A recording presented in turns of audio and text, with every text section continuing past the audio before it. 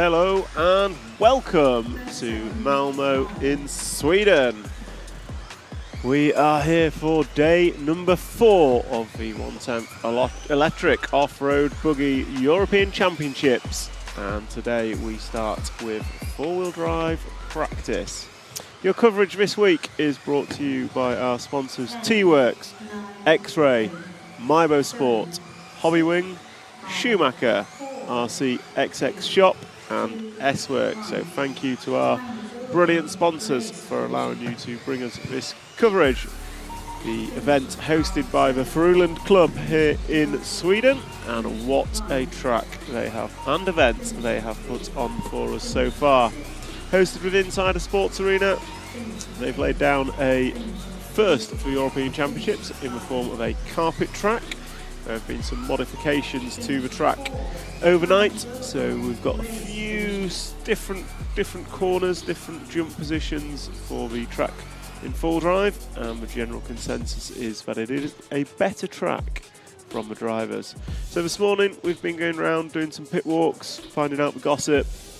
We had a good look over Mikael Olowski's two-wheel drive from yesterday with Schumacher engineer Trish Neal, so we will bring you that video later on in the day. So we're going to take a quick break, well not break, we're going to take a quick word from some of our sponsors, and then we are going to jump into showing you some of the controlled practice. The schedule for today is free practice. So the schedule for today is free practice all day long. There are 6 rounds of free practice for the drivers to get their eye in with their full drive machines. And then tomorrow we will have 2 rounds of controlled practice in the morning, and then 3 rounds of qualifying, and then join us on Saturday for the final 2 rounds of qualifying before we head into finals. Yesterday was our two-wheel drive finals day, and we had some fantastic racing. Michael Olowski sewed up the championship win with wins in A1 and A2 for his first ever two-wheel drive European Championship, to go with his previous 2 four-wheel drive championship wins. Sounds dominant. It wasn't as dominant and easy as he had hoped, with Marcus Carrot throwing everything at it at the back end of A2 to try and take it to a title decider. Unfortunately for Marcus, he came up less than a tenth of a second short, and it was Michael who walked away. Marcus would solidify his position in A main number 3, taking home the win in that leg, followed home by Daniel Kobovic, who rounded out your podium, finishing in 3rd. Young Brit Ben Smith finished 3rd in all 3 legs to come home in 4th position, and Una Hartonen, the Finnish associated driver, would come home 5th. Bruno Coelho and David Ronnefolk were 6 and 7 in their X-ray buggies, and then we had Dominik Fleszek, Jessica Palsen and Bartek Zaluski, who rounded out the top 10 in two-wheel drive. So we're just going to take a quick word from our sponsors, and then we will be back with some practice.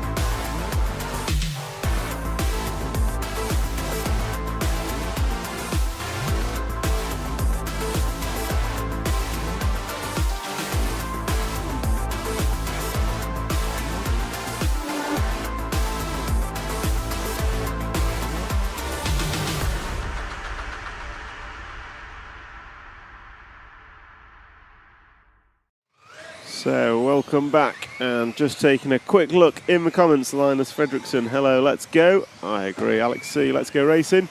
No racing today, Alex. We're just practicing today, but the racing starts tomorrow. Jessica J, hello, RC Racers. Hello to you, Jessica. Thanks for joining us again. So, we'll be here for the remainder of the day. We are on group number 5 of round number 4 of free practice. So that is about just over halfway through the day. We've got about 2.5 rounds to go. We've got 12 heats per round, I believe, 12 heats per round. So Peter Sandstrom, good luck, have fun. Absolutely, it's all about having fun. Pavel Valiant, track has changed. So yeah, we've got some track changes. Sorry, I'm just having a laugh. Afternoon, Paul Ragg. THCRC, too early for shots. I don't even know what I've said already that requires you to take a shot, but it's past 12 o'clock somewhere. So someone needs to write these rules down for the commentary drinking game. I've just seen a name I've not spoken to in a while. Mr. Skelding, hello. How the devil are you? Long time no see or speak. The voice is doing well, Skelds. I got a bit excited in finals. Tech guy next to me was steadily turning me down, like lap after lap through the A final. Each lap it just got a bit further down the volume scale. No, I wasn't turning you down. I was making you clearer, that's all. Sean Colburn, good morning. Thank you very much for coverage. Yeah, we're happy to have you with us. We're here for the rest of the week to give you coverage. So let's talk track. So track changes, as you can see on the right-hand side, I'll just cut to the view. So what was a 180 at the end of the straightaway has now turned into a 90 left. So that is a fast left-hander now at the end of the main straight for four-wheel drives. The bot dots are causing some level of concern in that they are not blind from the rostrum, but they are quite far distance, and hitting those bot dots is sending people into that end wall hard. So we've got that change. We then come into a 180 that previously had a jump just before it, so that jump has moved. So we've got a 180. Matt Bunker, no, it's not the same layout. I'm just discussing layout changes. You've joined us on turn 2, which is now a 180 left, and then we're going to come back into a 120 degrees, no, 240 degree-ish right-hander into the roller jump that was there before. Now that's causing some trouble with the speed that four drives are carrying in.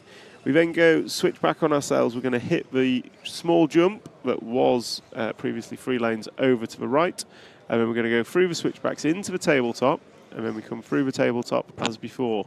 The chicane in front of race control. The chicane in front of race control, which has just come into view. So that's been tightened up. So we saw in two-wheel drive a few cars just sending it for the loop, which was always going to happen because racers are racers. So that's just been tightened up ever so slightly, which is going to make it better. Well, it's going to make it better for race control. People are less likely to send it, and just tightens it up and slows the lap down a little bit for four-wheel drive. And that is, one more change. So if we follow it round again ever so slightly, and you'll see the double jump. So the double jump has actually moved much closer to the preceding corner. So yesterday it was very much a downslope into the tight 180. So I believe that's moved back slightly, so we've got less of a run up into that, which with the four-wheel drive machines isn't so bad. And then the rest of the lap remains the same. So we've now got the same layout. Request on the camera to follow car 8 if you can pick him up, Jim. Don't know where he is, don't know what colour body shell he is. It's the blue and orange one coming down the main straight now. So around the end of the main straight into turn 2. So we'll follow that just as I'm chatting. So there are some changes to the track. We've been and done a pit walk this morning. General view of the races is the track has improved, which is good. It's always good that they're making positive improvements. Let's have a look at some of the comments. Adam Skelding, you're not the first he's turned down. Tech guy's chuckling. Sorry, that was a crap chuckle. I had to re-chuckle because I hadn't got my mic on.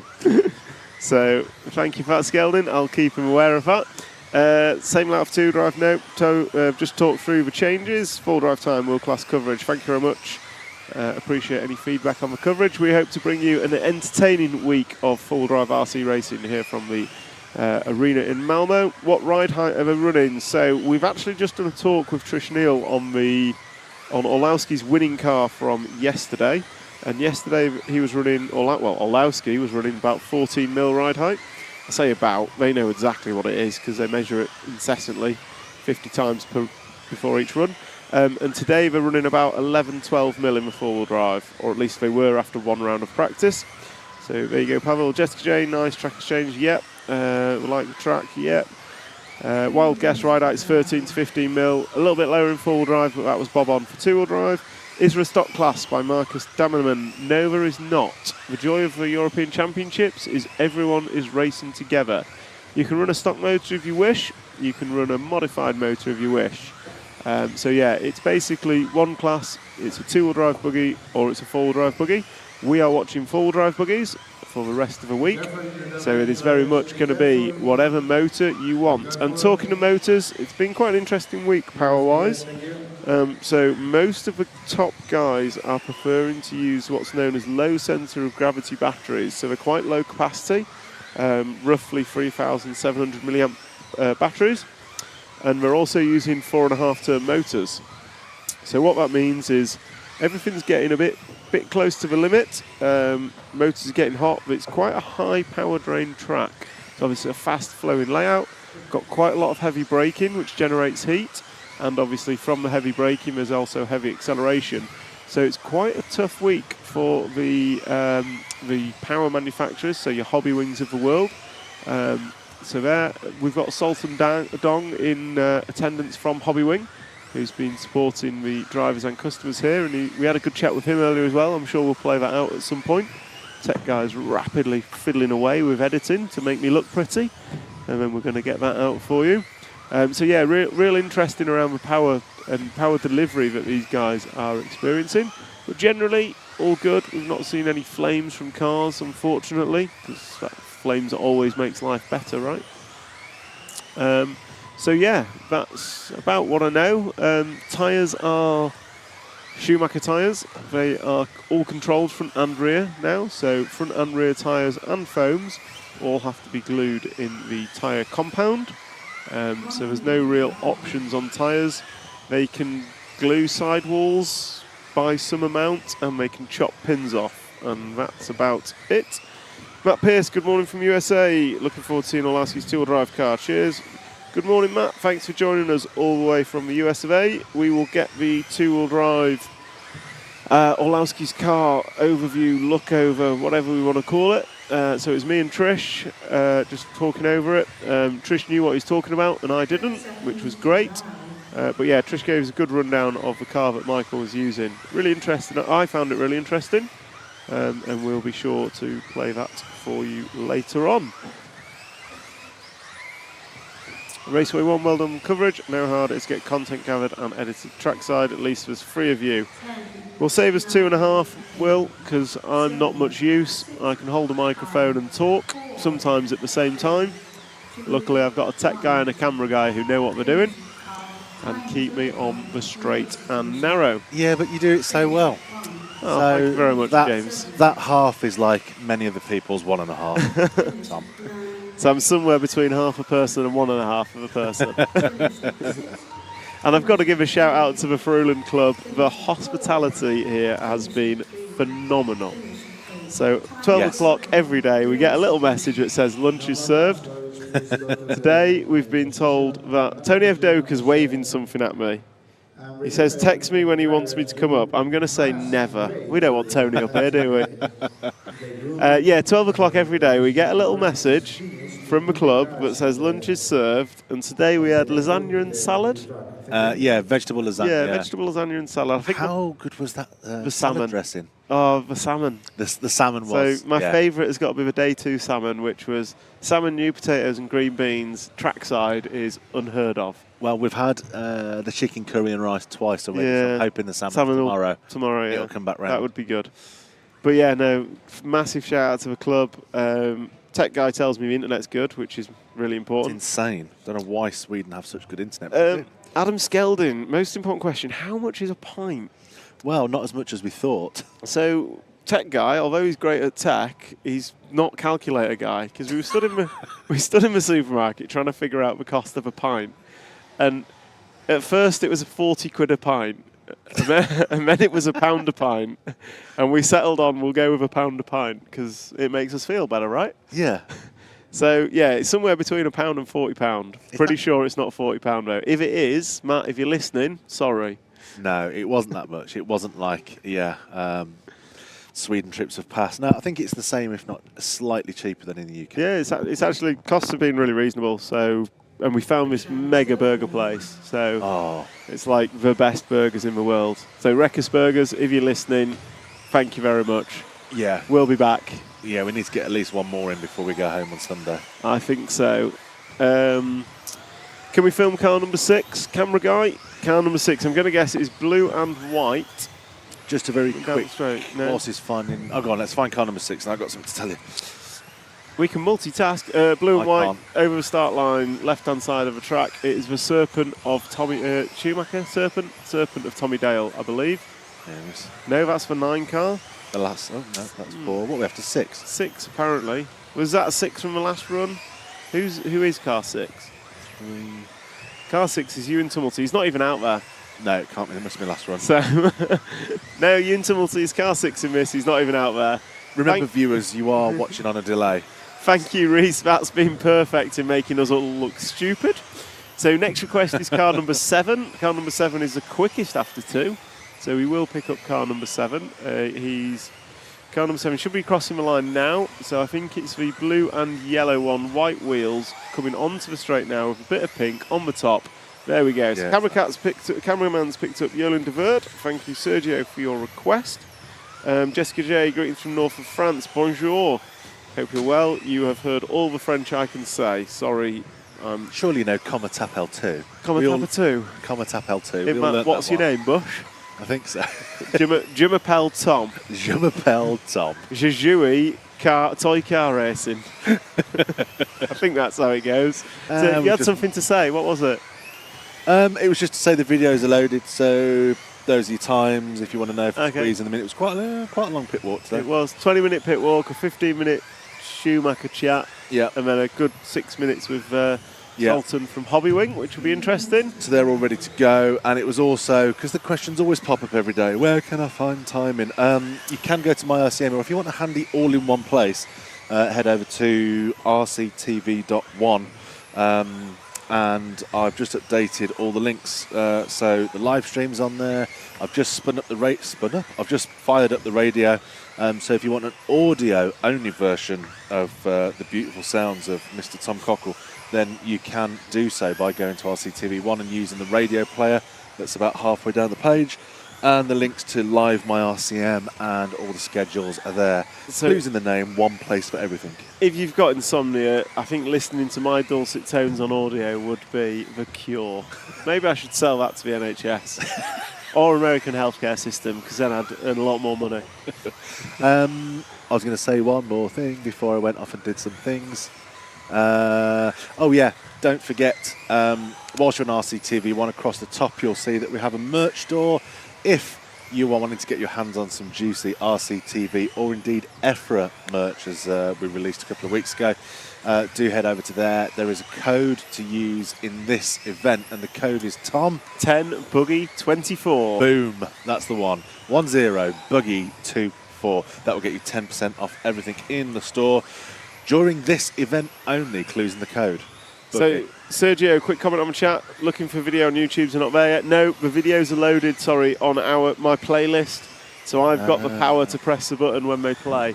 Yes. I'm going to drop Tech Guy in it and say I think over the next week some of these videos will be released as well. No, they are. Videos. They'll already start going up because obviously I believe Matt's going to put some on EFRA today, he said. Yeah, so I've got them queued for me to play as part of the live stream.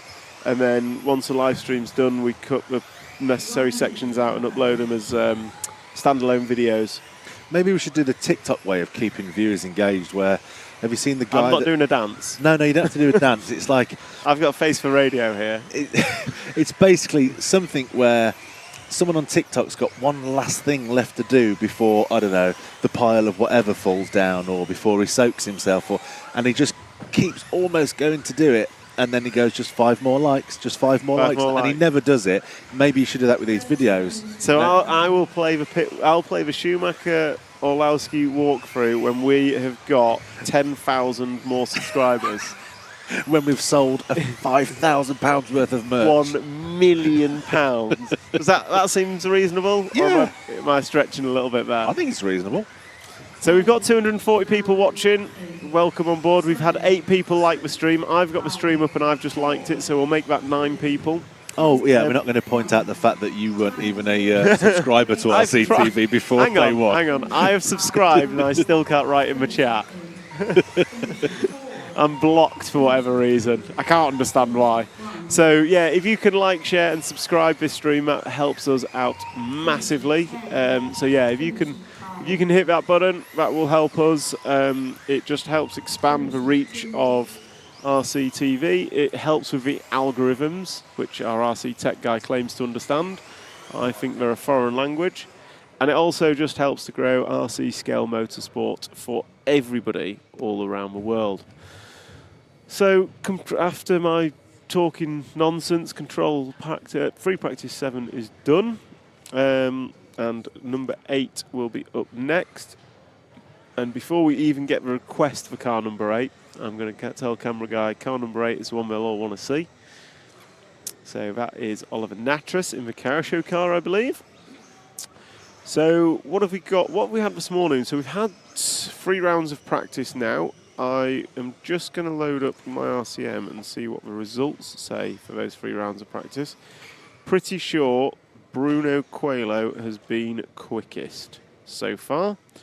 I will subscribe if you launch the video of Salt and Dong. My finger is on the button. As soon as that subscriber pops up, the RCTV hero pops up, I will press that button for you. I'm sorry, I've got to jump back on for a second. You know what I really love then? The fact that no one can see you, but you did actually have your finger over the button. Why? You could have said anything. But viewers, he did actually have his feet. He's a trustworthy guy. I am ready. As soon as that RCTV hero sign comes up. That's the other thing, I don't think we mentioned it yet. RCTV heroes, if you sign up, I think it's a couple of quid a month, and you get priority call in the chat. If you say anything, I have to do it. Within reason. I will caveat that, within reason.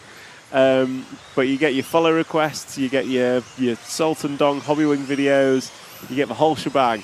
Asterisks in small writing at the bottom, unless it's a finals, and then we have to follow the battles or the leader. Yes. It's priority follows up to finals. Up to finals. There we go.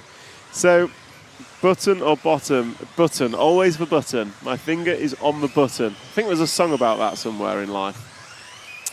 So, yeah, quick look at RCTV Heroes. Now, you've got to actually subscribe, join as a hero. You can't just type RCTV Heroes. There's all sorts of... I was just typing RCTV Heroes because I said when that pops up, we'll press go. No. You can't just type There's terms and conditions around this. Sorry. On the YouTubes, on our YouTube, it has to be. If you're watching on EFRA, Facebook or YouTube, or you're watching on our Facebook, this way, you've got to go to our YouTube. And underneath the video, on the left-hand side, next to where it says RC Racing TV, you click Join. When you click that and you subscribe, then you become an RCTV hero. It puts a massive banner up on the chat to inform us that that's just happened. RC Pick joined us. Teabag McPick joined us yesterday. He did. And then got his follow request adhered to. And we also give you a massive shout out live on air. Make a big hullabaloo about it. You become a hero, and then you also get the RCTV logo next to your name in the chat, and your name goes green. I mean, what more do you want than your name in green? The Hobbywing Salt and Dong interview. Well, it might come if we can get a hit. What was the? What did you just say that you wanted to play that video? I don't want to change the rules now. I know someone said they would join if I played it. Well, so I said, as soon as you pop up in green, I am there. Who was that person? It was Sergio Prodi. Right, Sergio. If we see you crop up as an RCTV hero, then Hobbywing. I'm going to widen it and say any new joiner to the RCTV hero. Yeah, trade. I didn't want to change the rules without your authorization. that's But fair. yeah, I think that's fair. If we get one RCTV hero, God, I feel like a TikToker or YouTube now. If we could just get one subscriber. So I'm letting Mr. Camera Guy do his thing, and he is picking up a few people to follow. We've got a request for Patrick Bremsteller in the 7 car, which is the all orange car around the end of the straight. Unfortunately, is running yellow rear wheels and white front wheels, which is a bit of a no-no in the world of RC. Well, certainly in my view, but my view is meaningless. So anyway, what's actually been happening this morning? Louis XVI, why was there no streaming this morning? We've been around the pits, finding out the gossip, doing some filming. We've got some VTs lined up to play. They will be with us shortly. But there has been practice all morning. So we're on round 4. The first 3 rounds of practice, Bruno Coelho was quickest by about 0.3 of a second over 3 laps from Bartek Zalewski and Markus Kayrup. Then you had Mikael Olowski, you had Una Hattinen, you had Alexander Landon, you had Danny Kobovic, David Ronnefolk, Pekko Ivanen and Martin Beyer were your 10 quickest.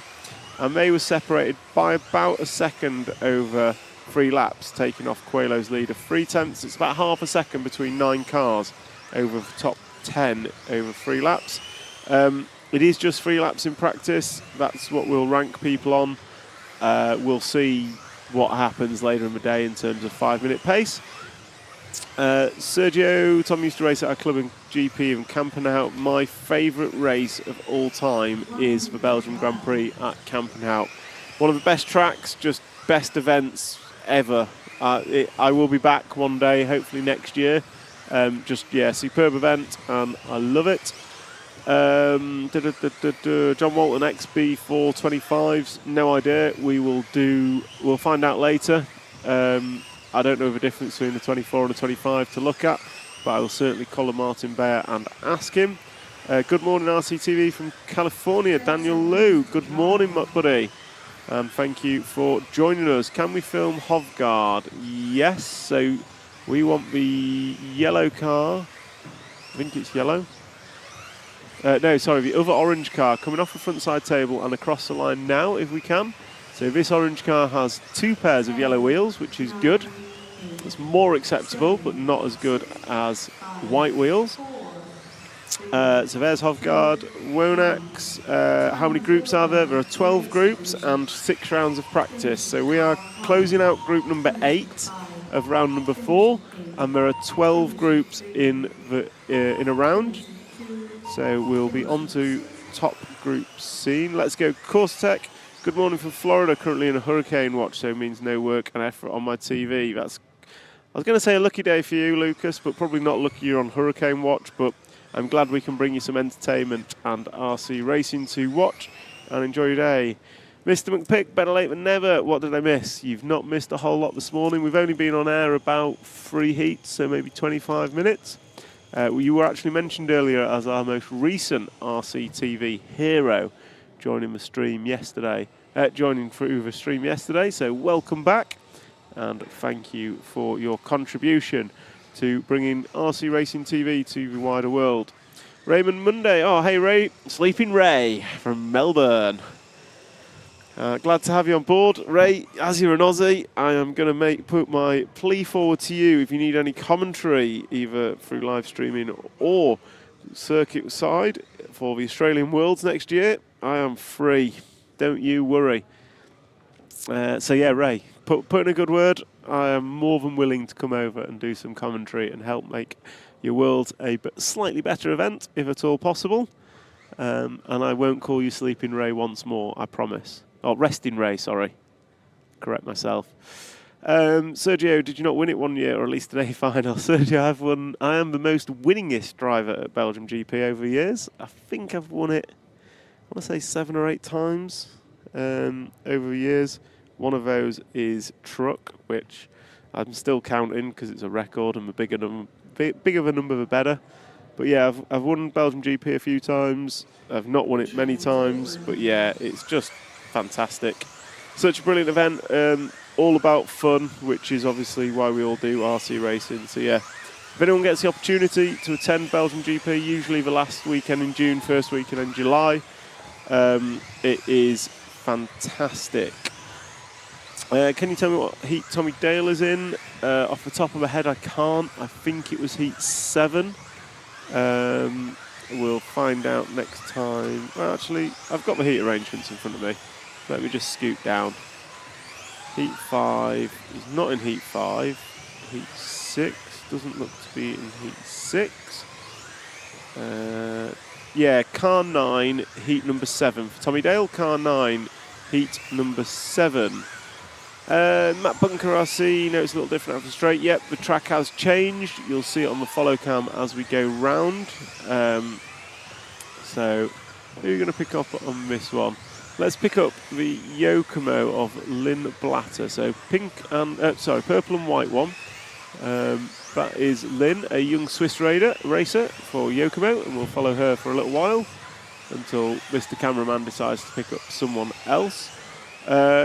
So yeah, the track has changed a little bit. Turn 1 has opened up from a 180 to a 90 left. We then go straight into a hard 180, and then there's a new jump here that Lynn's just crashed on, and then we go through the switchbacks into the tabletop. The chicane in front of race control, so the fast chicane in front of race control, will follow the orange car through it. That has become a bit tighter to stop cars thrown at the line, and then this double is closer to the preceding corner, to give a bit more room for the downslope.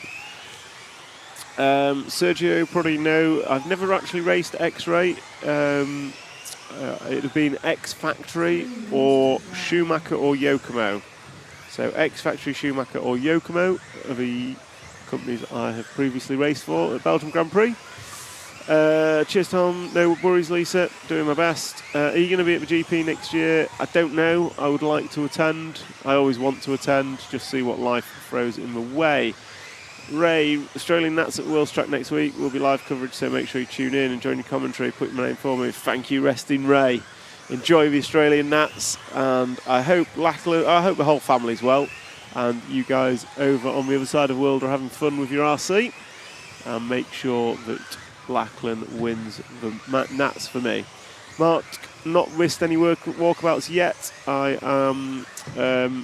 I'm ready to press the button. If we get a RC TV hero sign up, I'm going straight into the Hobbywing chat. We also have a 20-minute pit walk to go through, and I've got a 15-minute chat with Trish Neal with Michael Orlowski's two-wheel drive from yesterday.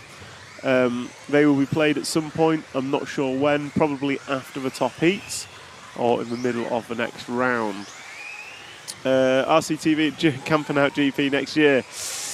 I'd be fun. I think that'd be good. I think some things happen at the camping out GP that probably shouldn't be live streamed. But yeah, I would love to have RCTV there, because it is just one of the best events ever. Were we able to do anything about the shock oil spilled? Not really. So because we're in a sports hall, they don't really want to put solvents down, and solvents are generally good for cleaning oil. So it's just kind of been a bit of a, it happens, and as the cars go around, they generally clean it up. But no, there's no real way of cleaning it out the carpet, unfortunately. Not many jumps compared to America. No, it's a relatively flat track. There are some jumps. There could be more. That's just how the Swedish race. We're in Sweden. They've designed the track, and that's what they've decided is appropriate. Still a very good track. It's been a really good track. Gave us some great racing yesterday. Some of Marcus Carup's driving, chasing down Orlowski in the A2 yesterday was phenomenal. Really, really exciting A finals yesterday. So go back and watch them. Sergio, probably do not understand the RCTV Heroes things, don't know what it is and where to subscribe. So if you look under the live stream, there should be, if you're watching this stream on the RC Racing TV YouTube, underneath the stream there should be a button that says join. So if you hit join, it's a couple of £1 a month, and yeah, it's a couple of £1 a month, helps RCTV get the stream out. You get priority calls on who we follow, you get a big banner next to your name, it tells us you've joined, and I think you get some free stickers as well. Tom It's in the park and there's no internet. That's why there's never been live stream. That's a good enough answer as to why we can't live stream. Kind of need internet for a live stream, don't we? Tech Guy's not here, but I'm pretty sure he'd be nodding his head. Tech Guy was also very excited that we've got fast internet of a track here. I think it's like gigasecond. Yeah, Tech Guy was loving his gigasecond. So yeah, internet is necessary for a live stream. Who's my guess for the win? Oh, tough question. Bruno Coelho's the obvious one. I'm going to go out there a little bit and say David Ronnefolk. I've said it. Yep, if you're asking me for one name, I'm going with Ronnefolk. However, there's a whole lot more that can be said on who I think will win. But you've asked me one person, and I'm saying Ronnefolk. In Sweden, most tracks in Sweden, both in and outside, usually have lots of jumps. No, don't know why Furlands don't have more. I don't know why they've not got more. I think they didn't want a track that was dictated by can you jump. They wanted a track that was dictated by can you drive. And we've got that. I think there could have been a bit of a better balance between flat sections and jump sections. But ultimately, we've got a decent track, thankfully. How many heats of four-wheel drive, I'm assuming, is what it is. There's 12 heats. I think the bottom 5 heats only have 9 cars. So I think we've got 115 drivers here for this week. I'd subscribe as a hero as a way to join without going through YouTube. I can't help you with that one. I am only speaking guy, and tech guy isn't here to tell us how to do that, and camera guy is shaking his head with his head in his hands. So I'm guessing that's a no. Soon. Oh, soon. Hold that thought. Fairy Liquid cleans up oil just small amounts. I would have thought Fairy Liquid was slippier than oil, but I don't know. Never knew that one. Ricky Ekenlo, that's not how Swedish people race, it's how people down here in Denmark race Buggy indoors. I'm guessing that's a comment about how close Malmo is to Denmark. Just 20 minutes across a bridge and you are in Denmark. Starlink is your go-to for internet and camper now. That would work. Request to follow Ludwig Alberts. Pretty sure he had an orange car yesterday, so maybe we'll try and start with an orange one, but it's number 6. He's going to be crossing the line shortly. If I'm not mistaken, it is the orange car that's just crossed the line. I'll see as the numbers come in front of me. Yes, it is. So we pick up the orange number 6 of Ludwig Alberts. He is down the straight. Orlowski is the obvious answer, I think. I'm assuming that's the winner. Go on, guys and girls in the chat. If you can just throw in the chat who you think is going to win, that would be great. Give us an idea. You predicted yesterday that predicted on Monday that Orlowski would win, and your prediction was correct. Car number 9, please. So we're going to jump to Hupo Honegel. Not right now. We'll just follow Ludwig for a little bit longer, and then assuming Hupo doesn't snap his car, we will jump to Hupo in just a moment.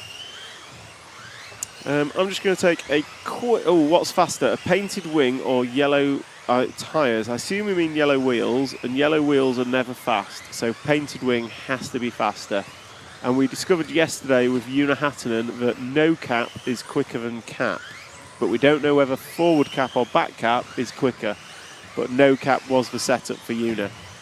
Orlowski Q1 and win. Schumacher family from Peter Sandstrom. Black wheels. Black wheels look good, but black wheels on a buggy are really hard to drive. So you probably don't realise it, but when you're driving, your brain is almost just picking up on the wheels as the extremities of your car. So when you go and put black wheels on it, you'll find that the extremities of colour become the body shell, which is shorter, and you tend to just drive into things. I know this because Schumacher once released black wheels and we tried it, and I crashed a lot, and I blame the wheels. So either I sound really intelligent and I'm making it up, or there's something there. But yeah, black wheels look cool, but generally not fast on a buggy. Right, I'm going to take a quick break because I've got a little chocolate thing in front of me, and I'm a bit of a chocoholic, and I'll be back in a minute or so.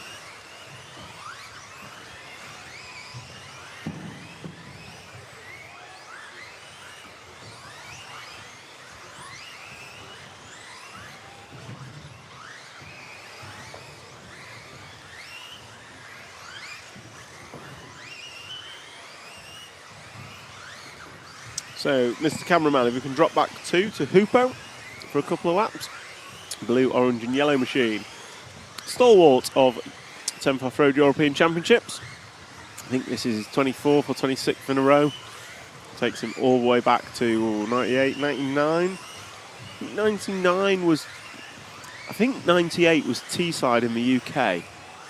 Was Euros. I remember attending as a little boy. Oh, he's out of the ballpark. That was Jamil Gabrielson sending it out of the ballpark. Let's see if I got that on replay. Possibly not. Nah, I was way too slow. Yeah, you can see the marshal just running off to pick him up. So yeah, I think Hoopo's first Euros then must have been 98 in Teesside. I'm sure some of the guys might be able to correct me on that. We'll see. And then if we can just find the 9 car of Mika Vidmeyer. It's not the 9 car, it's the 2 car. So green and red one in front of the rostrum now, coming across the line as Jamil takes a corner off his car. He was trying hard to do that. So there we go, we'll close out with Mika and I'll come back to your comments in just a moment.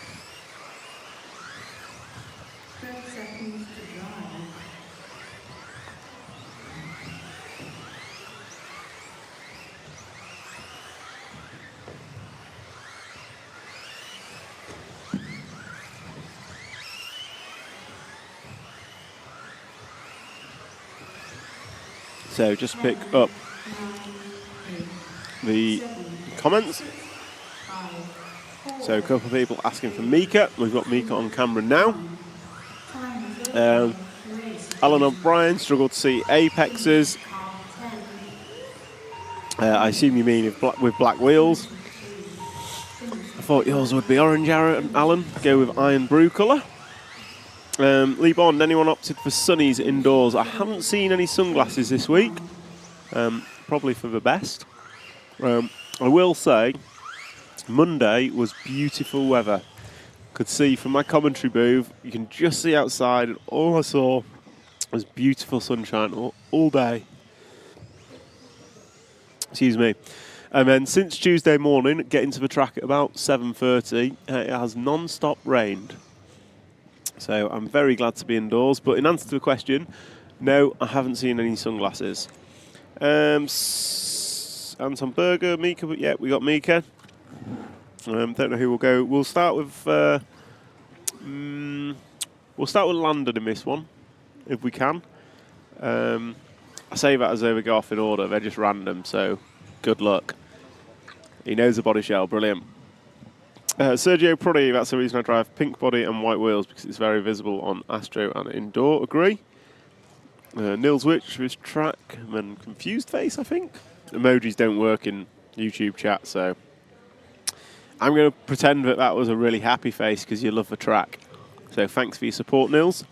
Black dyed wheels for pictures only, agree. Do I still drive? No. I've done some... the last time I drove an RC car was the 2022 Euros at Robin Hood.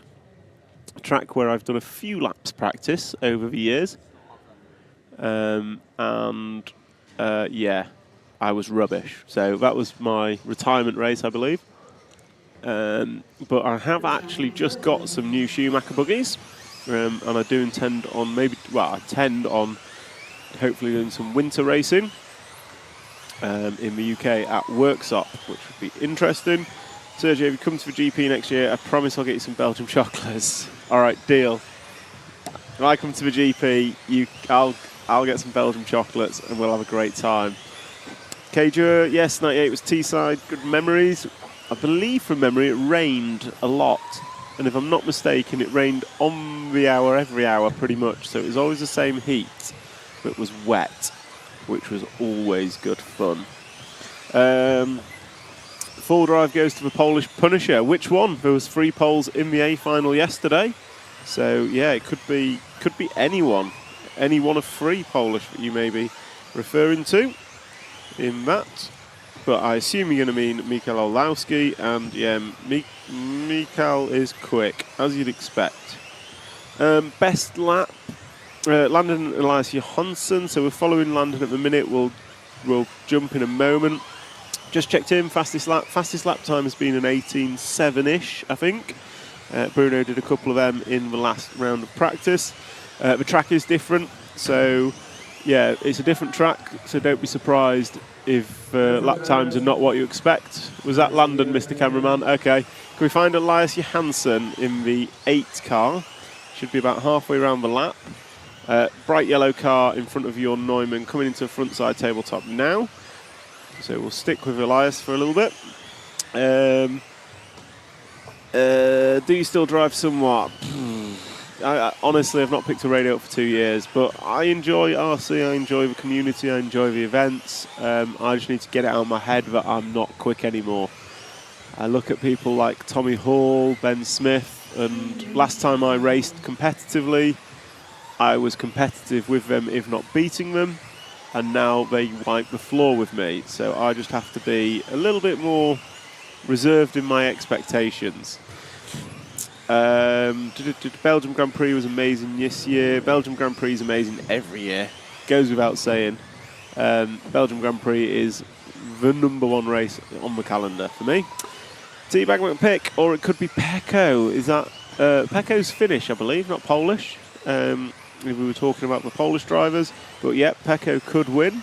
I think we're going to watch Pecco now for a bit. So if we jump to the bottom left-hand corner, through the central chicane, over double jump and down the straight, Mr. Cameraman. Green car, white wheels. We're going to pick up Pecco, sorry. Faced at 01, this seems to be a little more than touring car indoor with a little hump sprinkled in. Thanks for the caps lock, really appreciate it. I love it when people shout in my ears. But no, it's not touring car, it is indeed off-road racing. And it's off-road racing on a carpet track, which is controversial to some. And it's also a track that is not littered with massive features. We do have 5 different features. And yep, that's the track we've got, and that's the track we'll be racing on. Could it be better? Absolutely. Could it be worse? Absolutely. We will race with what we've got. Yeah, okay, they drive weekly, possibly more if practicing. Yeah, these guys do drive a lot. This is true, and it's just something I don't really have the time to do these days, unfortunately. Sene Powells, the back-to-back four-wheel drive champion. Thank you for joining us, Sene. Nice to have you on the stream. So we're up to 400 people watching, and I'm very disappointed to say the last person that liked this stream was me. So if you guys can hit that like, share and subscribe button, that would be really, really, really pleasing to me. And somehow it'll make me better at what I'm doing. But yeah, please, if you can like, share and subscribe, it does massively help. Not just RC Racing TV, grow their channel, but it helps all of us grow RC Scale Motorsport, which is what this live stream is about, taking our great sport to a wider audience and growing it for future success. Julio Sylvia, hi humans, hello to you. Nice to have you on board. So I'm going to ask to jump to Mr. Bayer, if Mr. Bayer is still going round. He is. So right hand side of the track, orange and blue machine. Goes past what I think was Tommy Hall. He's going to come into the front side tabletop. And Bayer is the quickest over 3 in this one. He's gone 57.1. Tom, you'd have to watch the first final in full drive of the Belgium Grand Prix. Sergio Prodi, I picked up Bayer for you. Great minds think alike. Yes, I will make a note. I'm going to get my pen that you all moaned at me for clicking yesterday, so I can write some notes down. And one of those notes is to watch the Belgium Grand Prix full drive A-Main #1, because Sene says it's brilliant.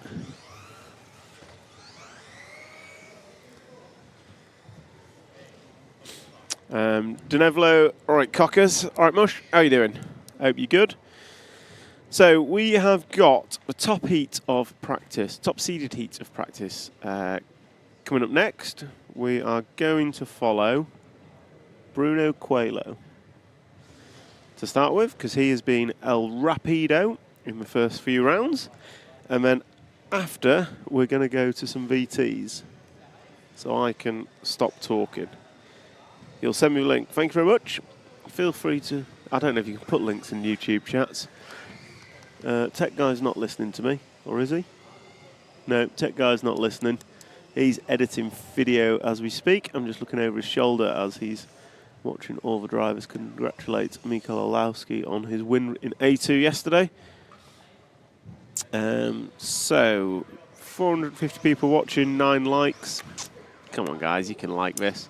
Mike Hansen, good work on the commentary, just home from work, right on time for top 8. Perfect timing, my friend.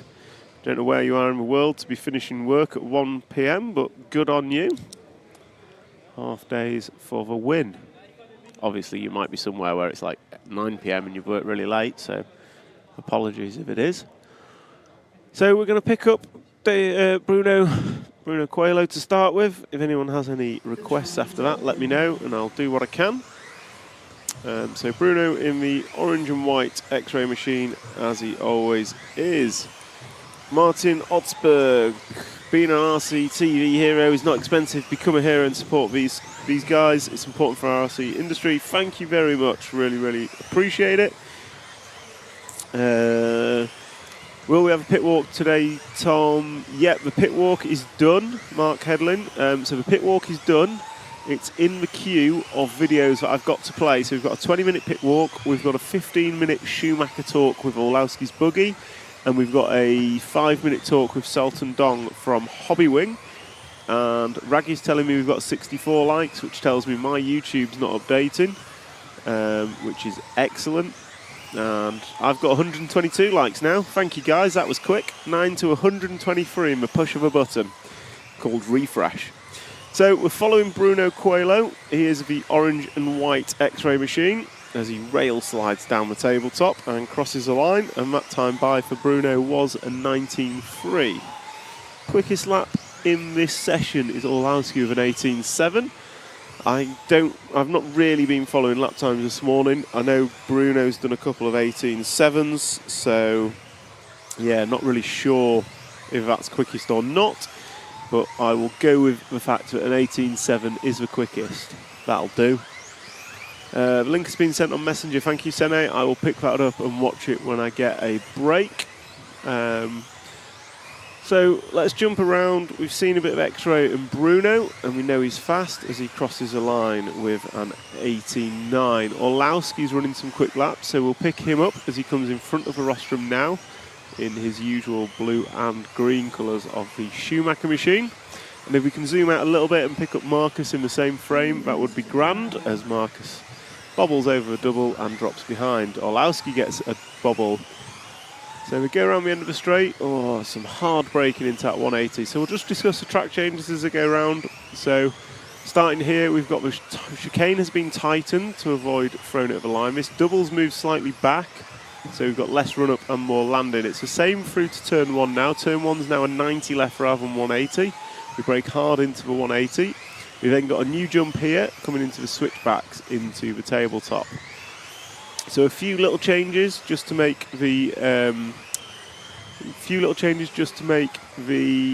track A different, B slightly slower in terms of lap time, and C more improved for the drivers. So actually most of the drivers this morning saying they prefer this layout. They think it runs a bit better than what we had in two-wheel drive. Still a very fast layout, especially the end of the straight is a very fast option. So we're following Olowski and Karup. They were your two fastest yesterday, but Bruno Coelho is fastest over 3 by 0.02 of a second to Michael Olowski. Una Hatanen is a 1/10 of a second behind that, and then Bartek Zalewski is 3/1000 of a second behind that. So all very, very close. Just have a look at the chat. Alex C, just a few changes. Track looks like it flows better. What do the drivers think? Corner that had oil on was the one just after the start-finish line yesterday, but the track also just seemed to lose grip a lot. If we drop back on camera, we'll pick up Karup and Ronnefolk if we can, to watch that pair for a while. So yeah, the oil seems to have gone, but the track yesterday lost grip for the finals. Not just there was grip lost kind of like on the whole track. Made finals interesting for sure. Tech Guy, we've got a request. Can the RCTV upload the most accessible motorsport in the world filler video? Can RCTV upload the most accessible motorsport in the world filler video? Where's that? We keep playing it. It's one of our VTs. Most accessible. Yeah, it's the RC is my motorsport video, I believe. Can we upload that to YouTube? It should already be there. I will double check. We'll do something about it, Mr. Halliwell. We'll find out what, but we'll do something. Tech guy's on it now. Sorry for interrupting that. Coelho's flying, please show him. We showed Coelho at the beginning. Hola Benitades from Cabero Saladero. That video is on the EFRA YouTube page, apparently, Mr. Halliwell, and we like this layout a lot better. Two-wheel drive seems odd. I'd say two-wheel drive was pretty decent. We've just improved. I say we, the royal we. I'm nothing to do with it, but it just seems the club have improved the track for four-wheel drive, which is good. So slightly better today than yesterday is always a good thing.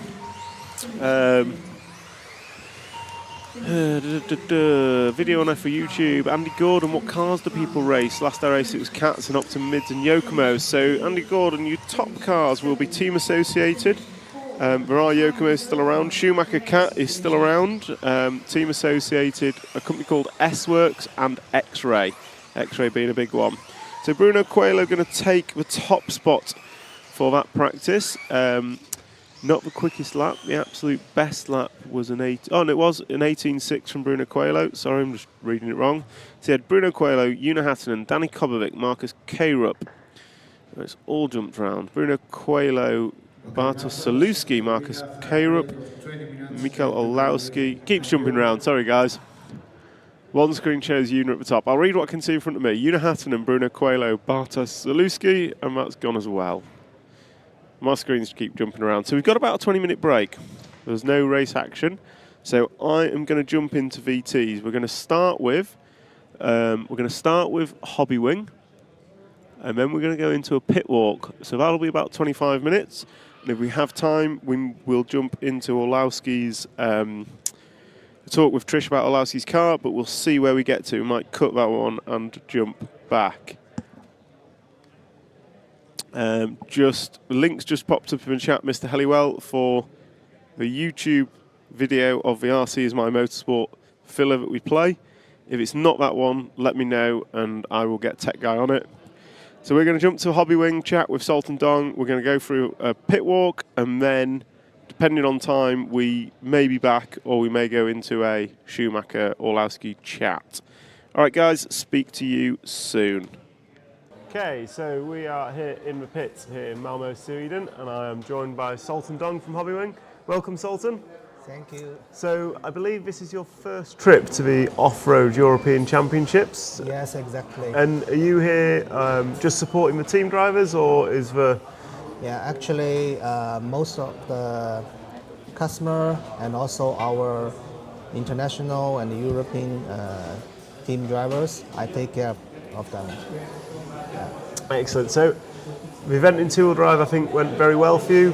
Mikael Olowski taking the win for Hobbywing. Yes. So how was your week through two-wheel drive? Has it been difficult? Has it been quite challenging?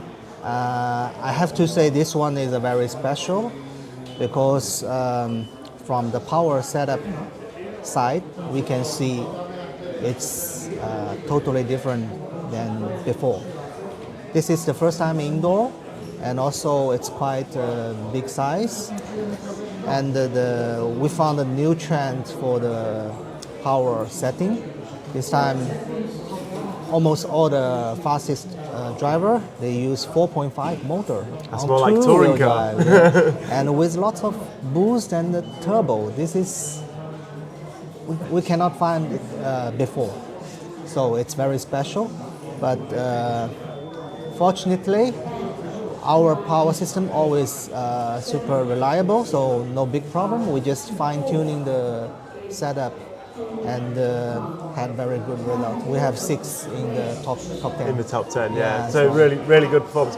So one of the things that was happening yesterday was people were actually running out of power, so batteries were dumping in two-wheel drive, Yes. which is unheard of for me. So were you working with the guys on how to get the most power efficiently to stop that happening? Actually, we did quite a lot fine-tuning because, you know, even you can finish the race, but you may already damage your battery. Yeah. So we don't want to this happen. So for our drivers, some are used 4.5, but also we have 5.0. Yep. Different driving style also need different setup. So we have some fine tuning for every driver. Actually, their settings are not exactly same. And do you tune off the kind of the motor? So do you change the rotor and the timing on the motor, or is it most of the tuning done on the speed controller? I have to say all. Some rotor, also check the motor and bell timing, but for sure the ESC setting is the main part. Okay, excellent. Yeah. And moving into four-wheel drive now, I think we've had maybe one round of practice. Do you think it's going to be challenging to get the power that they require now that we've got four-wheel drive? Honestly, yesterday I started to think about this. I think maybe it is a difficult day, but from the first run, I feel not as difficult as I thought, because with four-wheel drive, we have lots of traction from the tire and the drivetrain, so the power actually not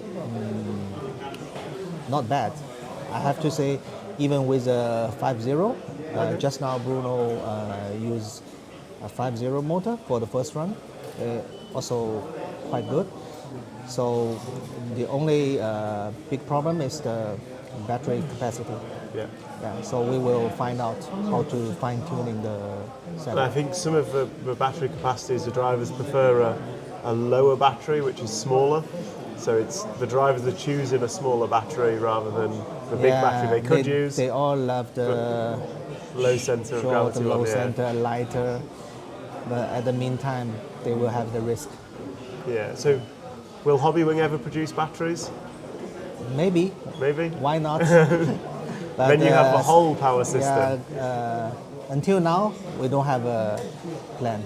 So excellent. And have you got any new products this week, or is it the same products that everyone can buy that the team drivers are using? This time, all the team almost keep on the current products, but we already did some tests for our new products, which will be released soon, maybe. New Speedo. The only thing I can say is we have a new Speedo. Always testing. We hope it can be used in the works. The touring car works. Yeah. Yes, November. Okay, so lots of testing going on ahead of that event. Yes. Okay, and anything else that's interesting within the Hobbywing world here at the European Championships, or is it just everything's running well and it's quite a relaxed week? Yes, I'm very happy that I can travel again to Europe, and my plan actually is to have more time to come to support the races, not only the big events but also some very popular local big races to help more player also. So yeah, we will have more support to all the events, to the organizers. That's excellent. It helps grow our hobby and sport. Yes. Excellent. Well, thank you very much for your time. Today we have Sultan from Hobbywing. So interesting that 4.5 in two-wheel drive and the same in four-wheel drive. But yeah, good luck for the rest of the week, and I'm sure we'll catch up soon. Thank you. Thank you. So, good morning and welcome to day 4 of the 1/10th Electric Off-Road European Championships here in Malmo, Sweden. It is practice day for the four-wheel drive buggies, so we're just going to do a quick pit walk, run through the pits, get speaking with some of the drivers and see how they're dealing with some of the track changes and the changeover to four-wheel drive. First, we'll take a look at the winning car from yesterday's two-wheel drive finals. So you can see the trophies of Michael Olowski and Daniel Kolwick here. And that is Michael's car as, I'm going to say not as it finished because his front tyre's been cut open, but certainly as it came off the track. Not sure why that's happened. We'll ask Trish about that in a moment, but some big silverware for the Schumacher team to be taken home.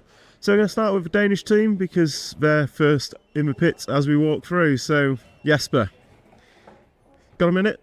Yep. Excellent. So transition over to four-wheel drive. How are you finding the transition to four-wheel drive? Well, the car was quite okay. Not perfect. Moving a little more, way too much to the front when you brake, but I think there's small changes and the car will be fine. And then the chicane before the loop is like really hard now because they have moved the pipe from two-wheel. But the rest of the track, the change is quite good. So you think the track's a bit more of an improvement over two-wheel drive? I think it's more easy to keep corner speed and have racing. The other part was really narrow and it needs to be perfect, but there's racing. It is racing. Well, hopefully that'll give us some better finals. And what's your expectations going into four-wheel drive? Normally indoor, my four has not been perfect, but the goal is to make the B. I did that at US last year, so I think the B is the goal again. I was close in two-wheel, so I will try again. Excellent. And who do you think is going to win? I think it'll be one of I said that earlier this week. He's still my hero, so for sure. He's a hero. I grew up racing in Sweden a lot of times, so he was the guy to beat, for sure. And he still is, apparently. Yeah, for sure. Well, we'll see what happens come later in the week. Thank you very much, Jesper. And we'll just see if we can interrupt the Carrops. You guys okay? Absolutely. So, Marcus, two-wheel drive, you came good at the end, but just fell short by, 0 point nothing in leg 2 to take it decider.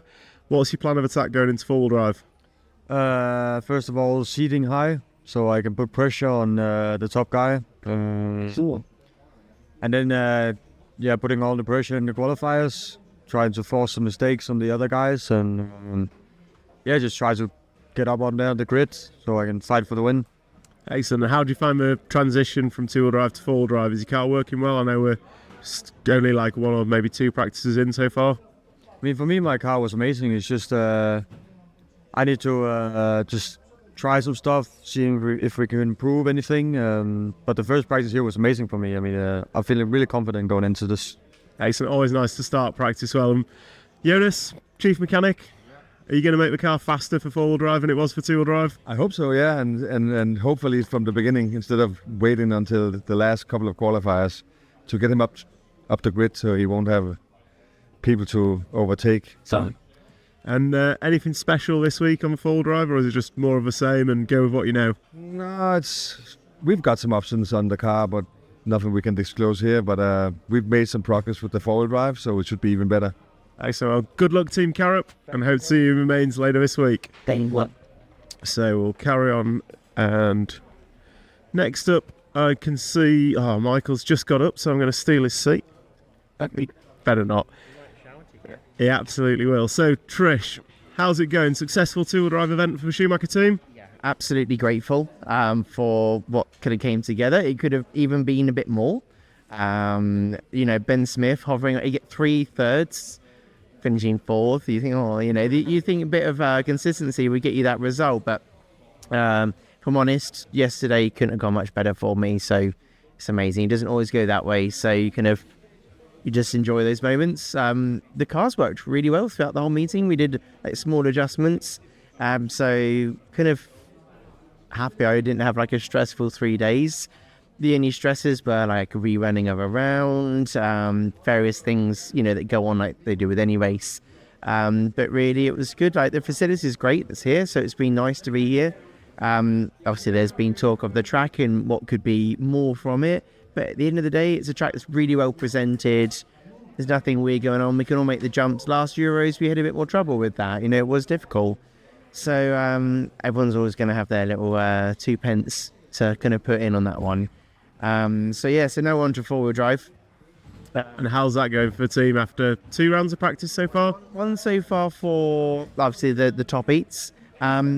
It's a bit more tricky than two-wheel drive. Two-wheel drive, actually, we weren't right at the top at the beginning. Landon was right up there before. This time, it's looking like, you got the 3 X-rays. Let's give you a car. You got the 3 X-rays at the top. then there was, I think, Marcus, and then there's the rest of us. So we've got a bit of work to do. We're quite a few tenths off from where we want to be, so we need 2 to 3 tenths to kind of start getting to where do you know what, we're doing all right then, and then consistencies go with that. So in two-wheel drive, it was very much a case of there was a fast lap pace, there was a fast first minute pace, and then what the Schumacher guys seemed to have was a full fast 5 minutes. It didn't seem to fade. Do you think that's going to be a factor in four-wheel drive as well? There'll be two things. There's obviously power usage is going to be more king on this one. So we started out a bit low on power to make sure we can see what our battery usage is. So Mike is going to turn us up a bit. You've got little pile of tyres there. Yeah, so for this, it's that classic same story. Anyone can rag it around and put a fast lap in, but can they do it for 5 minutes? And we're going to see if we can manage it in the same way. But four-wheel drive is the ability to, you can't extract as much from it in certain situations when it's all tight. Whereas two-wheel drive, you can kind of manipulate the car a bit more. And we saw Marcus towards the end of all those finals. He started going into this kind of the classic hammer time as we hear. And he didn't always hold on to it in qualifying, which hurt him. But in the finals, actually, it was working for him at points. So we'll see, you know. Well, I for one think it's going to be pretty exciting. 2 final questions. First one about tyres. Why has Michael's two-wheel drive got a big hole in the front tyre? Okay, yeah, so at the end of the finals, if you win or in the top 3, they inspect the car. So motors come apart. Is it the right motor? Is it legal? Do you have the right frames in? And are your tyres the right tyres? Just all the inspections they can do. And also for Chris Hardesty, who was doing it, it's to show, look, I have checked all this and that it is all the right stuff. And it's very visible for people to see. So he didn't beat everyone with a blown out tyre? That's true, but we could always set that rumour going. I think we've started that. And final question, with your two top finishing drivers in two-wheel drive next year, who's going to win? Daniel's always a dark horse. He's now got glasses, so he can see a bit better. So you never know what he can do. We know what Michael's been able to do in the past, so it's going to be interesting. Obviously, this is four-wheel drive for us. It's not as easy for us to kind of fight with those guys. So I think we're going to just see what we can do, really. But to pick one, I just can't. So there's a non-committal answer from Trish. Thank you very much. We'll leave you to it. We'll leave Daniel and Mikhail to it as they're working away. Practice is usually the hardest time for as a driver because every run you're changing stuff. So try not interrupt the drivers too much. So we're going to continue through the pits. I have been given some names to try and find. I will see who I can find. Jürgen looks busy, so I'm not going to interrupt Jürgen at this time. It's great. Who can we have? Let's come in here and see if we can get a quick chat. Sure. How's it going? I'm not driving, so all is fine. Well, you sat here working with a car, so whose car is it? Elias Jordan, my son. And how's it going for him? I think a little bit better than two-wheel drive. So, yeah, I think we stay cool and make less mistakes. Is that going to be easier or harder for him on the new track? You have to ask the driver, but I think, for the layout changes, for all is the same. I think at the beginning it's a little harder, but I hope it will be great. I'm going to jump around and speak to Elias, see what he thinks of all this, and find out how Kim's going to give him a quicker car. So, Elias, how was two-wheel drive for you? I think two-wheel drive was a little bit hard for me because I didn't have the practice for two-wheel drive. And how do you think four-wheel drive is going to go? I think four-wheel drive is going a little bit better because I have more driving practice with it. What's your expectations? Where do you think you're going to end up? I mean, top 50, it would be cool, but I think realistic is top 60 or something like that. Okay, and how's the mechanic going to give you a better car? I don't know. I mean, he tells me what I have to do, and I try to do it. I think if you don't make top 50, I'm going to blame the mechanic. What about you? No, it's my fault then. I always blame the mechanics. Never the driver's fault. Good luck, Elias. Thank you very much. And now, as Zacharias is here, I'm going to jump in with Zacharias. Camera's coming behind you. So, Zacharias, how's it going? Two-wheel drive was not so good. It was, I haven't driven 10 scale since the Worlds 19, and the last time on carpet was 17. So it was a big struggle. And a new car. I was driving the Mugen car. So it was hard two-wheel drive. Have you got the Mugen car with you? I've never actually seen one. We'll try and get some pictures of that. So, how many Euro? How long have you been doing the Euros? Because I remember you from many years ago. I raced the first Euros actually in 1990. So it's long before you started. But I had a big break. So the first time I saw you was maybe 2007 or 8 or something like that. Yeah.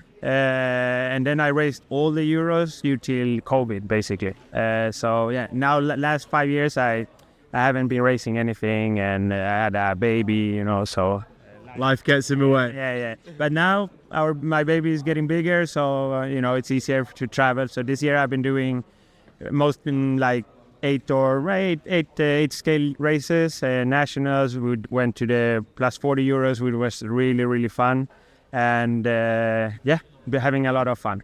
Excellent. Can we just take a quick look at the Mugen car? So, never actually seen one. So, what's special about this over? So I've been out of this for a few years now. What? The thing is, I've been I'm not. So why the Mugen? Why the Mugen? Because I raced a Mugen in 8 scale, so it was easy. Modelix has it, so it was easy choice really.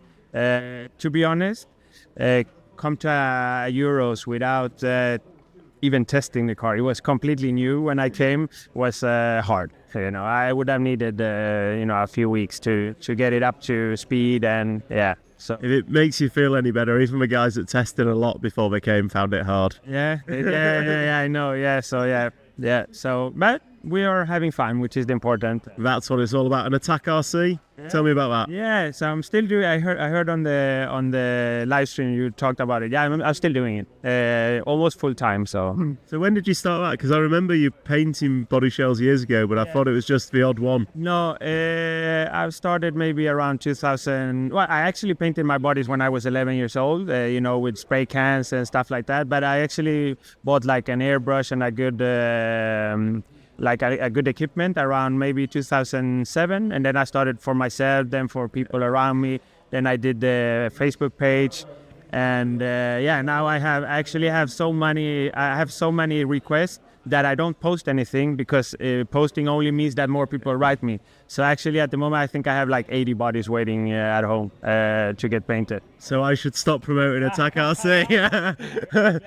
Everyone message Zacharias, he'll do you a shell in a week. I'm actually really happy that it's almost only returning customers at the moment, which means that they're happy with my work. So must mean you're good at something. Well, thank you very much, Zacharias. Good luck, and we'll catch you later in the week. Thank you. Cheers. So who else can we find? Mr. Holdsworth, I think.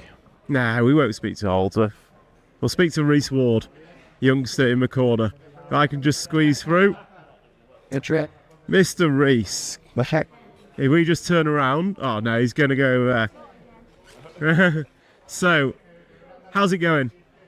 Are you enjoying the week? Yeah, it's been good. First Euros. This is your first Euros you've ever done? Yeah.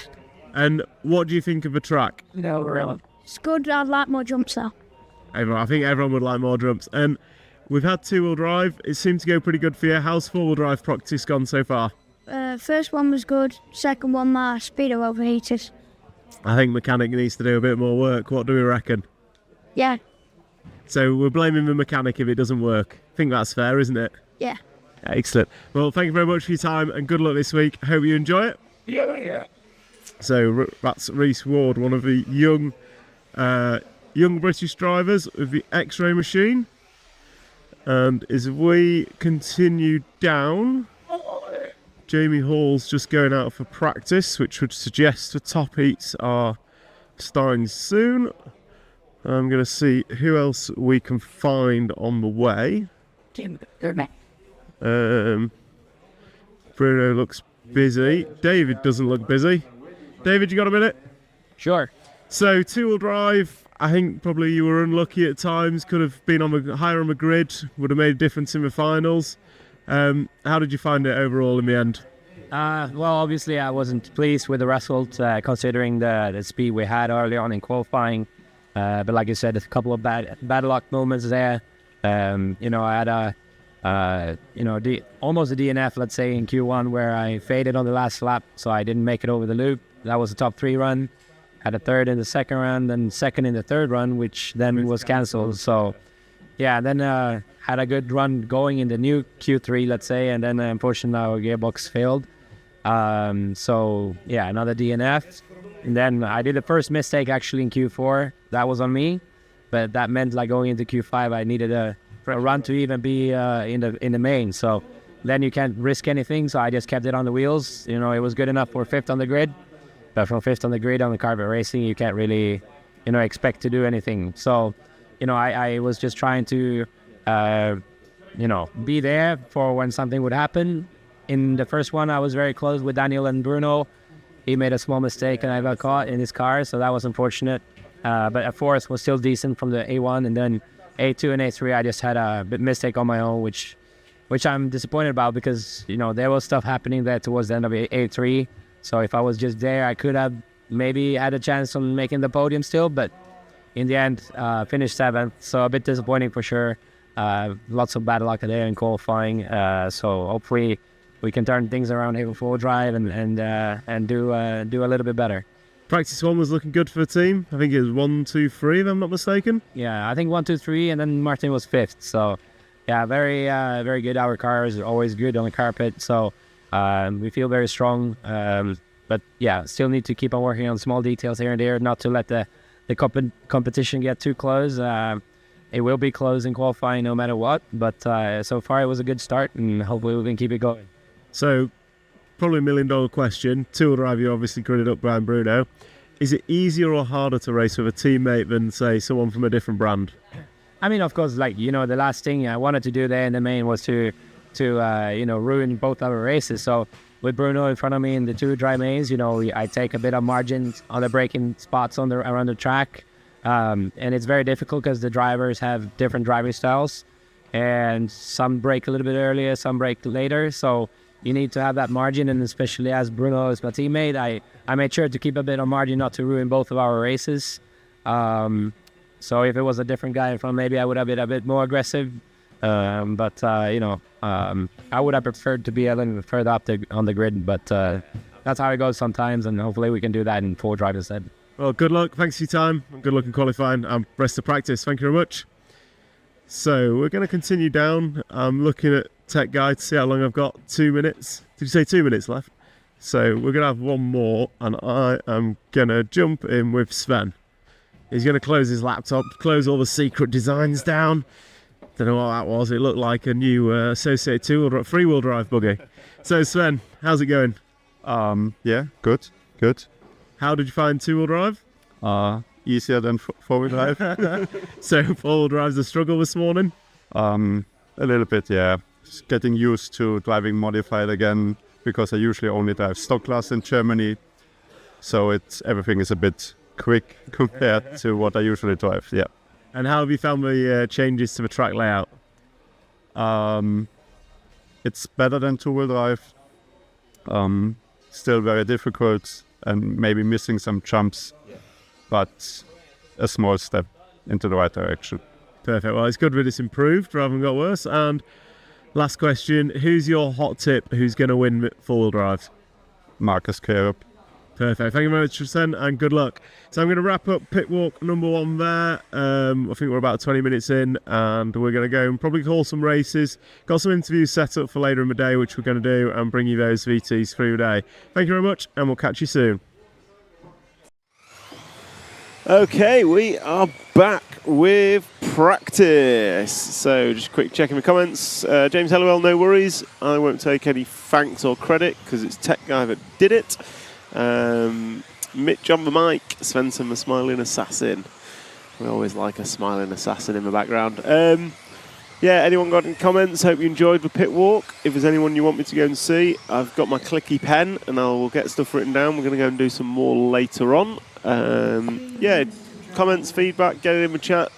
Let me know, and we will do what we can. I think it was a good chat with Sultan, really interesting around the not challenges, just the fact that it's the balance of motor and speedo and battery this week is actually something that we didn't really expect. But yeah, running a 4.5 and 2-wheel drive and dumping them is unusual to say the least. So what do we have on track? We have heat group number 1 of practice. So there was a 20-minute break in the schedule for some reason. Not quite sure why, but we had a 20-minute break in the schedule, which was perfect for those 2 VTs. And we are now starting round number 5 of practice. We have 2 more rounds of practice to go, this one and one more. And that will conclude our track action today. There's no opening ceremony today, so that will be us, I say packing up. We literally turn the camera off and go home. So yeah, we will be doing... we will be leaving after the end of practice, and then we will be back tomorrow for 2 rounds of controlled practice. There will be a reseed, so the free practice, in fact it's this round, so the free practice round number 5 and 6, so this round and the next round will determine the heat seeding for qualification heats tomorrow. So yeah, these rounds actually mean something, so the drivers need to get their best 3 consecutive laps in for heat seeding. What questions in the chat? Thanks for pit walk. How much racing are you doing yourself lately? Last time I picked up a radio was the 2022 Euros, and I think I was in the D final. And I've done a lot of laps practice at Robin Hood over the years. So yeah, I don't do much I don't do any racing. I've not picked a radio up for 2 years. I've got some new cars from Schumacher this week. So with the intent of doing some winter series at Worksop. But yeah, it'll be participating rather than racing. I think my days of being in A finals are behind me. Just tuned in from Indiana. Thanks for coverage. Thanks for joining us, Jason. Good to have you back. I think 3 days on the trot for yourself, so nice to have you. Don't forget, guys, hit that like, share and subscribe button. The more you can like, share and subscribe this, get the good word out of RC Scale Motorsport, the more we can grow this hobby or sport that we all love and enjoy. Neil Parrott, why was Orlowski's front tyre cut? So the tyres on Orlowski's car were cut for technical inspection. So after the A main, number 2, it can happen after any of the A mains to be honest, but because Orlowski had won, one of the inspections they did on his car was to check that his tyres were the tyres that were allowed. So the rear tyre has to be a handout tyre and has to have the correct foam in it. So the rear tyre was cut open to make sure it was the correct foam. And then the front tyre was cut open. It's a free choice of front tyre, but I guess the front tyre was cut open to make sure there was nothing inside the tyre that shouldn't be there. So yeah, ultimately the tyres were cut for an inspection reason, just to make sure they're okay. And they were, obviously, because he was crowned champion. What is the ratio of stick radios to pistol grips? I don't know for sure, but I would guess it's about 99%, maybe 98%. I reckon there's a handful of stick radios and that's it.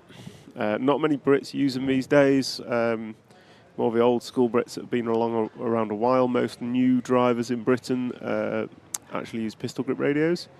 It's far easier to get hold of them, they're more available, they're cheaper, they're updated more often, so yeah, stick radios unfortunately seem to be dying out.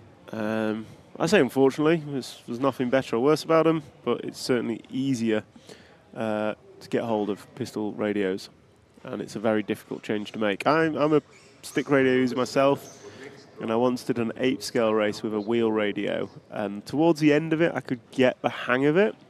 But it was still those moments where it was going wrong, where I would pull the trigger full punch rather than the brakes, and yeah, it was good fun. Aussie Nationals are coming up soon. Could always make a return down under. Mitchell and Mike, I would love. Oh, it's Chris Mitchell. That's who it. I wondered who it was. Yeah, Chris, I'd love to come, but yeah, getting over there is not the cheapest. Are you, Mitch, as you're here, are you doing I assume you're commentating the Aussie Worlds next year. And if you are, do you need a co-commentator? Because I am throwing my hat in the ring from the other side of the world to be at that event talking rubbish with you. So have a word, whoever's doing it, have a word, let me know, and we can get you on. Cameraman, you're going to have to stand up and do some cameraing, because my guest here is going to need a chair. He's an OAP, bless him. Cheers, Jim. Jerry DB talked with Wesley and Jay Van Helman during the pit walk. Absolutely. What could be on the inside of the fronts that is not allowed? I don't actually know that, but I'm going to ask the man that's about to sit down next to me, because he will probably know or have some ideas. I think I've seen some sidewall stiffeners that J Concepts sell. Not sure if they're allowed or not. There could be glue that's not allowed. I have no idea. But yeah, I don't know. But anyway, they were opened up and checked. So if it's not Chris Mitchell, who is it? Who is Mitch on the mic? And Mitch on the mic, do you know who is commentating the Worlds in Australia next year? Because I am throwing my hat in the ring to anyone and everyone. I've already had a word with Resting Ray. Someone else was on yesterday asking me, so I've had a word with them. I am available for all events, funerals, weddings, birthday parties, but primarily RC events. So it's going to be the Mitch and Mitch show. That'll be interesting. So I have got a guest with me. Can you hear me, Mr. Guest? He can hear me. So I'm just going to introduce. So we have with us Tony Evdoka, the UK team manager for the week. Not racing yourself, I believe. A man of many years RC experience, and just like myself, loves to keep opinions to himself. So we're going to try and crack him open like a nut and see if we can get some opinions out of him.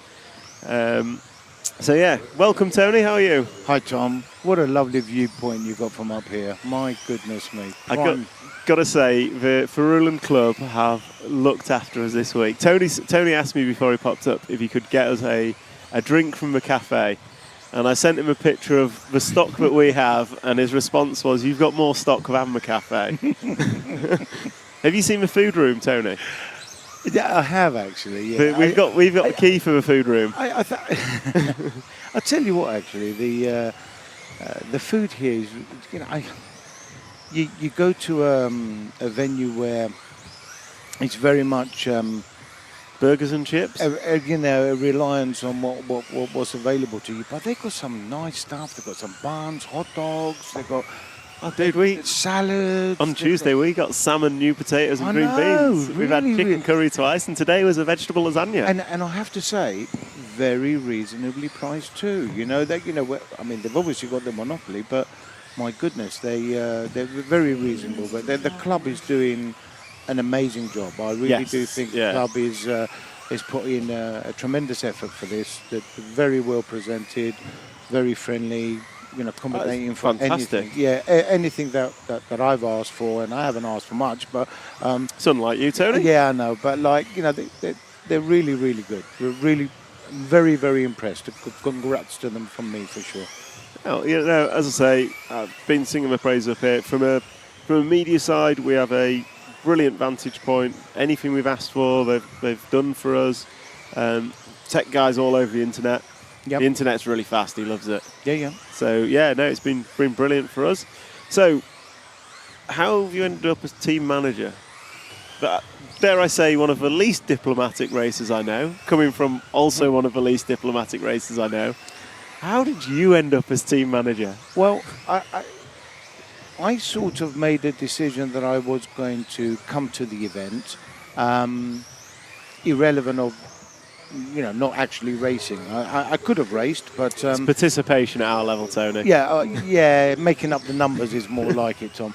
I wasn't going to race, but I wanted to sort of come along. It's the first Euros that I ever remember, and I'm pretty sure we've never had an indoor carpet European Championship. No, I believe it is the first ever one on carpet. It's the first one, and I was very sceptical about that, to be very honest, Tom. I started thinking, when you race on a looser surface, you can get together a little bit of elbows and all of this kind of stuff, make an overtaking manoeuvre and not cause too much havoc. But on carpet, it's a little bit more difficult, to say the least. I've done some EOSs in the past, and normally the pole man will win.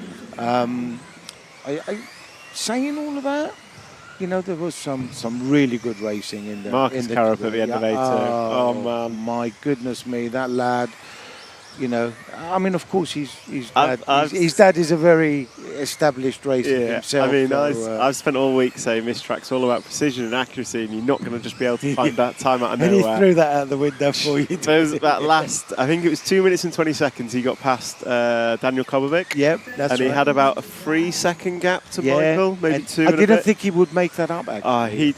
Honestly, he did. But if you've not seen A2 from yesterday, you have to watch it. Marcus Carrup, arguably the best 2.5 minutes of driving I've seen. I think Marcus is an amazing racer. It was so far beyond the limit, and he held it. And he didn't just hold it for one lap; it was half a race. And defending champion, of course. Outgoing champion. And he didn't win it from pole either. In Utrecht. No, I think he was maybe third, fourth, or something like that. So he's a great racer, and that sort of pleases me for many reasons, and mainly for I can't believe I'm saying it, but for the future of maybe having more on carpet, because I think that if it was just a procession going round, I think people wouldn't want that again. Yeah, and I think everyone is aware. The track could have had more features. Yes. Look, like I said, I don't want to criticise the club, because the club is doing an amazing job with what's been thrown at them and what they've willing to take on. But there could have been more brilliant. jumps. It is a little bit more leaning towards touring car. I remember my first Euros was, I think it was the 04 Austrian Euros. I don't think you were racing at the time. I'm not sure, but it was the first time I met Scotty. Scotty was over doing the announcing. Yep. And they had the double trouble and the double. They had this wicked double jump. Yep. It wasn't insanely difficult. Yep. But it was good airtime, good rhythm. It was mega. And if memory serves me right, and maybe Peter Pinnish, if he's online, can confirm, I'm pretty sure they were wooden jumps. Right. They were sculptured wooden jumps, like all made out of wood. Yeah. There was no reason we couldn't have something like that here. So the features can be made, and I guess people want to try them, and the club would rather play it safe at European Championships. And we see some tracks in the UK where we have crazy jumps, and it's all well and good until it doesn't work. And if it doesn't work at Euros, I guarantee you would have more complaints than we have today. I think with jumps, whether we're talking Euros, Nationals, club racing, we all argue as racers that people have done track time. Well, I'm going to give you a little example, a very recent example, Tom. my apologies. Where we went to the Torch track for a national this year. They made this massive jump, and everybody just loved it in two-wheel drive, but then just hated it in four-wheel drive for whatever reason. And yet, we would have argued that if they practiced it, we would have argued, well, they've had loads of track time on it. They know the jumps. They know it better. Et cetera, et cetera. Yet they put, if you're using the terminology, they put a virgin track out that no one's ever used, and then we criticise it because it's not perfect for us. It's just sometimes we don't make sense for ourselves. No, we don't. And racers love to moan, myself included. Us racers do like a good moan. But Tone's just taking his headset off to go off. There is a mute button here, Tone. So if you press COM2, it'll switch you off, and you can do what you like, make all the noises you like, and then we press COM2 again, and the world can hear you. Must forgive me. He doesn't understand technology. He's got a few grey hairs. This tickly throat all of a sudden, and you must forgive me. No, I'm just waiting for Tech Guy, because we might get another guest in. Okay, the track could be improved, but otherwise, I think we've had a brilliant event. I don't know that I'm not. Be different. Yeah, it could be some more jumps. That's really, in my opinion, for off-road that it would require. But there's some difficulties out there, but also everybody's saying it's very enjoyable. So that's a massive, that's a massive. You're going home from the Euros and going absolutely. The biggest thing for me is the fact we're indoors. Tuesday, Have Wednesday, you actually Thursday. seen the weather out there? Tuesday, right Wednesday, this and moment? Thursday. I've walked in the rain every day. Yep, it is absolutely torrential rain outside, and I mean, there's no way any event will be running in this weather right now. So, and I know typically we'd run the Euros earlier in the year, so it'd be middle of summer, which should give us better weather. But I've been to enough Euros that are rain affected over the years. Yep. Yeah, honestly, it's nice to be indoors. I know, racing is better outdoors, but you're guaranteed to get full running in. There's no rain delays. I'll take you back to your original question, which in the sense of how did I end up with being sort of team manager, but I mean, I was coming here anyway, so I'm totally neutral. I mean, I've got one driver here, and of course I'm looking after him, needless to say, but and everybody from the UK team, I mean, I haven't heard anything negative about where we are, what we're doing, how we're doing it. So from the UK perspective, we're very, very satisfied thus far. And again, I just refer it back to the club, doing great jobs, food's good, everything. I don't know about the local accommodation because I'm staying sort of a little bit more up in the city. But I have to say this. Here we go. Controversial stuff. Sweden. My goodness me. If you've got a car over here, you need a mortgage every day to park it. Right? What is that all about? I mean, you need a mortgage to park it at the event. You need a mortgage to park it in the hotel. The car's done no mileage at all. At the risk of upsetting your tone, we're parked 2 foot from the door. Oh, get on. And it's free all week. Don't tell me that. The joy of media duties, right? Oh my goodness me!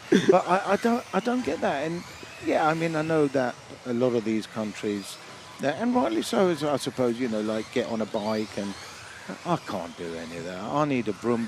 They do electric bikes these days. I don't want an electric bike. I want air conditioning. I want electric seats. I want the goodies. Otherwise, it's a no-go for me. Got to be auto. I don't want to be pressing any extra clutches and all of that kind of stuff. Those days are over too. I'm sure. I remember you. I'm going to go back a few years here. You already know what car I'm talking about, right? Oh no. V6, was it Omega? Vauxhall Omega? Well, listen. Is that what it was? Yeah, it was. Yeah, it was. So for anyone listening, the Vauxhall Omega was basically your granddad's estate car. But Uncle Tone's was slightly different. Mine was an Irmscher. Yeah. Right? And not only that. So Uncle Tone had put a body kit and side skirts on his granddad's estate car. He had nitrous oxide. There we go. he had a 150 brake of nitrous oxide chutes on it. Right? 2 big 11-pound tankers in the boot.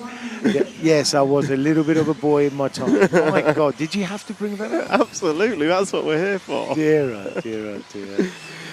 So what do you think of the racing? Let's come back to the racing. Sure, well, racing at hand. Listen, that we're here for. I think I haven't. Honestly, I've been down by the corner there where they sort of put the cars down, tech, all that kind of stuff, and I've seen nobody moan, no moaning or groaning or anything like that. Everyone, they're concentrating in setting up their cars. The two-wheel drive event's already done and dusted, and I've heard no complaints from anybody, from any country. And of course, there was obviously that one protest that someone put in. Well, hang on. I mean, if we're gonna talk about the protest, it wasn't. Hang on, let's finish what you're saying, and then we'll come to that. I mean, it's. I've heard no complaints from anybody, Tom. I mean, everyone's enjoying themselves, and I think that if I dare say, I can see more indoor championships happening indoors. Well, the next Euros. The next Euros is in indoors. It is indoors and it's on clay. So, it is, yes. So we'll see how that goes. And at the Hoodie Arena, which it will be. I've never been. I've never been, man. So it's not a sports hall like this, but Hoodie is as good as anywhere. I have heard that is superb, and I'm sure that if I did go, fantastic. I'm sure Martin and the other crew will give me some sort of tour. The Hoodie Arena is absolutely fantastic. Yeah, I have heard it's superb. The Hoodie family, X-Ray, the whole group of staff there. They're just, it is fantastic. I mean, for us to have an establishment like that, let's just hypothetically speaking, in the UK, I mean, you're in the millions. You know. Oh, you wouldn't be able to staff it. You know, UK. it's unsustainable, something like that. You know, and it's great that Hoodie have got that. Yeah, you know, that it developed some time ago, of course, and growing. And I like to go there. I think that would be a great event. Do you know what? Even at my tender age, Of 40. I'd probably like to race there as well. You know. Yeah, I would recommend it. I mean, I've not actually. I'll probably do better there. I've not. This is intense. This is intense. This is intense. Just looking plays at more it. to the older people, with slower reactions. Yeah, absolutely. Yeah, It's get like- those slipper, in there, ball diffs, and all of that kind of stuff. A bit of skill Well, I going was on. chatting earlier with Jürgen, and he was saying yesterday, the through two driver slipper set was actually crucial. Yes. Because obviously you don't want the front end lifting, but you need to get the power down, so you don't want the slipper slipping everywhere, but it's got to be tight enough that you can do the jumps and stuff, but not too tight, but you pop Well, we wheelies. just experienced that very thing that you've just said. We've just experienced it with Tommy Dale. As everybody knows, is one of my lads, been with me for a very long time now. Racers, I think you mean, Ted, not one of your children. Yeah, well, well, you never know. I class him as my boy, so right. We tightened up his slipper clutch in the last one, and basically it was a mistake. So he had to literally pull it off, bring it to us, and we had to back it off. But we wanted to try and find that limit, as you do, because ultimately any form of racing is getting A to B very quickly. So stopwatch never lies. No, the clock never lies, Tom. Never ever lies, and that's what we go by. But on the same token, one lap might be good, and there is an argument where if you can do one, you can do all of them. But on the same token, is whether you can do them easily or I mean, we saw it through two-wheel drive. In fact, Alexander Landon was the quickest through practice over 3. Yep. Well, Alex is their champion, so he's very quick. Very, very quick lad. Very quick lad. And in the qualifying, certainly from up here, watching it, Orlowski was never the quickest out of the blocks, but everyone faded around 3 to 4 minutes, and Orlowski just kept the pace going that little bit longer. Never the quickest. Well, he obviously was, but he just managed to sustain the pace longer than most, which was quite impressive. Mikhail Orlowski, I don't know if he's got a nickname, but to me, he's like a machine. You know, he's just metronomic. He's just relentless. It's the same lap after lap after lap, and you know what? Apparently, that's called talent. Talent. Well, it might be called something, but he's relentless, and good on him, because you know what, right? Everybody thinks that it's easy, and you're watching on TV. Like, there's some people now watching some cars going around, and you think, I can do that. You know what? You really can't. He puts in a lot of hours, that lad, and a lot, like many of them do, and then you get the rewards afterwards. That's just how it is, you know. But that's my little pet hate. I don't know if people can actually see the racing when someone taps you up the backside. That's my. That's what I like to call a Reinhard pass. He keeps tapping you until you make a mistake, and then he drives through as though he's done nothing wrong. Love taps is one thing. Tapping you and taking you out is another, right? So, that is my pet hate, you know, in RC racing, in any form of racing. But yeah. So the protest. Yeah. So the British team put the protest in about Q3 and two-wheel drive. I actually didn't hear many negative comments about what happened afterwards, so I think we can now talk about it with a smile on our face. Yeah. So what's your view as team manager? Obviously, you have to put that in on behalf of your drivers.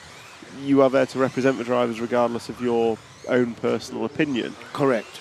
And everybody has to take that on board, that it's a group of people that want to do something, right? But on the same token, the team managers do have a responsibility. I feel, whether it's correct or not is another conversation, but I do also feel that you've got to know the rules and know what's going on. Now, if the meeting's running to rules that are incorrect, then you've got to bring that up. Basically, that's what happened. The format. And listen, I did a little podcast the other night and said very similar. This is not a criticism to anybody. It's a tick of a button of a box on the computer. Humans make mistakes. Yeah. I make plenty. Yeah, you know. So it's but factually, we were running the meeting wrongly.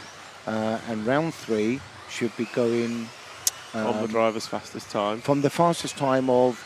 Either of the preceding rounds. Either of the 2 rounds beforehand, right? And it wasn't. And it became very clear when one of, I'll call him my drivers as a UK driver, started off last when he actually had something like the 3rd or 4th fastest time at that time. And I thought, hang on a minute, this doesn't look right, you know. And then, of course, you check and you realise that they're running at the wrong time, on the wrong mode.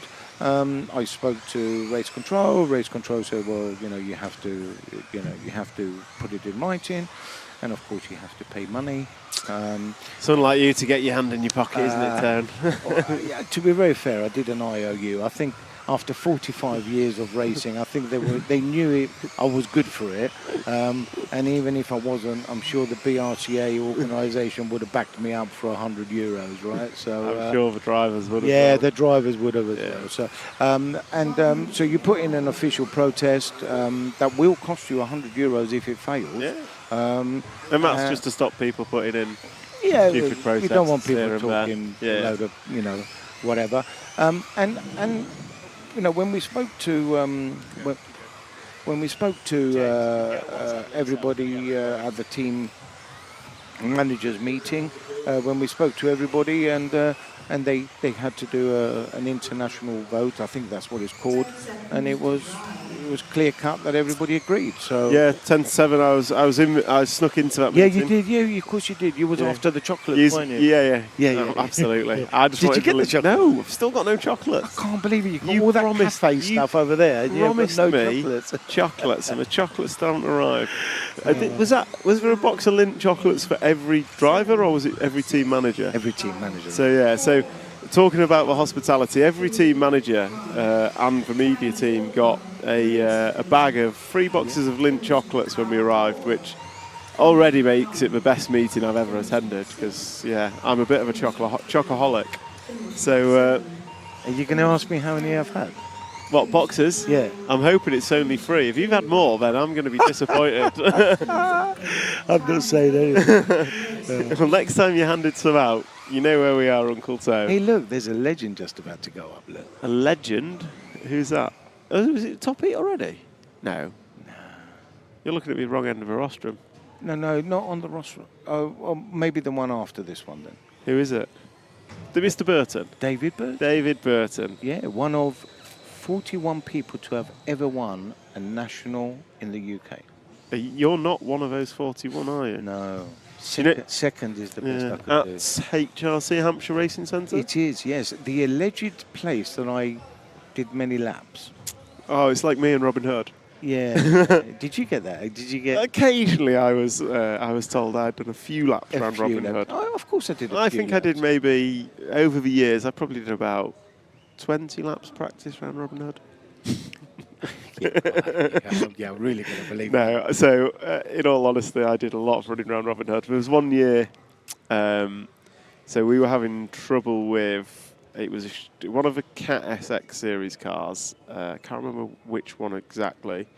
We have trouble with. We used to have a pair of side gears, so there was a plastic gear and an aluminium gear. Okay, yeah. And we were having trouble with the plastic gear melting. Right. And it was a batch of plastic, so we'd got a couple of batches from a supplier, and they said they were all the same, and we were trying to figure it out.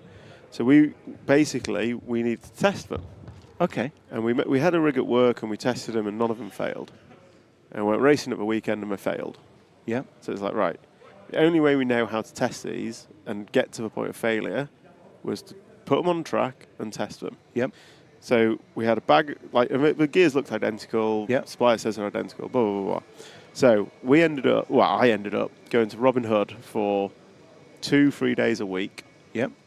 Sorry to interrupt you. Yeah. Is that first and second having from the two-wheel drive, Mikau and Daniel having their First and cars third. teched? First and third. Yeah, they're full drive cars. They're being teched right now Yeah. as we speak. Yeah. Okay. So we were trying to find out what was wrong with his gears. The only way to test them was up at Robin Hood. Mm-hmm. So I put a gear in my car. I'd go out, do a run. Either failed or didn't. We got to the point where I was that consistent round the track that it would fail within 5 metres of each other. And it was at something like 3 minutes 45 seconds. Within 3 to 5 metres. But all I was doing all day was just running these gears. Running with these gears. And it was so when that all sounds tedious though. It is tedious, but it's part of product development. Yeah, of course it is. There's the fun side of it. Yeah. There's also the really tedious and boring side of it. So I'll tell you what, So just you're gone. So we got to Robin Hood National at the end of the year. And it was different layout. Yeah, of course it is, yeah. But the features are still the same, and some of the sections were the same. And it was like driving with my eyes closed. Oh, like really? I'd done that many laps with a car on the same setup. Yeah. It was just like... With the same gears? Hey, I put good gears in. And I actually won that year. I beat Neil because Neil's wheel fell off. I think it's leg one, his wheel fell off. And then we took a leg each. But yeah, it was one of the few four-drive nationals I won. But I was there 3 days a week, 8 hours a day, just constant running for like 4 weeks. I've got a question for you. Go on. That I'm sure your viewers would like to hear an answer to. What is it like becoming British champion? Well, I was sat on a Marshall point when it happened. I didn't even drive myself. I know exactly when it happened, but like I just, it was for me. That was like at the time. Certainly, it was a pinnacle of my racing. You dream of it, I guess. Yeah. I'd grown up, and I'd grown up. What year was that? 2010. 2010. So yeah, for me it was incredible. It's like you've achieved. But you did drive well, right? I drove well. We had the car advantage, but you've got to make it work. Still got to drive it. People talk about these advantages, right? They got 3 years. They got 5. He had this. He's got weight bars. He's got mid motor. He hasn't. Hey, listen, right? You still got to drive it. Otherwise, it just don't happen. Yeah. So yeah. So yeah, it was for me. It was a brilliant year. Like it was the release year of the Cougar SV. Yep. The Cougar was better than the X Factory, I'd say. Leroy was running the rear motor still, and Neil wasn't doing 10th at the time. Yeah. So everything just kind of aligned, but ultimately you had to be there to win it. Yeah. There was certainly some lucky results through the year. Yeah. And just could argue the last one was. Yep, Stockfold was definitely lucky. Yeah. But between that and the Worlds run in Yatabe, they're probably my two highlights of the. So tell us about the Worlds A final. Come on. That was interesting. Worlds A final on this type of surface. AstroTurf indoors. Controversial track. A flat track, right? Yeah. It wasn't really off-road, was so that one was. So basically, you did really well. So congrats on that. Worlds A final in anybody's eyes is a massive. And it wasn't snuck in the back door either. No. It was well deserved. That was. It was. So two-wheel drive. Obviously, the Yoko team had prepped, and we had the new belt drive YZ4. Yep. We'd gone over, and no disrespect to Shin at all, but Shin had been doing loads of practice, and he was like, "Here's a setup for two-wheel drive." Bam, go. And we struggled. We struggled all the way through. I think Lee was BQ in two-wheel drive, which Lee made an error though, if you recall. He thought it was 2 out of 5 instead of 3. But irrelevant. It was because it's 2 out of 5. Yeah. At Euros, not at World. A UK driver on AstroTurf, Yokomo's home. You would have thought. Yeah. You shouldn't be 2 out of 3 or 3 out of 5. Yeah, should have been at the top. The whole team should have. And we were just chasing setup all week long. Yep. And we eventually reverted. I think we reverted halfway through qualifying, and basically just put a UK setup on. Just sat with them. I was like, what would we do? Robin Hood if this was the UK, what would we do? Yeah. What would we and we do? did that, and the car, it wasn't necessarily better, but it was more comfortable. Yep. And we worked with it and felt slightly better. So we got to four-wheel drive, and I remember this in great detail. And I just rebuilt the car. I just had the setup on, so it was a relatively new car. We'd done some testing, and I just put the setup on that I knew from the UK. Yep. And the rest of the team, there was Carson, there was Leroy, there was Shin, I think Nayato as well. I don't know. I think Nayato was with us at the time. Anyway. With his yellow car? Yeah. Yeah, I'm not sure. Pretty sure Robert Ito was doing Nayato's car. Anyway, he was the whole Yokohama team, and they were quicker than me every time. Yep. And my car, I'd just put it down and drive it, and it was consistent. Yep. And Lee had watched mine and given me a couple of, maybe try this, maybe try that. And I was very much ignoring the team, just doing your stuff. learning to drive the car I had. Yep. And we were using a special front diff. Okay. So the diff had no gears in it. It had like 2 plates that were like webbed plates, Okay. almost like a watermill wheel. Yeah, I understand. Yeah, yeah. 2 of those instead, and it was like million weight oil. And Yeah. So it was like there was no connection between the front wheels. Yeah, I'm with you. Yeah. And it made it super easy to drive. Not necessarily quickest, but Okay. super easy. Yep. So anyway, I've just stuck with this. I'm going to drive the car I've got. It's not the quickest over a single lap, but easy. And everyone else is You were like... so consistent, though. So everyone else, I remember Carson every time. He's like, what was your lap time, Tom? I was like, I don't know, 23.7. He's like, oh, I've done a 23.1, but Bruno's done a 22.9. So he's ripping his car to pieces, putting it together. Yeah. And my YZ4 wasn't the easiest to work on. So anyway, we get to round 1 of qualifying, and I'm in the B or C seed heat. Can't remember. Yeah. I think it's a B seed heat because I was marshalling, Scotty was announcing. Yep. And this big screen was behind me with all results on. Oh, winner. Thank you very much. I've just been delivered. I don't even... Milk and Harter. No way. They are a Norwegian chocolate, little chocolate hearts. Oh, they're the best. Why are they giving you all this stuff? Because we're media tone. I mean, I don't know your cameraman. My apologies. Jim and James. I mean, Tech and camera. Jim is like, he's shaking his head over there thinking, what is going on? So This we is did like bribery or something. We did round 1 of qualifying, and I just went out and I drove. I think I was like 7th seed. No, I messed up the timing practice, so I was last off. Right. Scotty was announcing, so you don't have trouble with traffic. Scotty's telling everyone where they are, I realise. And I just did a clean run, and everyone was crashing. Yep. Did a clean run, went out to Marshall. I've got a big screen behind me. Scotty's announcing, obviously, because it's a EFRA event, you can't announce times or anything. Yeah. And Ronafalk... That's my hate, you know. Yeah, I know. Don't get me started on that. You know, that's my hate. I think it was Ronafalk and Orlowski were on a mega run. They were the only 2 that went clean. I can't remember which one it was. One of them had a crash. The other finished. And then Scotty announced top 10, the end result. And then he's like, I'm a top 10, Michael Orlowski TQ, Tom Cockrell second. And I was stood like... Did he say not that right? far away? And I just turned and looked at him, and he's just there nodding with a big smile on his face. And I'm like, what? So then, and I just didn't change my car all week. So you didn't expect it then? That's Oh, not at all. Yeah. I was clean, but I wasn't quick. So I went back to the pits, and Carson's like... So let me just sort of interrupt there. So really what you're saying is, all these, well, I mean, we change our cars so often, don't we? We go out, oh, we're now going to tweak this. Now we're going to do this. So really, you staying with your consistent, let's say, slower lap times. It worked there. Rewarded you. Everyone was crashing. Yeah. Everyone was crashing. And I remember going back and Carson was like, oh, what setup are you running? Yeah. And I was literally got the setup sheet, but I told everyone on day 1, I was like, that. That's what I'm running, yeah. And the week just went well. I mean, there was like a double in front of a rostrum, and there was a round where I crashed going into that double. And Neil was marshalling it. And Neil came up to me afterwards and he goes, you know it's your week when you crash and the crash is faster than you tried to do it. Oh, tell me, is that the tumble one? I just kind of rolled, like, I don't know what happened. I think I hit a bot dot before the double rolled, like, went over and landed on the downslope on the apex, facing the right way. And it's just like, I rode my luck. And the other cool thing about that week is I turned up with a body shell, so YZ4. Yeah. There's very limited shells. Yeah. Mine had turned out pink rather than red. Like, I was running the red, white, and blue at the time, and it's pink. And I didn't hate it, but it wasn't the best. And I said to Shino, I was like, oh, do you have any more body shells? He's like, yeah. And I was just going to do a white one. And Mick Craddock was there painting the shelf. So I was like, oh, Mick, can you paint as a shell? He's like, yeah, sure, what do you want? I was like, oh, just a bit of red and white. Yeah. And he flicked a load of paint on it and sprayed it white. And that was my body shell for a week. So. But you stayed with those colours.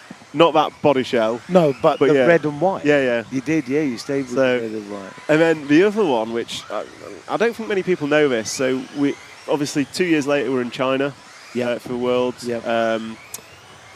It's a massive track. I'll say it's an 8-scale dirt track. Big holes, big jump. Yep. Standard Euros track. Yeah. Big old, like, bow tie style tyres that are very good. And Mayfield's now joined the team. There's me, Mayfield, Leroy, Shin. Hara's racing with us. I don't think Carson was with us. And again, we've turned up. Shin's done all this work. Car's good, but difficult to drive. We're all struggling.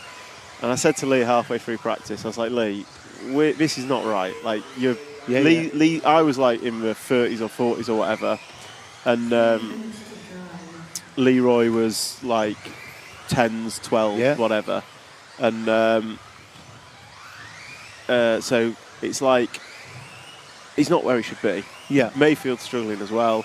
Halfway through two-wheel drive practice, so a lot earlier than when we were in Japan. I just said to Leroy, I said, like, what are we doing? Like, what would we do if this was a Euros? Yeah. We've been in this situation before. And by that time, like, when Lee was at Tamiya and I was at Schumacher, we would travel to Euros warm-ups together. We'd work together. Like, I know he's competitor, but RC, you all work together. Yeah. So I sat with Lee during practice, like, what would we do if this was a Euros? Like, what setup would we run? Yep. Because we've tried all these pistons, these springs, this, like, we're just running out lost. of ideas in a way. We're just lost. You right, Leroy? Can you hear us? I can hear you. Can you hear me? We can, yes. Perfect. I don't know if you've been listening in. I'm just talking to Uncle Tone.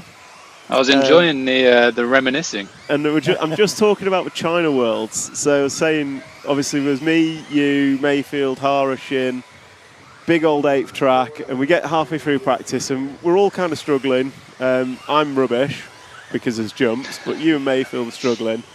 And we sat down and just kind of said, okay, if this is a Euros track, what would we do?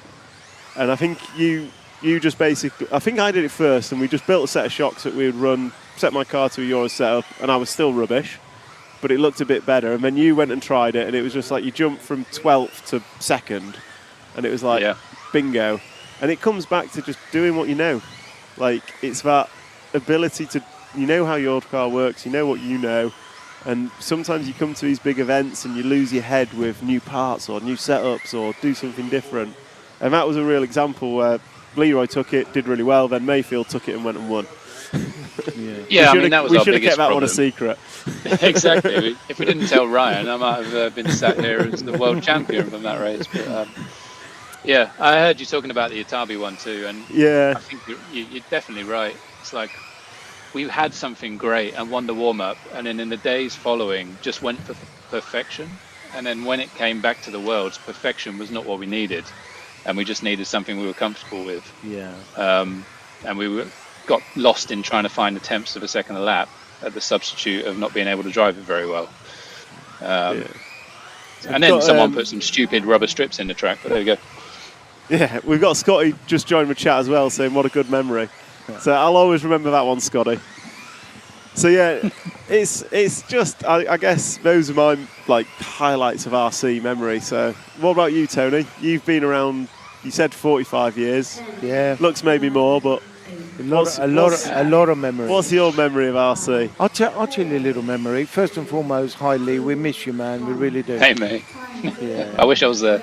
Yeah. Sorry for what's happened, Leroy. Thoughts are with you and Liz and all the family. Thanks, guys. Yeah. I'll tell you what, actually, since Lee's talking, I'll bring you a little memory back. When Lee was a little boy, young boy, and his dad, Pete, says to me, "You're going to Finland to the World Championship." I said, "Yeah." He said, "Can we take Lee?" I says, he can't race. I says, you've got to qualify. No, he says, I want to take him. He says, I want him to go and watch. And do you remember all of this, Lee? Yeah. Yeah? He says, I want him to watch. He said, I want him to get experience. He said, watching and learning. He said, I want him to be the best, he says. And that's the kind of thing that dads do that people just don't see from, they see Lee now because they obviously don't know him as long as I have or you have or whatever, but they just see him, he's Lee Martin, he drives X car, and some people might think he's unapproachable because he's a superstar, of course, and so forth. And I could see his head growing on camera. Yeah, I'm after a bottle of some sort. I heard he's got some good ones. Well, chocolates, by the sounds of it, it'd be fine. Chocolates, yeah.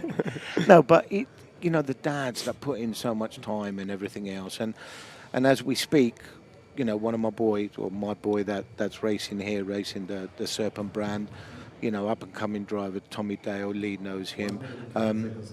He's just about to go out, and I'm looking at his dad, and he's just like a nervous wreck over there, you know, and all they've come is for some experience, you know. They haven't come for anything else, you know.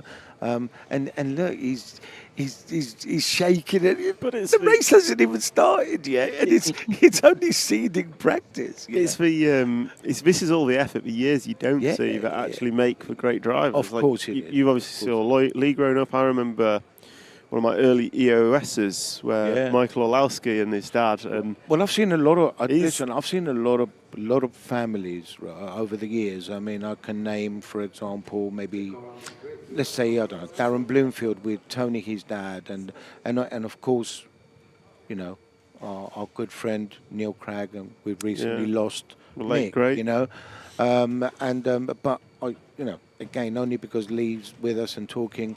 I remember Pete, he just wanted just the very best for his boy. It didn't matter. It wasn't nothing, whether he had the money or whether he didn't. Money wasn't an object, you know. He wanted the very best for him. And I've seen relationships where not mum and dad, but dad and son literally get a grip of each other in the pits, you know, because I'm sure Lee could tell us some stories about that. But you know, ultimately, you know, it's what you want. You know, there's families that grow so well in this sport, and from anybody listening outside of our circle of friends, you know, this is a great sport to get into. You know, if you can come along, you can start with, you know, ready to run cars at a very reasonable amount of money, you know, and you know, a couple of £100 can get you going, and you never know. One day you might be out of euros. All the way to the top. We had a chat with Trish earlier, looking over Michael's car from yesterday, and there wasn't a part on it that was that can't be bought in a hobby shop. Yeah. Well, that's what it's all about. He was winning with something anyone could have. Yep. So we're in seats. I mean, there's a guy sat next to you, Tony, who had his whole family involved at one point. I was friends with Tom's brother before I was friends with Tom. Yeah. I was just saying. I didn't know that. Yeah. So my brother used to race. So as you were talking about the amount of effort parents go into, so my brother used to race when I was younger. My dad used to run both cars, and we both ran Predators. Oh, now, you know that's a I bet you wish you had one of them now, right? It's sitting on your table. If there's a glutton for punishment, it's changing 2 sets of gears every round, along with brushing motors, charging batteries, and that was. And I look back now at how much my dad did and my mum, how much they did through. Yeah. At the time, I didn't really appreciate it, but the amount of effort gone into it. For me, RC's given me a whole career. Yeah. It's got me into engineering. And my work now is not within the industry, but every work conversation I have with someone new I meet, and they say, "Oh, what do you do?" I said, "I used to race RC." And they're like, "Oh, I do that," or "I know someone that does that." It's such a opening conversation. It's fantastic. But even, you know, pro motorsport, you know, drivers have done RC. You know, Oscar Piastri.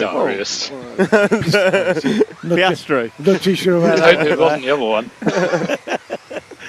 I mean, even Lewis. Lewis. With his brother used to. Ocon. Yeah. I mean, Nick Lewis's brother is still racing now. He's doing a race GP in a couple of weeks' time. Yeah.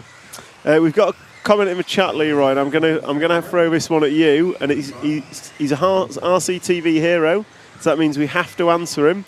Right. It's from Krista Rasmussen. You might know him, and he says, "Tell me a story about Belgium Grand Prix." Oh no! Oh mate, I can't remember any of them. I could tell you some stories about the Belgium Grand Prix. I've got a good story from Belgium Grand Prix. I can tell. I've got 2, in fact. So I got one too, so I'll let you go first. This is going to get you in trouble, Lee. No. It's going to get you in trouble. So I turned up to Belgium Grand Prix one year, and someone who has been in RC for 45 years, they told me. You're not going to mention shock oils, are you? No, nothing to do with shock oils. So he came up to me to look at my car to see what was happening, and he saw stagger ribs on the front of my car. And he was adamant that they would not work at all. Stagger ribs will not work on this track. I've spoken to the locals, and bam, bam, bam, bam. There were 2 rows in those days. After about 1 practice run, he was back over asking if I had any spare. Wasn't that the case, Tony? Who was that? You, my friend. Never in a million years. Oh, it's funny because the Belgium Grand Prix is the first place I remember cutting stagger ribs down the middle to create the cut stagger. With a Dremel. Yeah. It was that Schumacher took it and copied and made a cut stag of it. Was a cut stag of it. They used to do with a Dremel. And then the other one was this has nothing to do with again me, right? someone who was used to sell a lot of brass back in the day when cars weighted up with brass, and he went out for his qualifying round number 1. And he crashed his car pretty bad on the straightaway. He crashed his car pretty bad on the straight. And so I was there and I said, hey, Tony, use mine. This guy was called Tony, who sold brass. So I said, Tony, use mine. So Tony took my radio and he put in a really good run. This live. He put in a really good run, yeah. And anyway, fine, brilliant. Took his car back, repaired it, rebuilt it, went out of qualifying round number 2, and he counted no laps. And what he hadn't realised is his transponder had unplugged when he crashed it in round 1. And he was calling everyone. The computer doesn't work, the track's broken, the this, the that. Until Rob Racy picked his car up and go, Mush, plug your transponder in. Who was that, I remember. Oh, dear. Wasn't it like, hey, Ma, I've got no laps? Yeah. Yeah. Hello, Mark. Got no laps, Mush. Well, if we're into a round of insults, right? No, stories, Tony. It's for our RCTV hero. He asked Belgium Grand Prix. It wasn't even you, Tony. It was another guy who sold brass. How did he do? 19.9. I'll settle for that. Lee, do you remember when I was looking after you at the Belgium Grand Prix? Do you remember this? Well, I don't know. It depends which time. Yeah. So Lee went to the Belgium Grand Prix, right? And the night before, anyone would know that's been there. They've got some party music, let's just say. And Will Tuner. And of course, Lee was, having a good time, listening to some music. I didn't realise where he disappeared. I already crashed out. In the morning, no Lee for practice. Round 1 comes along. Where's Lee? His car's ready. He's charged. I've got it all charged up. Transmitter in hand. Suddenly, Lee turns up out the middle of, I don't know where, right? Clearly worse for wear, right? And I looked at him. I went, really? I said, you ain't going to drive like that. He said, I'll be fine, he says. And he just smashed TQ as if it was like, and he just gives me the transmitter and the car back, right? And I looks at him, he just goes and marshals as it, and I'm thinking, oh, what would it be like to be that young? I mean, most Belgium Grand Prix stories always involve alcohol, so I was surprised yours didn't, Tom. I tried to keep it clean. Yeah. So, I mean, 2 things spring to mind. One was almost exactly the same scenario Tone was talking about. It was after a heavy night. I, again, missed practice. And this time, I went up on the rostrum. I wasn't feeling that great, I'm not going to lie. And then as they were calling the numbers out to start, I had to run down the rostrum and quickly be sick. Got back up to just about start my time and then still got a top 3 in round even then. So that was pretty good. And then the other one, which I'm not going to elaborate on, but Tom will know, there was a specific type of Danish fellas that had a tent, a very special tent. It was a bit like the Top Gear fastest lap. Tommy's in stitches here, by the way, right? I'm glad Chris is listening to this. So, I mean, to be honest, the Belgian Grand Prix was about racing, but it was more about all the good times you have. And if you won, brilliant. But if you didn't, well, we all left with some memories. I've got a racing scenario about the Belgium Grand Prix, actually. So I don't know if we went together, actually. We were there 1 year together. Yeah, we went together. Tom and I went together one year. And we're pitting together and everything else. And Tom was quite handy in those days. And he's out there with his Schumacher car, right? And he comes back, and I said, Jesus, Tom. I said, you've got no oil in the back of the shocks, man. What is going on? And he's laughing, right? So I said, but literally, I mean, he had nothing, right? I said, what weight oil are you running? And I don't know. I'm just going to, so everybody understands what I'm talking about. It felt like 10 weight, right?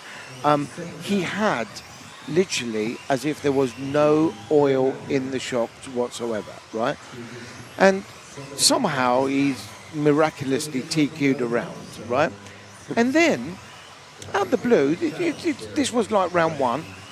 Oh, here comes the late Phil. Great. So Phil, they would come home on the way home from the 2010 Touring Car World. That's in, I think it was in the Netherlands. Yep.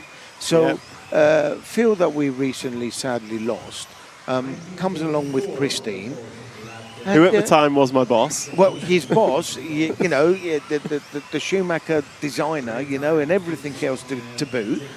And he says, Tom, he says, you got no oil in the back of your shocks, right?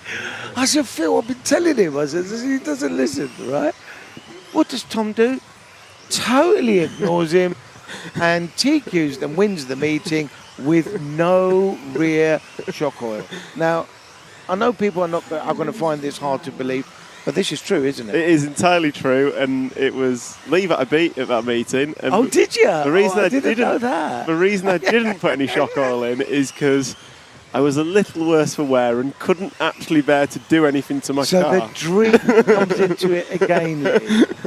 Did you? Luckily, I was slightly less worse for wear than my competition. Okay. Right. That's all you need to do at that race. You actually win on the Saturday and Friday night. That's why Jorn always used to come and win. There were great days. Who asked the question? Oh, we've had a few questions. So we've had a question. What's your favourite race in the States? I think this is probably a good one for Lee, actually. So Lee, you've done more States racing than I've ever done. Oh, that's obvious what he's going to say. Oh, well, I don't know. What's it's obvious. been your favourite race? Oh, I know what his favourite race is. So of all time, my favourite race series was always the Cactus Classic. Oh. That surprised me. Tony just mouthed something to me that wasn't the Cactus Classic. What was he going to say? Reedy race. Yeah, I thought it might be the Reedy race. You did so well at Reedy races. I was never that bothered by the Reedy. Like, the Reedy was awesome to watch, and I loved watching it, and I loved being a part of it. It was actually quite annoying to race unless you did really well. Because if you just had like some bad runs, it was just frustrating. You imagine having like 6 crap finals in a day. Yeah. You didn't ever win that though, did you? I didn't ever win. No. I was winning four-wheel drive after the four-wheel drive portion once. I was in the lead. Was that Tamiya days? As close as I got. That was Yokomo days actually. Okay. If I recall from recent days, Lee, you normally lead up until about round 6 or 7, and then just all falls apart. Yeah, so nothing's changed. But no, Cactus was my first proper race I did in the States, where like my dad was still around and my family, when we went to Cactus, that was 06.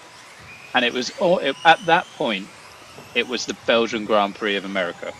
And I went and I'd meet up with all the Aussies because they all went. So like Paney and Moley and Matt Griffin, all these characters from Australia would turn up, and it was just an amazing fun time. I mean, I never did very well, but I got better towards the end when it became more serious. But then I had less fun, shall we say? Yeah. Josh Payne is a legend of RC. There's a lot of American races that are brilliant, though, aren't they? I mean, I was talking to David Burton only yesterday about some American races. He used to love going to the ranch pit stop, you know. And back in those days, I'm pretty sure Lee might remember this. I'm pretty sure he does. He was basically associated on one side and Losi on the other side, you know. And the competition, my goodness me, I mean, it was fierce. I mean, really fierce, you know, publicly fierce, you know, associated on one side, Losi on the other. Not a lot, if anything, in between, you know. Of course, it's not like that these days, of course, but no, I was never part of it, but I do remember hearing stories of it. It was a huge rivalry. Oh my goodness me! Yeah, I mean, even just walking by, each other's Yeah. pit area was a problem. So yeah. No. And they weren't afraid to bang wheels back then with the opposing team to get a result either. Definitely. Is that in higher cars or on a track, Lee? Oh, both. Even on a Friday or Saturday night, as we know. Yeah. If you want to talk about hire cars, We don't want to talk about hire cars no. live on air. If you want to talk about hire cars, you need to get Craig Drescher up, right, and ask him about Finland. That's what you want to do, right? And he'll To be honest, Craig had a really good one at Cactus Classic one year as well. Well, let's hear it. Here We'll we go. remind him later of it. Well, this one, I mean, it was just stupid, honestly. But so we went to the Cactus, and it was while I was still with Associated, and we were driving to a different track called Competition Hobbies to do some testing. And on the way, we had to stop for gas, fuel, and it had rained recently. But then, obviously, it's the desert, so the sun come out, and basically there was this dirt track road. And Craig looked at it while I was putting fuel in the car, and just thought, mate, that looks awesome in his little minivan, little soccer mum car. So he set off. The problem was he got about 6 foot into it and sunk about 6 foot. No. So basically, because it had rained, it was soft. But then when the sun came out, it crisped the top, so it looked dry. And then he was just in basically quicksand. And everyone had to dig him out. And eventually, I can't remember if he got pulled out by some big dual-wheeled pickup truck or he managed to get it out. I can't remember, but yeah, it was a good one. Oh dear man, bless him. But there's a few. Tom's got a good rental car story, hasn't he, Tom? I went through a period of not being able to return a rental car without a scratch on it. And, I think there was one that you did in a worst multi-story one. car park Yeah. when you were a little worse for wear. We were. Oh my! No. It's all coming out now. I can't. Was it an Austrian EOS? It was that So- that toy show one. Yeah, so we were at an EOS in Austria, and we whatever hotel we were in, it was a multi-story car park in the under the hotel, and it's in the centre of town. So we get up in the morning, and I was with Polter and Wanda and a couple of others, and I think Carson was in the truck as well, in the van. It was like a 7-seater family soccer mum van, and as we're in this really tight underground car park, and I just scraped the wall on like one of the concrete pillars, the door, is what I thought. Anyway, so we come out. Just repeat that. Just scraped, just brushed. You know when you just brush the wall. So we come out the car park and we're driving through town. It's like 7 in the morning or whatever time you go to track. There's a few people about, getting the odd few looks. And I'm looking in the mirror, and I can't see anything in the mirror, so I'm like, wonder what they're looking at. Anyway, we turn up at the track, and in the car park, and the first person that sees us is Nayato Matsukura, and he just stands there like mouth wide open, pointing at the car as we park up. And he just runs over and drop kicks it. I'm like, what the hell are you doing? Anyway, I get out. Just scraped the concrete barrier pillar. The whole side of the car was caved in and scraped from front to rear. I had absolutely wrecked it. Sonato had gone and drop kicked it. It had done nothing to it. It was wrecked. So anyway, I went and dropped it off at the airport, and it was I think it was, I can't remember which airport it is. Anyway, dropped it off at the airport. It's one of these where you just drop a hire car, and it's like one guy's checking him in for whichever company. Doesn't matter. Queue him up, throw him the keys, walk out. So, dropped off, giving him the keys, getting the bags out the back, and he's going through the paperwork, and he's walked around the car to look at the damage, and he looks up from his little iPad and says to me, he'd already asked, like, was everything all right? I was like, yeah, it's fine. I just scuffed the side of the car, but it's all fine. And he looks up and just goes, oh, just scuffed it, did you? And I'm like, yeah, just caught the pillar in a car park. And he's like, you think you've wrecked it, mate? Have you got your rental agreements? I gave him the paperwork, and he typed in the number or whatever. He goes, oh, 0 excess, not your problem, not my problem. Have a safe flight home. No. And ever since and then, that, ladies and gentlemen, is why you always get full excess insurance. Ever since then, full excess every time. Oh dear. I think that's the worst one I've heard. Actually, I've heard of exhaust dropping off and all sorts of things. I mean, Ellis Stafford had some issues one day, I think, and well, most of us have. Let's be realistic. Rental cars are just not provided. They're just not very It's just reliable, not quick unfortunately. shift, you know. I mean, when you pull them from first to second, it just seems to be that little bit of a delay. It's normally fifth to the reverse. It's a problem. This isn't an RC one, but myself and Tom have a friend who's quite a good racing driver, and he was told mentioned me in the one chat time- earlier. So Oh, was he? Yeah, Okay. he's mentioned in the chat So earlier. he told us he told me one time that he drives rental cars hard, and basically blew the clutch up in one, pulled over to the side of the road, got out, ordered a taxi, called up the rental company, and says it's there. You need to go pick it up. Oh wow!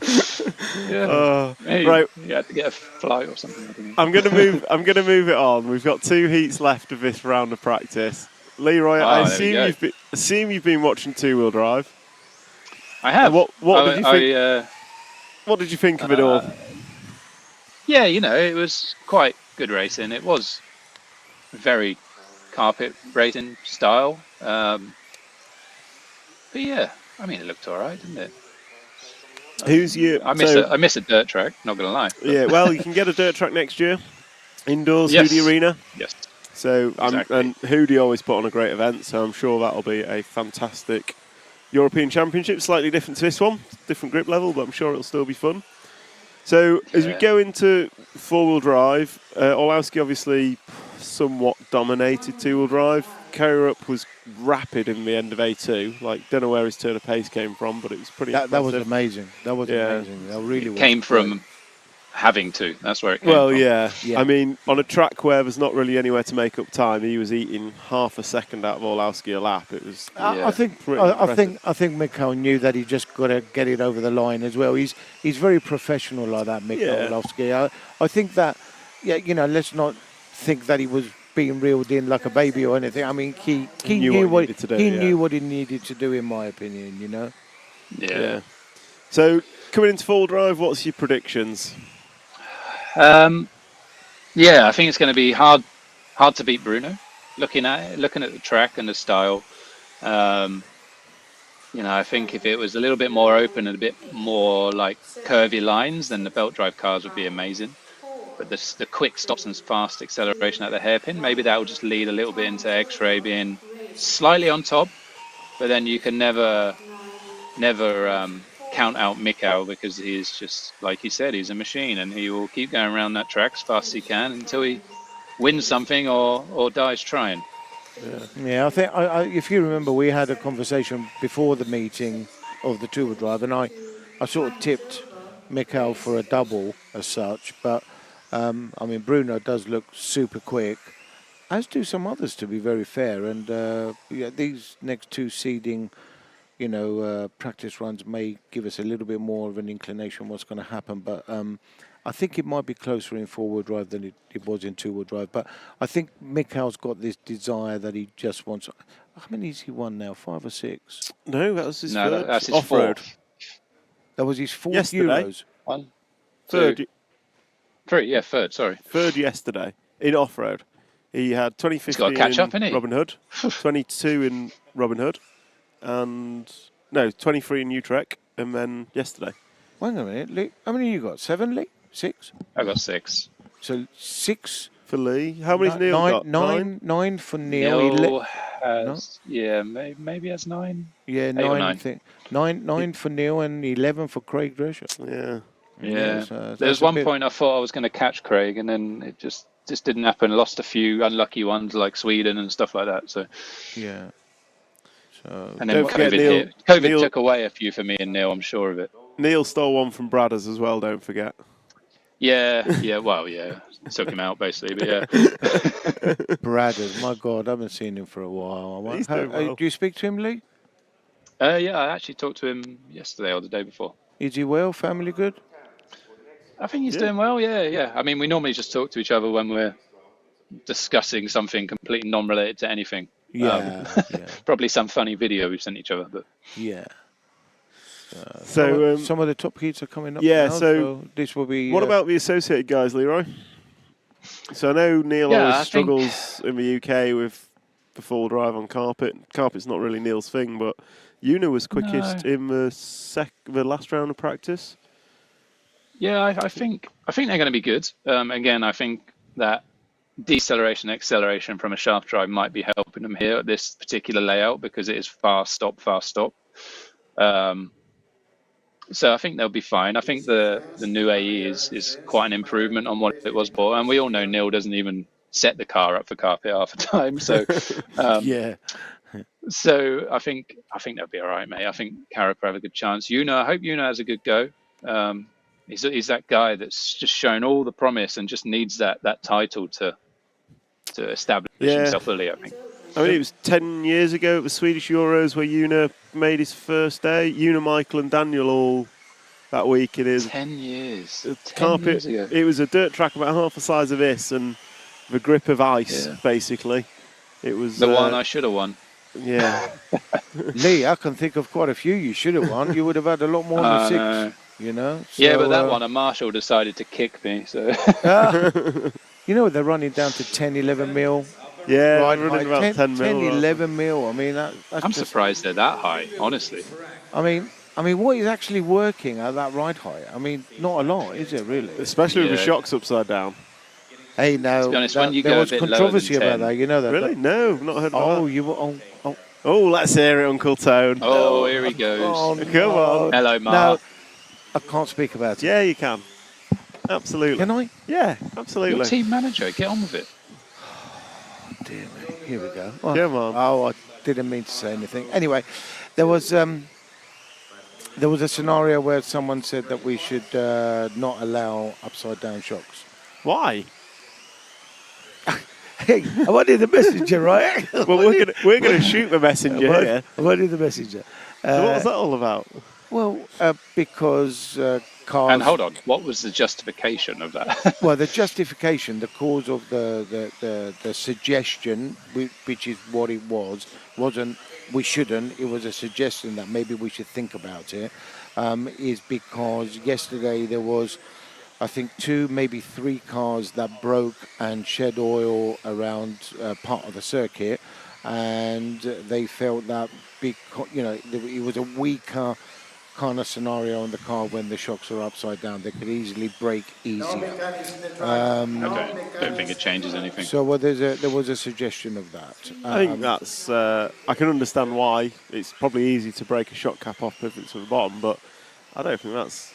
You can't disqualify a car because it's weak. Well, I sort of. Well, how put many it- shocks have we seen explode the right way up? Yeah. Yeah, I mean, I put it to them. What would happen if we did sort of go down that route, and let's just say one of the manufacturers actually was testing their car with upside down shocks, and just after the Euros they were just about to announce a new car like that. Then what would that have happened? You know, that could have been, really bad news for that kind of a decision. And but of course, those decisions is not a majority. It has to be a unanimous decision, and I objected to it straight away. So that was the end of the conversation, basically. So, but there was that suggestion, and but I can sort of relate to why it was suggested, or suggested that at least people thought about it.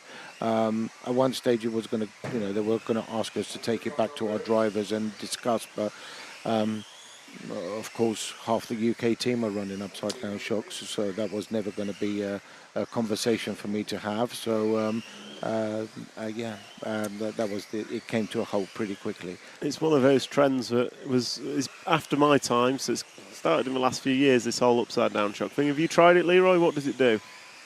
Yeah, I've tried it. I think it would work quite well on this track. One thing it doesn't, basically, it's all about mass. And when you have the shocks the right way up, the wheels move to the chassis. Is that right? No, the car moves. I can't remember which way around it is now. But anyway, when they're the other way up, the chassis moves down. That's it. So when they're the right way up, the chassis stays up and the wheels come to chassis. When the mass is the other way up, the chassis goes down rather than the wheels coming up. So basically, it keeps the car flatter, allows it to stay lower. But if it's bumpy or the jumps aren't great, it doesn't recover quick enough and it hits everything. I tested a lot outdoors. I actually tested it through COVID before it became a thing. So kind of got a little bit ahead of the curveball.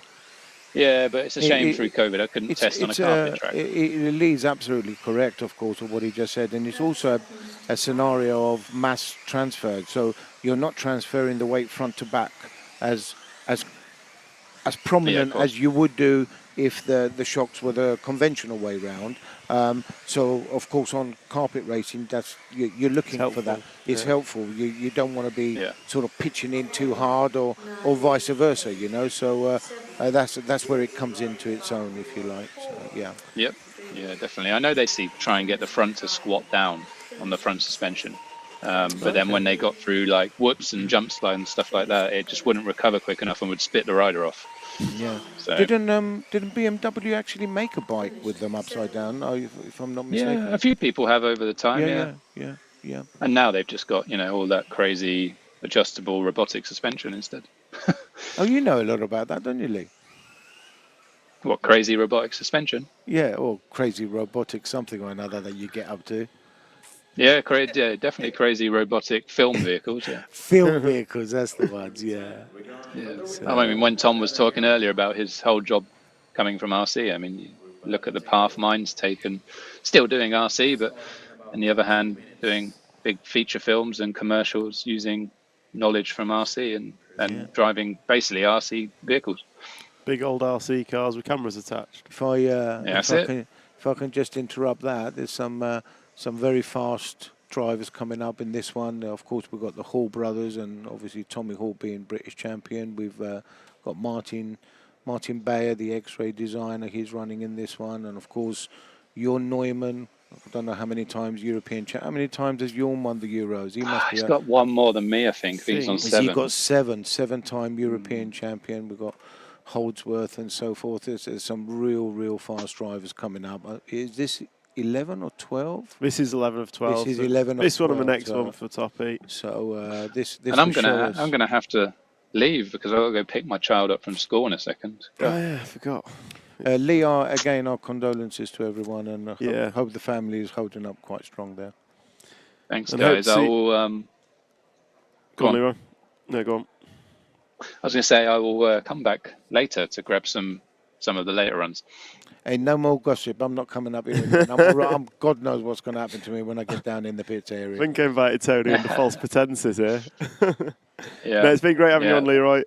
Condolences to family, and I hope to see you at Hoodie next year for a clay. Well, hopefully I'll see you before Tom. Well, yeah, but racing at the Euros. Yes, I hope so. All right, cheers, Leroy.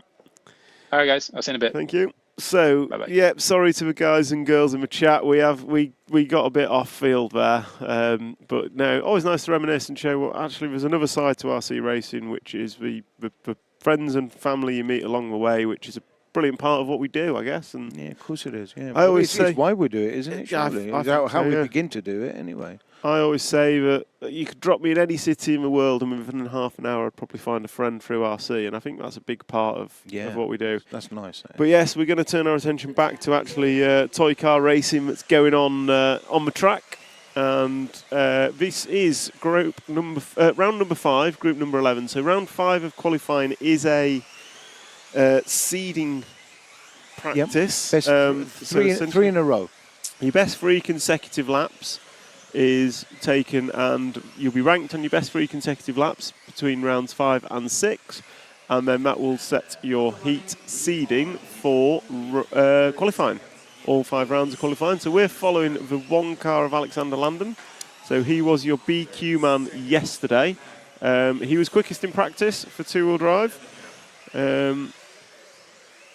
So yeah, Alexander Landon, quickest in 2-wheel drive practice, didn't have the luck in qualifying, just couldn't pull 5 minutes together, unfortunately. I spoke to him, and he felt it was just the odd little bobble, really. He didn't really make a significant error that cost him, the main A final. It was just a bobble. It was just as simple as that, really. And the problem is with this track, because it's so fast, it is a mistake is a bobble. Yes. It's a bobble is you've missed an apex and you've lost 3/4 tenths of a second. Yeah. And it doesn't just carry through one corner. You carry that missed line for maybe 2-3 corners, and it's and of course, if you have a bobble, it could be in between your best 3 laps. So that means you've got to start all over again. Yeah, You know, yeah. so you've got to get Especially in into practice, that. yeah. Yeah, so as a clarification of what obviously Tom and a lot of people do know, but some people that may be listening that don't know, is that it is 3 consecutive laps at any point of the 5-minute practice session. And you get 2 goes at that. So this is this is practice 6. This is practice 5. We've got practice 6 to go again. Yeah. And it's any 3 laps out of those 2 5-minute runs. So we could just jump to Hampersburg. He's on the left-hand side of a track crossing the line now. Green and white machine just crossed the line and comes over a double and crashes. That is what you call a commentator's curse. Yeah, you really done him in there. So Hampus was quickest after 3. So interestingly, Tony, yesterday, during practice for two-wheel drive, commentator's curse was reversed. Every time we put a camera on someone, they would lay down the fastest lap. No. Yeah. And then now it's back to normal. Now it's back to normal. That's probably because I'm up here. But Hampus was unfortunate yesterday. So Hampus was actually... So I was doing a lot, obviously, the grid issue. Meant that the ranking system was put onto TQ qualifying, which meant no one really knew the points. So I was rapidly up here doing points yesterday. Clicking my pen, which annoyed everyone online. They could hear that. They could hear my pen clicking. Can they hear you when you're eating the chocolate? I put myself on mute for that. So I'd worked out that Hampersburg had to run I think it was a 9.4 yesterday. To make the main. He needed a 19.33 average lap, and he opened up with a trio of 19.1s. Oh wow! And then he just got caught through the switchback. Yeah, and that's what that's what we're talking about. Disaster. Yeah. And then he needed to average 19.1, and he was like 19.2, 19.2, 19.2, 19.1, and then he had another mistake, and that was the end of his A final hopes. But he was quick yesterday, Hampus. Well, when you were talking about Alexander Landon, I mean, he's running second at the moment on best 3 consecutive laps, and he's going quite well. As is, Martin Bay is running well, and Tommy Hall from the UK, the current British champion, and of course past European champion. Of course, let's not forget that. He was, He won the two-wheel drive at the 2022 Robin Hood Euros. Yep. Me being with my ego leading my talent, I went into that thinking, I could beat Tommy Hall last time I raced him, should be no problem, and showed just how far RC's actually moved in the last 4 years. Very, very good. He's sort of being overtaken by some of the experts. Look, Martin Bay are running second at the moment. Yeah, Martin's... And I mean, I'm sure Martin wouldn't mind me saying so. He's not exactly a spring chicken. No, that car is... Martin's a multiple European champion across classes. Yes. Well, he's the designer of the X-Ray cars, of course. And, he clearly gets running time because he has to. But he's actually very, very good, very tidy. You never see his cars get drastically upset or anything like that. It's actually a great vantage point, this, Tom, because I'm just looking as they go towards the transponder loop. My goodness me, some people are really taking some risks through that sort of chicaney area that's been sort of, if you like, closed up a little bit since yesterday's two-wheel drive. It's very tight through there.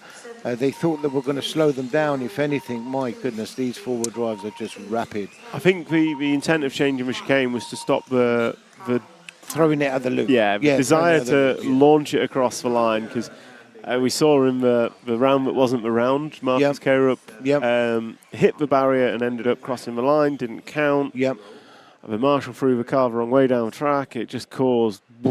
So they wanted to change the track to just discourage us from doing that.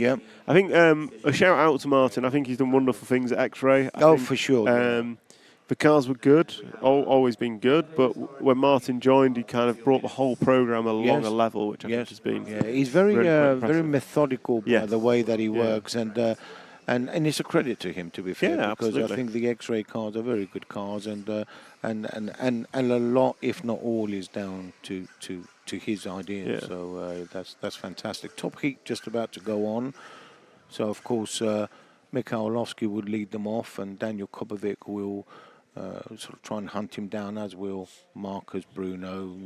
David Ronnefolk. He had a great Worlds, didn't he, in 8th. I don't know where he actually finished, but he looked on it right through qualifying in the 8th over in Spain. He looked fantastic, and of course we've got Una and Jessica Parsons. I mean, I don't know how much you've spoken about Jessica, but it's her club that is running the. It is the club, yeah. So her mum is. I don't know the ins and outs of it all. I think the Fairland club is more of an 8-scale club. Correct. Yeah. But because of how Swedish politics work, and I'm getting into a realm that I don't understand, so I apologise now for making up things that are wrong. But they have this sports year, and it kind of dots around cities, and they wanted to do. Malmo is the host this year of Sports Year. Oh, right. So the city has given out. The city's kind of helping support events and coming to the city. So the Fairland Club knew about this and wanted to bring an event to Malmo, and the event is for the 10th Electric Off-Road Worlds. So Fairland Club are ones that have hosted the event as such. Okay. And that's Jessica's mum, Jenny, who is looking after us. Yeah. She's brilliant. I had a long conversation with her yesterday. Lovely lady. So yeah, that's part and parcel of how we've ended up in a sports centre in the middle of Malmo for this year's Euros. Yeah. So we're going to start with Una Hattunen, because I think he was quickest last time. So the number 7 green and grey car on the second lane of traffic.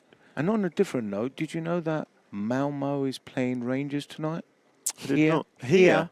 Oh. When I say here, I'm talking about... it's about 100 metres away. Not even 100 metres. What are you talking? You could throw stone at the stadium. Not with your old man out, you couldn't tone. And just so you know, they're shutting the doors at 6 o'clock. So, These doors? Yeah, they're shutting our doors at 6 o'clock, yeah.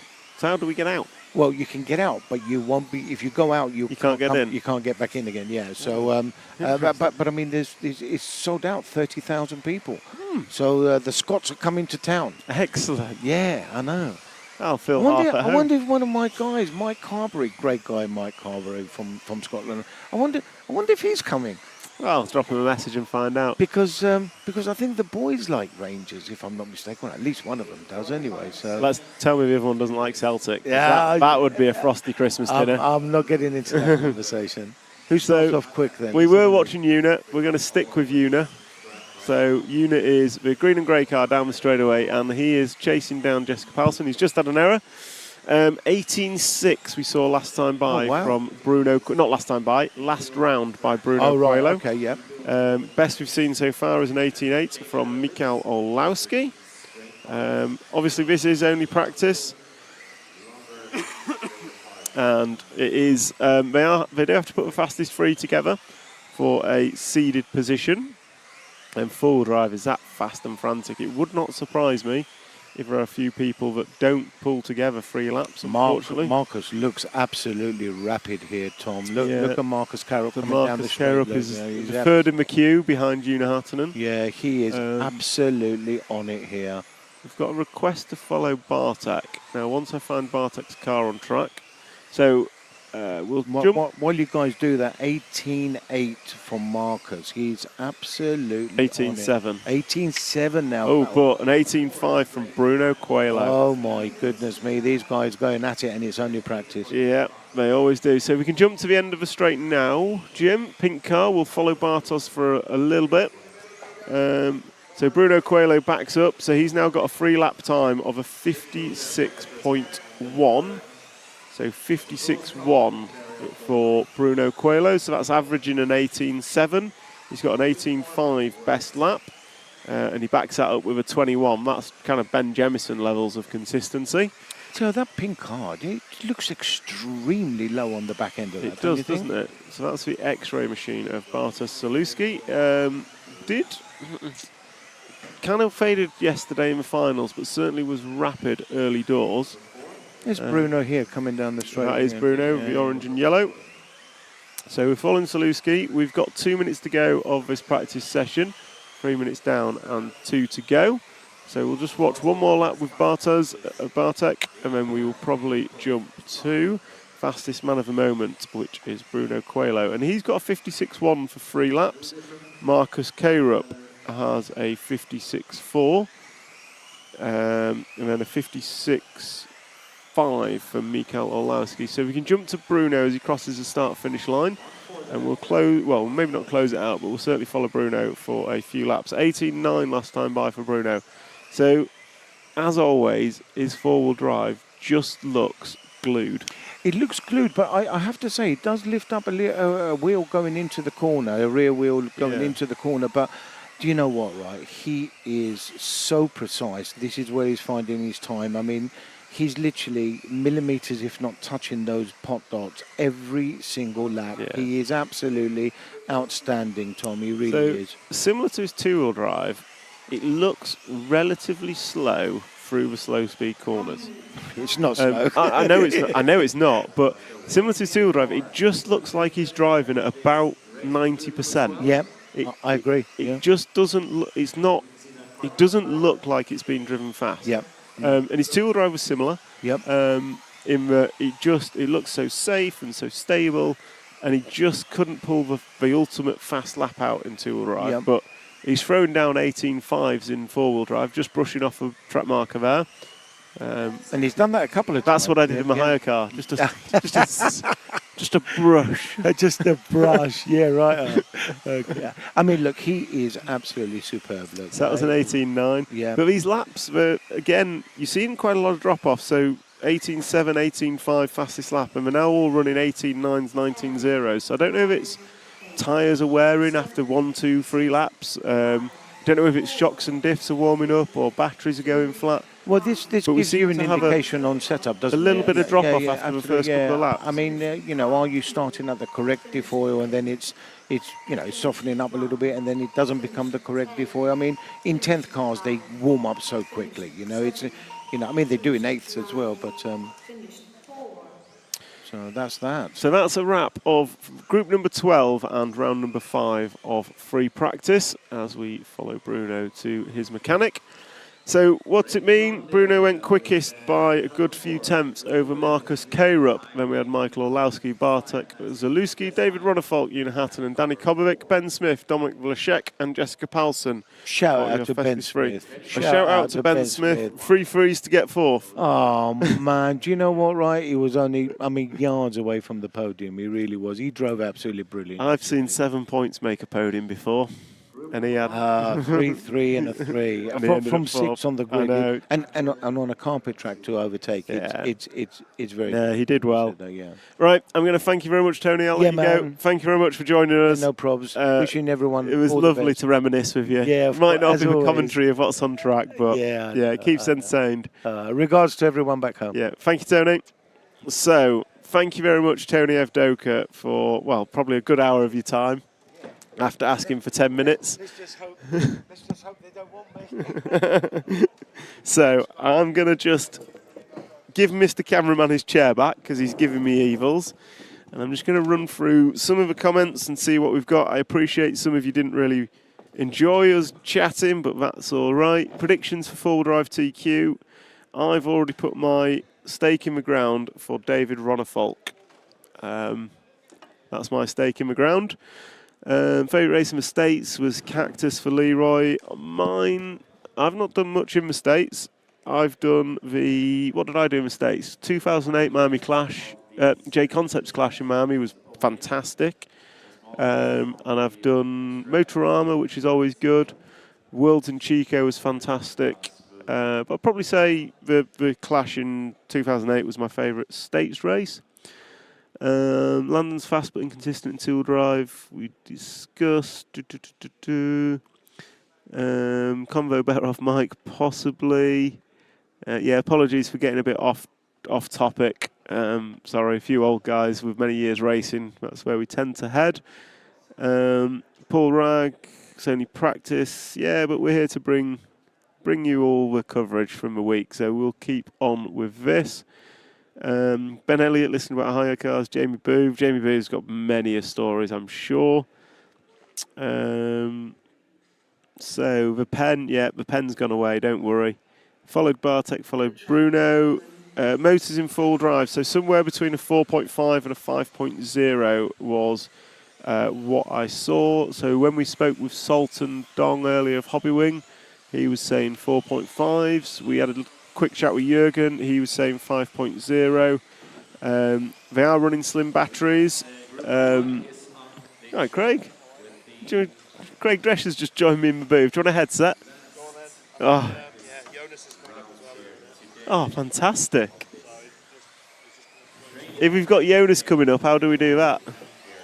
Can we do a third headset, Mr. Tech Guy?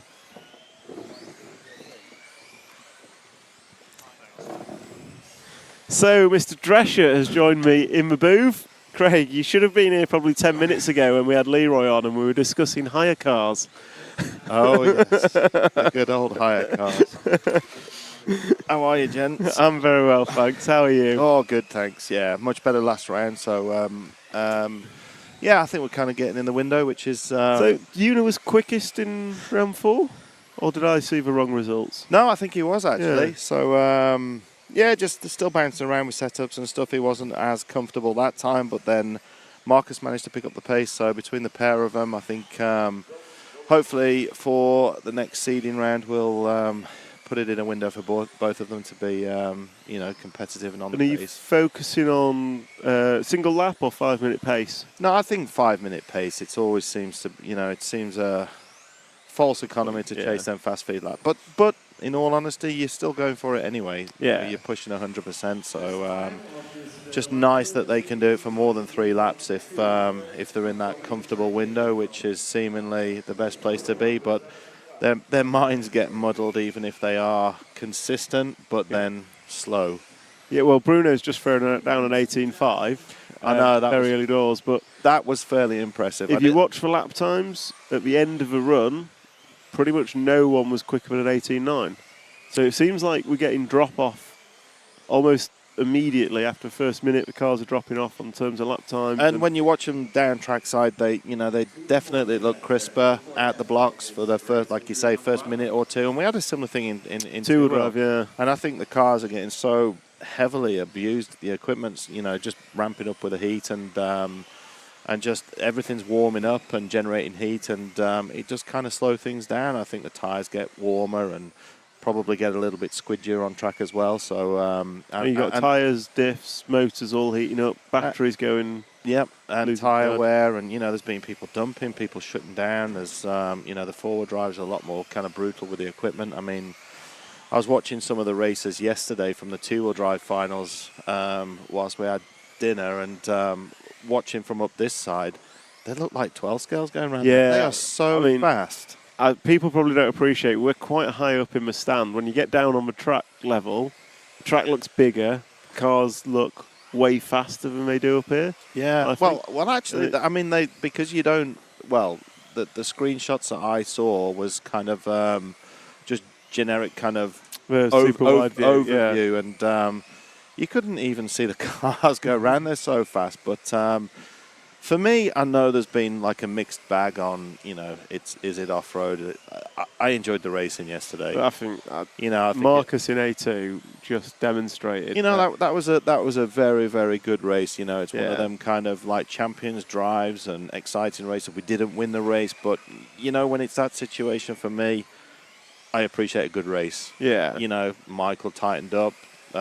Marcus was threw everything at it. Got his hooks into him, and you know, made it a grandstand finish. So you know, he made it work. It's Battle of Two Champions. Yeah, it made it work really for it. And Marcus was a little bit disappointed that he couldn't get on the pace earlier. Needed really to be second on the grid. I think we spoke early in the day and said if it was Orlowski pole and Kobovic in second, then it was very likely to be an Orlowski win. Because Michael, once he gets a gap, and it doesn't need to be a big gap, he just gets into his groove and seems to manage a race really well. A bit like Reinhard. There was a time when he kind of choked a little bit early doors, you know, but I think, and I say this to everybody, you know, for me, he's one of the best world-class drivers out there now, so I'm not taking anything away from him there. And I think what has happened is he's had a hard school and a hard school of knocks for a good number of years. He was a bridesmaid for many years, and he's come up in a hard era of RC. Yeah, and you've got the Brunos, you've got the Reinhardts with the on Leroy, Neil. It's and he's doing the whole mixed bag stuff now. So he's learnt the hard way, and he's kept his head high. He's worked hard, and I think that hard graft and then painful losses what made him stronger today. Yeah. So, for me, he's a consummate professional. How he keeps that motivation high, I don't know. I'm guessing it's from winning and doing well. Yeah. And also mixing the classes up can keep you kind of motivated. I've been there myself. You get ground down by just doing one class, especially if it's not working right for you. So if you can mix it up with a class that is, it keeps your confidence high, and it's stick time, wheel time. You're kind of on top of what you're doing. So Marcus, like I say, was a little bit disappointed. But that's good. That's a good thing, though. You don't want your driver to be happy at coming second. Yeah, but you have to. You're here to win. You have to kind of also manage it. Look at it in its in its context. And he's a 16-year-old kid that's going to school.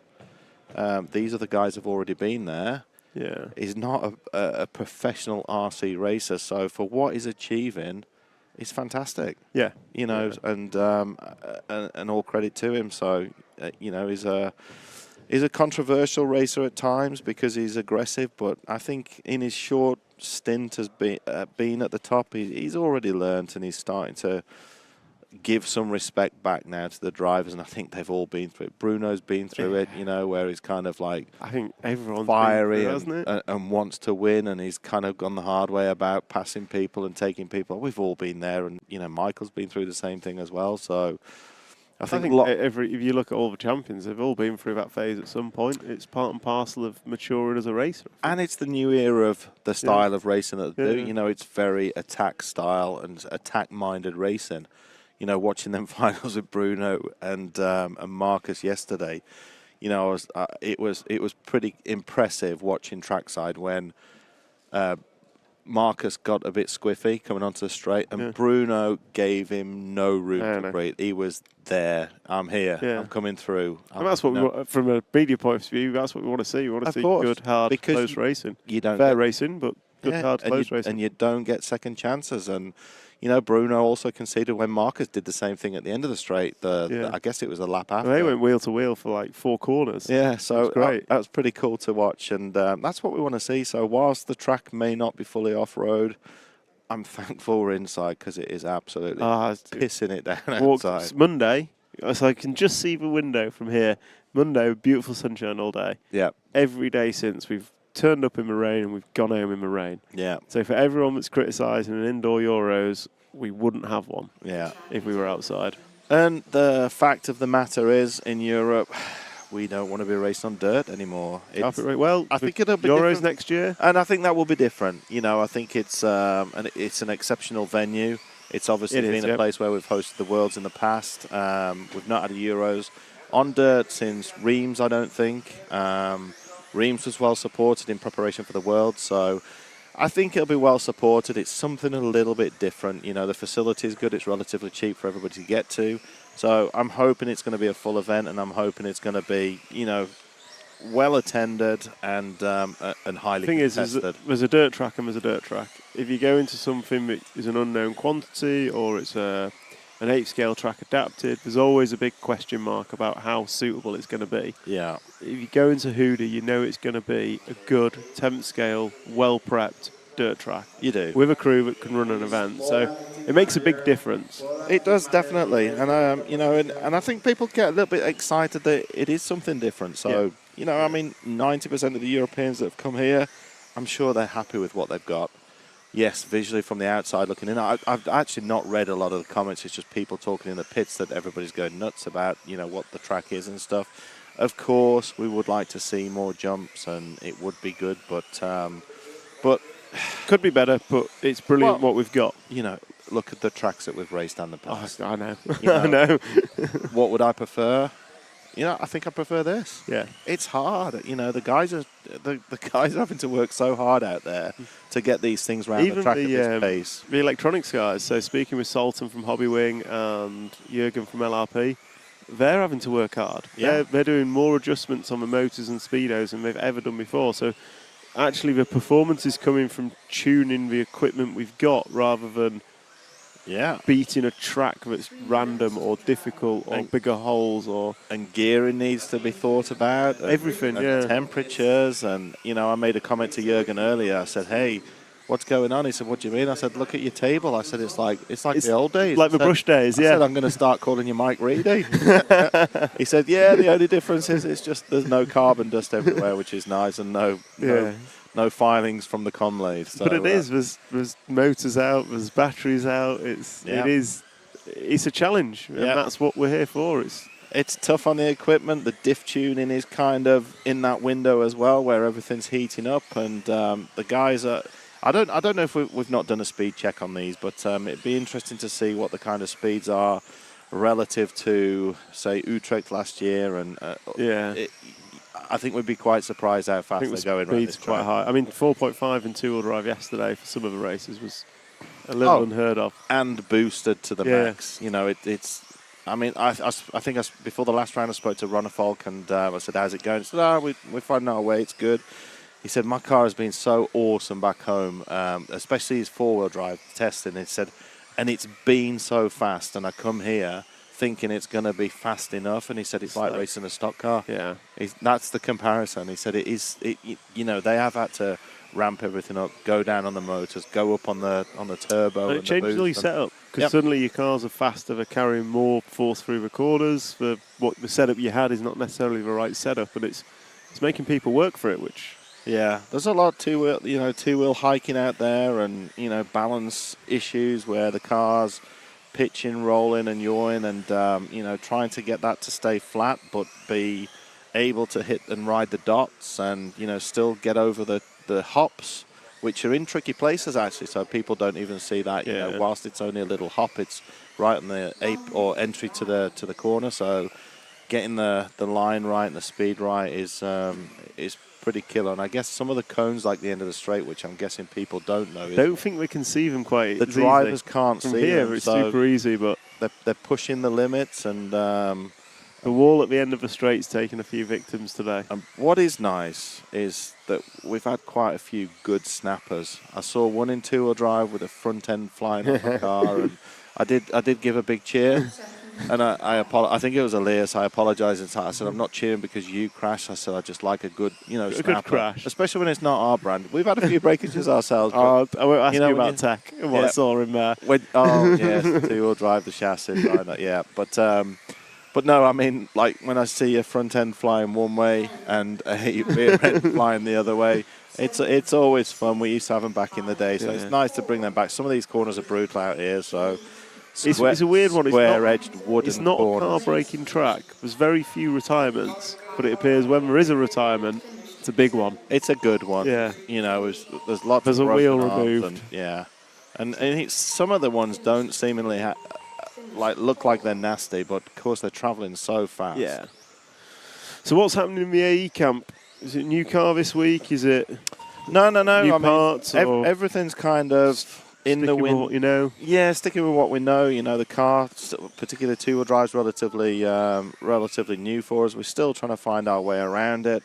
We got caught out not reading the track and what it was giving us early doors in two-wheel drive, and it seemingly shifted, throughout the day. When we thought we had a handle on it, the track changed. Our setup window at the minute's quite narrow, so when the track does change, and we don't adapt with it, we kind of get caught out with the setup. So I think it come to you a bit in the finals. Yeah, I think traction came down, and our car seemingly works a little bit better at the moment, whilst it's slightly lower traction, which is a little bit confusing at times, because obviously with the 5-gear transmission the motor's more forward, so you'd think the opposite. But, this kind of throws a few spanners at us and a few questions that we haven't still got to grips with. So the track did come to us, we made some changes, and Marcus also admitted that his first run was bad. Yuna's first run was bad for the finals. The warm-up actually wasn't great. There was lots of oil on the track, so so our car didn't react well to that, whereas some of them didn't seemingly get as affected. Yeah.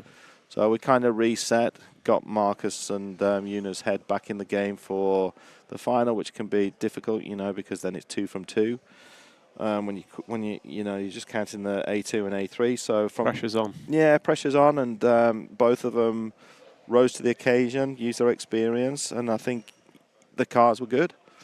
So, there's a lot of people out there, even from our own camp, saying, the cars don't look as good as the Schumacher car and all that kind of stuff. If Marcus had been starting second on the grid, I think we'd have been in for a full knew 5-minute ding-dong battle, because the way Marcus was driving in both the last two finals, he had a car underneath him that could have won that event.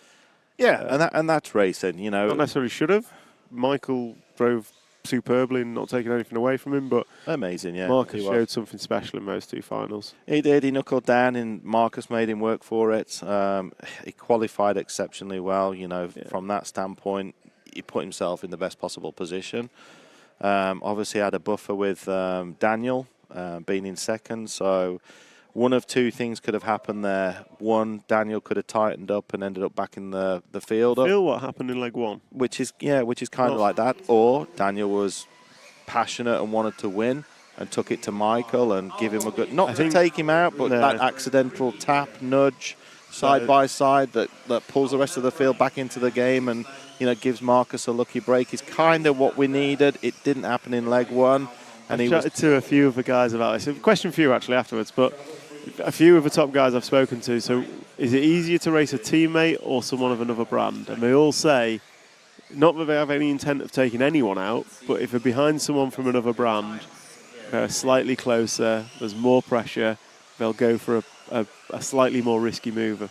And would you agree? Yeah, and I would do. There's more passion and desire to want to pass them. It's like get up there. So, it's actually really hard to race against your teammate and race against them close. And what usually happens is you end up taking them out unintentionally. But I think, at this level, we all go ooh and ah when there's a takeout.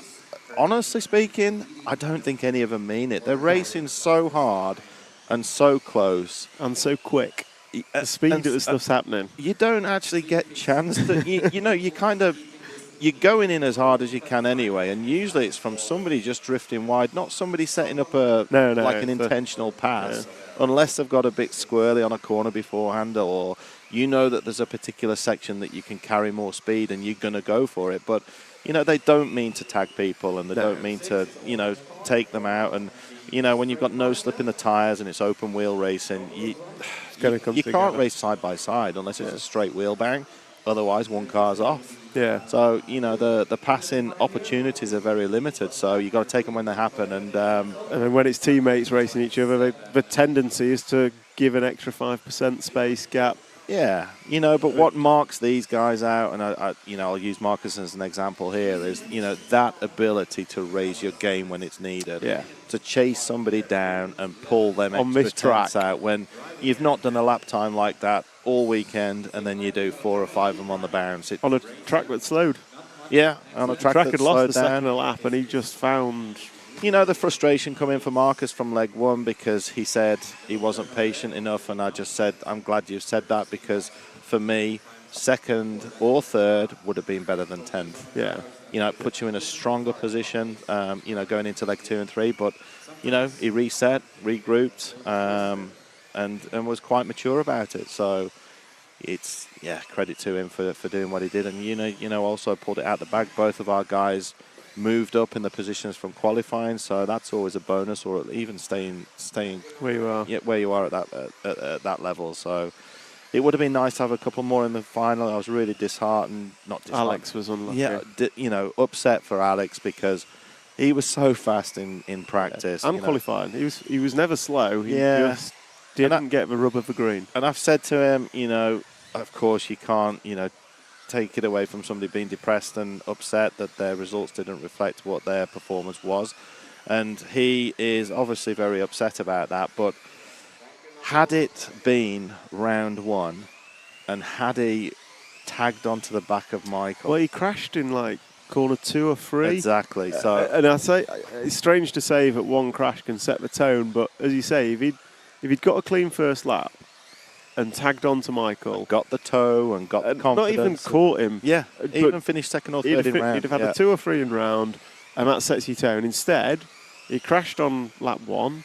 He was last off the grid, and he ended up out of sequence for the rest of the week. And it sounds weird to say that one one crash can dictate it, but it's that recovering from that one error it sets a chain of events. It does set the chain of events and sets the stall out for the actual event. So breaking that cycle, and then of course he had I can't remember what happened in Ryan 2 now, but he had a very similar thing where he was kind of running top 5 in the run and had a little mistake, a silly mistake. Every double bounce he double bounced the wrong way. Onto his roof, yeah, or facing nice. You see some of them, they'll double bounce and end up on the apex the right way, and he didn't have the rubber for green. And it just snowballed from there, and then of course he questioned his setup. You know, is it that? And then of course the track changed slightly, so his pace actually did disappear for a while, and so then he had to dig in and work back. He was unlucky in round 3 when that was cancelled. Yeah. He was then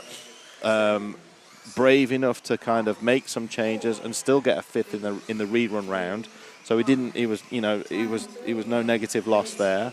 But then he had a few, I think, like unfortunate hold-ups in the 5th round, which actually cost him probably a second, maybe more. But that, even if it had cost him 5/10, that 5/10 on a 10 split was probably something like four or 5 places, yeah, which would have put him back up into the 5th and would have put him into the A final, and would have put him actually, in a really good starting position. A similar thing for Una actually in the last round, where I think Una had a slipper come undone in one round. He then got, I didn't realise, but he did get disqualified in one run. Also, yeah. I think you mentioned it to me, and I said, no, his slipper was loose. So I was speaking to Mika about that, and I think there was miscommunication. Well, it was referee faux pas. Yeah, I guess I guess miscommunication. Yes, I'd say referee faux pas because I think it was involving Daniel Kobovic, and Daniel said, "I knew you needed a good run." He'd messed up,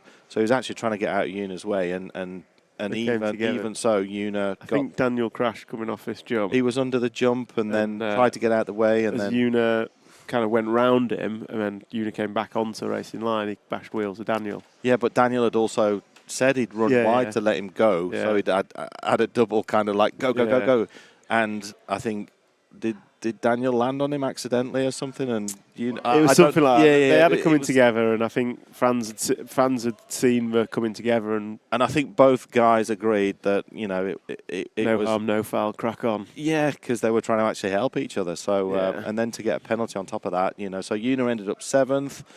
Could have potentially been 4th on the grid, and then of course the complex of the race is totally different again. Then he might have had a little bit more breathing space to attack if Una could have held station and held off the X-ray guys a little bit more, just to the ebb and flow of the race. It's amazing how these little tiny innocuous things change the whole outcome. Complex of the potentially change. Nothing's to say that Marcus could have started second and Orlowski could have run away with it still.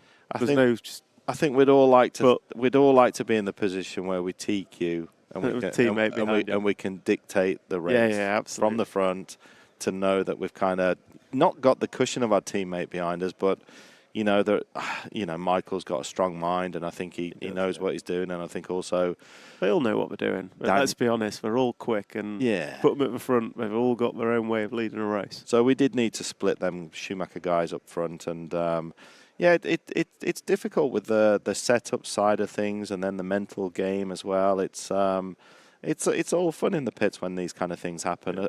Providing you're in the mix, it's kind of nice. So dare I say the same challenge in full drive with splitting the X-rays at the front? Yeah, I think forward drive at this moment in time seems to be a lot closer. So I think it's going to be, it's going to be a mix of anyone. Or any one of the brands that can do well. Michael's always strong. Bruno's exceptionally good in 4-wheel drive. I think Marcus really likes 4-wheel drive. I think Alex can also do well in 4-wheel drive if he can get over the mistakes. And Una's shown good pace. David's quick. Una's a builder. He kind of like. I like the fact that Una kind of never really gives in, always just gets his head down and works, does his own thing, believes in what he knows from his experience in the past, and kind of works things out. And his pace looks pretty good. He seems fairly confident. He's still trying a few different things. So, for me, he's going to be more in the mix in four-wheel drive than he actually was in two-wheel drive, I think. But it's he was there or thereabouts in two-wheel. And it's also tight to margins are closer, I think, also in four-wheel drive, if that's even possible. It's so fast. So it's you're going to be, well, we'll see. But four-wheel drive is going to be. I'm looking forward to it. Yeah. And I tell you what, sitting behind a microphone is far more enjoyable than sitting behind a radio. There's a lot less pressure. Oh, yeah. And there's some deadly corners out there, so there's going to be some make or break moves that go on, and probably some make or break parts and cars. The landings into the corners, the full drives don't land quite as nicely as two-wheel drive. No, front wheels. And Matt, the chicane front race control now looks a bit awkward. If you over push on the first one, you're just losing time, so much time. So where's the passing area in four-wheel? End of the straight? End of the straight is going to be some. I think both of these single rollers on the right-hand side of the track and coming onto the straight. Yeah, hitting it too fast and kind of just jumping slightly wide or getting the nice nose line, bounce. The nice line is to come wide and you've got more rotation on the car before you land. Yep. Obviously, if someone gets up the inside of you and parks it, then you've got to go around them. Use the face of the upslope to scrub the speed. And They So- look actually quite tricky to get right. I've seen quite a few people struggling with these two rollers in the 180s. Yeah, so, no, it's all good fun. I, for one, am looking forward to getting racing with them. Yeah. So, tell me about the iconic scene. You seem to be big into your vintage now.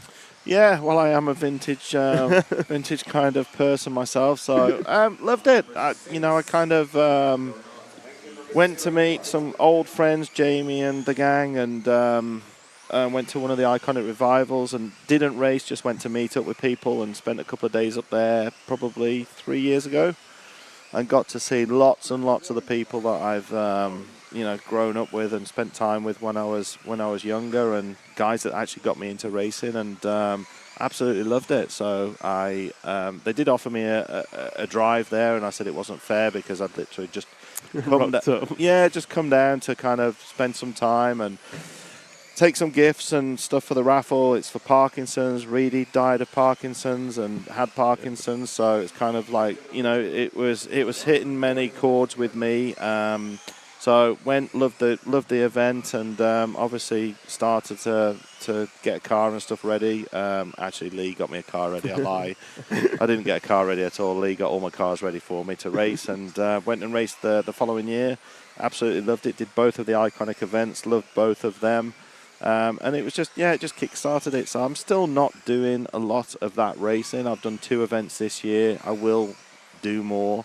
It's tough because you still want to be competitive when you're on the racetrack, and you never lose that spirit, do you? You don't, But the good thing about the iconic stuff is, the pit side of things is very social. The racing is only 40 or 50% of the actual event. The social side is, big part. Is a huge part of it. A lot of people camping and doing the usual stuff, and it is very much like it used to be. There's not too much you can change on the cars.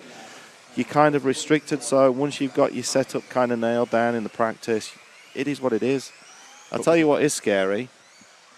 Going into a qualifying run when it's a brand new track with 1 lap warm-up, that gets your heart racing. That's more fun. Yeah, it definitely gets you on your toes, and I like it. I think it's it's another dimension. Is that what should we do at the Euros? Scrap all the practice and just straight into qualifying. I don't think them guys would appreciate that at all. It'd be good fun to watch. But I think like the BRCA Championship kind of lends itself to that style of racing. We are on a fresh track. We get 6 minutes practice, 2 3-minute runs, and you're into your first qualifier. And it's so you have I think that's always me. I always think, looking at Euros and stuff, the Brits are always quick out the block. Yes, exactly. Because we're very adaptable. But that tuning the car to the perfect 10th degree, we sometimes fall out. Back out. We do fall short. We just go into racing and it's like, right, we're racing. Yeah. We don't have time to change everything. We've got to get it there or thereabouts and go. Yeah, nailing down them details is kind of, and I see that. So I've seen that so much in the past with like Neil and the EOSs when he dropped in to do the EOSs for a couple of seasons. He'd always be one of the fastest guys, first or second round of practice, and he got into the habit of being a little bit scared to change the car because it was good then, and I was like, people are catching you, people are closing the gap. I think he had one at Dawn where he TQ'd, And I said, your car doesn't look like a good race car. It's kind of on the nose. It's point and squirt. It's great, fast. You've got to be more precise than everybody else. And then come at the finals, he had people swamping him, and it was hard for him to hold on to. And he hadn't adapted, or it's what he's used to. Yeah. So he always preferred the shorter events and always kind of got bogged down in the details with the longer events. So he was a racer, not a tuner and practicer. So whereas I think somebody like Lee was always a little bit more into the details. I wouldn't say less ability, but he needed that car. He couldn't hustle as much as Neil, but he could dial a car better than Neil. So it's like the old Kinwald and Pavidas days as well. Yeah, you always see it. Yeah, so it's fun these days to see these guys going at it, but the attention to detail now and the level of practice that these people do is just it's pretty extreme, to be honest. I mean, I was one of those when I was working with Schumacher. The amount of running I did was a lot, but even now they've taken it. I feel like I took it on a step in the UK. Yeah, I feel like they've taken it on a further step, and I'd agree with that. It's difficult for these guys to compete, and if you've got the facilities and stuff to do it, then you're at a huge advantage. And why wouldn't you? If you've got the facilities, and more power to you. Yeah. So I guess guys like Marcus and stuff struggle with that. They've not really got many places to go and practice. They've not really got many opportunities to do that. They don't also have the volume and depth of races that we have, in mainland Europe. So they struggle. Well, I say they struggle to compete. They compete exceptionally well, considering what they've got and where they're at. So Marcus is probably another one that's probably got more raw talent than like setup ability. Yeah, they bounce around a lot with the setups. It's not really a kind of regimented process. It's a little bit of, well, this is what we did last time when the car was good, even though it's a different venue. So they do have their book of setups and kind of go, let's go for this setup. Let's try MKGP setup. Yeah. So until they get somewhere close, nail it down, and then once they get comfortable, but it can be a bit tricky to get to that comfort zone. Yeah. So who's your money on for four-wheel? I've nailed my flag to the pole for David Ronnefolk. Oh, really? Yeah. Who's going to win it from your side? Who does Craig Drescher think's going to win? And I know it's unfair because you've got 2-3 guys that could win it. Yeah. And you can't say associated. No. I'll be honest with my appraisal of who I think can win. I got two-wheel drive right. You did. It's a really tough guess that was. I think it's almost impossible to look past Bruno. Yeah, I was just trying not to go for the obvious. Yeah, that's why I went Ronnefolk. So yeah, Ronnefolk, he's due a win, isn't he? He's actually won 3 Euros. I know, but he's due one. Yeah. It's been a while since he's won one. Yeah. When was the last time? Reims, 2019. maybe? So that was that Reims? I think it was. So 2019, he got the double as well, didn't he? Yeah. So, but we had 2019 was Pinarolo. Davide took two-wheel drive. David took four-wheel drive. Year before was Reims when David did the double. Okay, so there's his 3 in off-road. Yeah. So I think, I don't know, if you look at it realistically, you've got David, you've got Bruno from X-Ray, you've got Michael and Daniel from Schumacher. Yep. You've got your 3 guys, Marcus and Alex. I don't think you can discount Alexander if he hooks it up and he's got the 1 lap pace, so I don't think you can discount him. So for me, there's 7 names there. Your Neumann, he can win it if he's got a car underneath him. As a driver, he can win a Euros. I'm not sure about the S-Works car. I've not seen his name pop up in the practicing yet. Yeah. But you've got at least 7 there that have a car underneath them and the speed to win it. Yeah, I agree. It's impossible to pick one, I think. Outsiders? Ooh, I don't know if there are any. I mean, one Bartek? Maybe, yeah. Go on, who's your outsider? I don't know. I just, I love what I saw from Ben Smith. Yeah. It was so nice to see. The little man do well in 2-wheel, and actually I thought his car looked the best of all of them in the final. I got to be honest. I don't know if he's got 4-drive dialed in enough. But right. Possibly. Yeah, maybe. We'll see.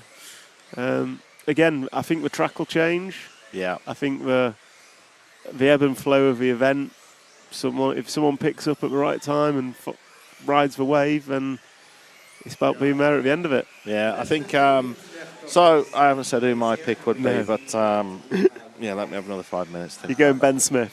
No, I think like Ben probably not for four-wheel drive, as not a win, but a good performer. Yeah.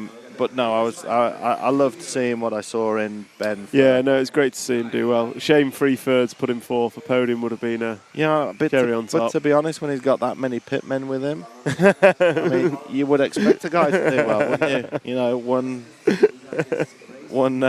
gluing his tyres, one putting his battery in. Hey, I've seen Neil have just as many. Yeah. BRCA chairman's here to represent. You've got Eugene, the timekeeper, here representing Ben. Has he got any more people here? Trish is here as well. Oh, Trish is here, working for Ben. So it's and his dad. Who's that? Big Si's here, isn't he? No. Big Si's not here. I think that's why he's got. I'd have made the podium if Big Si was here. Well, of course. Well, he did one. We missed Simon, so it's. Yeah, but the boy did good, which was great to see. The boy did do good. He did do good. So it's So go on, who's going to win? I don't know, but answer me this question. Why are the Brits struggling so much at European events these days? I don't know. Genuinely don't know. Is it the quality or the depth of field? Is it the tracks that we're racing on? I just think Europe's got better. Yeah. So back in the day, if I go to the late 2000s at Euros, if I was 7th Brit, I was in the main. Yeah. You had Hupo, Peter and Jorn. Yeah. And you had 7 places for a Brit. Whereas now, that's just not the case, is it? No. And you look at it, the Norwegian team's bigger, the Swiss team's bigger. There's an Estonian team. I've never seen an Estonian team at Euros. Yeah. So I think Europe has got better. Yeah, and you know what as well, like having somebody like Michael from Poland that we've never really had a Polish racer do well and represent the country. He brings the whole talent level of the country up. But the whole of Eastern Europe has kind of got on the back of that, so it's brilliant to see. Yeah. Obviously you've got X-Ray based in that kind of area of Europe that's a manufacturer. Obviously Schumacher is a European manufacturer. S-Works as a kind of hub for development and manufacturing, I guess, in a way. Who else? Anybody else I've missed out there? Don't think so. So, and they're dedicated. They put the effort in. They put the money and the time in, and they have strove to improve. And they have improved. Yeah, and it shows. It's like long gone are the days where the Americans dominate everything. You'd say Japan's fallen by the wayside a little bit. Yeah. And the Asian side, no longer Haras and Surikans and Masamis and Matsukuras and all them guys. So, the Europeans have definitely stepped up the game. It started in touring, didn't it? I mean, obviously with the Reinhard and era and Bruno and them guys coming in. But even if you look at 8 scale, the Italians and Spanish are something else. Yep, so raise the game. And, the funny side of that is we always thought the Americans had the amazing tracks, which I think they did back then. But you look at the Europeans, like particularly for 8 scale and stuff now, they're amazing. Some of these European tracks. It's not just a track, it's a facility. It's everything that goes with it.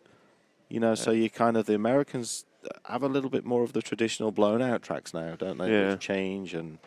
you need to be adaptive, and I do quite like that. Not when it's too blown out, but, when there's a little bit more thinking involved in it. But a little more battling the track rather than battling the car. Yeah, I think I guess the Americans, I haven't seen online stuff, but I guess the Americans moaned about the world's track because it's so different to what they used to. But, it's never any different to when...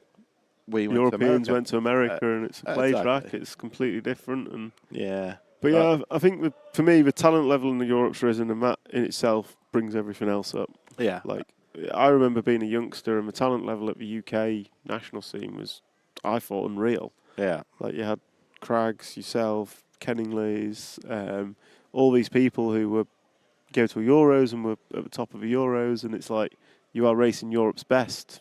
I remember doing Northeast regionals, and you've got Crag, Bradders, Kenningley, and it's like these three have just come back from the A final of Euros, and they're the ones you're racing at a regional race. So yeah, and now the likes of that, Michael will go home and he's a European champion, and the guys are all racing him and learning from him. And yeah, exactly. And I guess similar with Marcus in Denmark, it pulls the whole level up. The other difference is as well, we used to, as champions, we used to still do club racing, which we don't see so much these days now, and it's a real shame because these private tests that take place and the days and days of testing that guys do at the track by themselves, it's not racing. Is all sacrificial to club racing. Yeah, it's what do you do? 5 runs on a club night or a club day, 6 runs, or 20 runs on a private test day with your teammates. So it's all kind of detrimental, and of course, like you say, we were schooled on actual racing. Yeah. And actually even straight line starts, which made us even better racers back then. So you probably didn't even have straight. I remember straight line starts. So and like when I was younger, similar to what you say, we would be a British team that we probably had one of 7 or 8 guys that actually could make World's A final. Yeah. So it was tough, and it was hard. You can only race against what you've got, can't you? Absolutely, yeah. So I just do question why our guys are struggling a little bit compared to what we used to, and how we can kind of get that back in the window. Is it because we don't have as many international races where everybody's getting together? Because there are so many races going on. They only get together once a year, twice a year. I don't know. It feels like there's a lot of races, but there's a lot of races going on, but it's at the talent level at those races, and I think one of the things when I was a youngster, the variety of tracks made you adaptable. Yes. You were going into we know how to adapt to something, and we know how to make it work. We've got a whole logbook of experience that you could use. Yeah. Whereas I think if we go to, like, most of our winter series are all the same carpet, the same sort of track, doing the same sort of thing. There's not a lot of variety. Not a lot of variety. So you learn how to do one thing really well, but when you go to Europe and it's not that one thing, like this track's much bigger and faster, okay, well, we don't actually know how to work on a fast track. Possibly. I don't know. Yeah, I think you're right. And, there's probably some of these guys that have never driven on anything but carpet or Astro. Yeah. Probably some of them that's never even driven on Astro. They literally are carpet races. Yeah, because obviously it's all they've got. The Northern Hemisphere and the Scandi countries, they have like such division in the classes. 8 no 10 scale through the summer, all 8 scale, and all 10 scale through the winter on carpet indoors. So it's they can only race where they can race with what's offered in their country. So it's a very clear divide because of the weather. Yeah. As to the classes at the race. So it's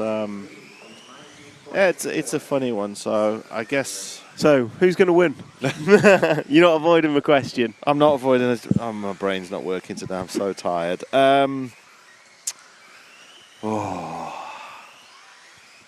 All right, I'm gonna back my horse. I'm gonna go Marcus. All right, he got second in 2-wheel. It's time for him and Michael to swap again. Yeah. There we go. I'd say that'd be fair enough. Well, I did say to Marcus at dinner last night. I said, you know what? I said, Michael deserves that because he gave. Because you on at Utrecht. Yeah, he gave you the win at Utrecht. So you deserve to give him one back. So. Yeah, I think these two are going to do battle for a good few years. Many years, yeah. I would have liked to actually seen Kobovic get one. I like the kid. I talent spotted him when he was younger. Of course, he switched brands, which you don't like, but still kind of hold it against them. No, you still hold a little flame in your heart for them guys, and wish them all the best. So. He's done well. They're a nice family, and I would have liked to have seen him win. Yeah, I think a new winner is always liked.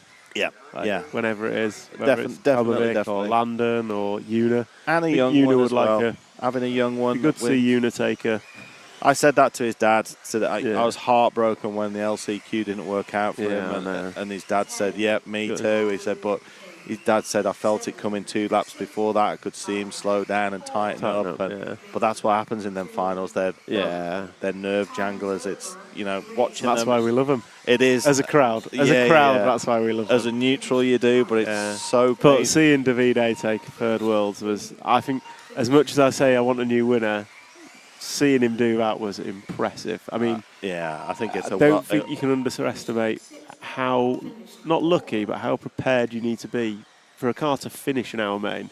Never mind 3 of them in a row at world level at the front. Yeah, and he is a consummate professional. I mean, what gets me with Davide is his mind.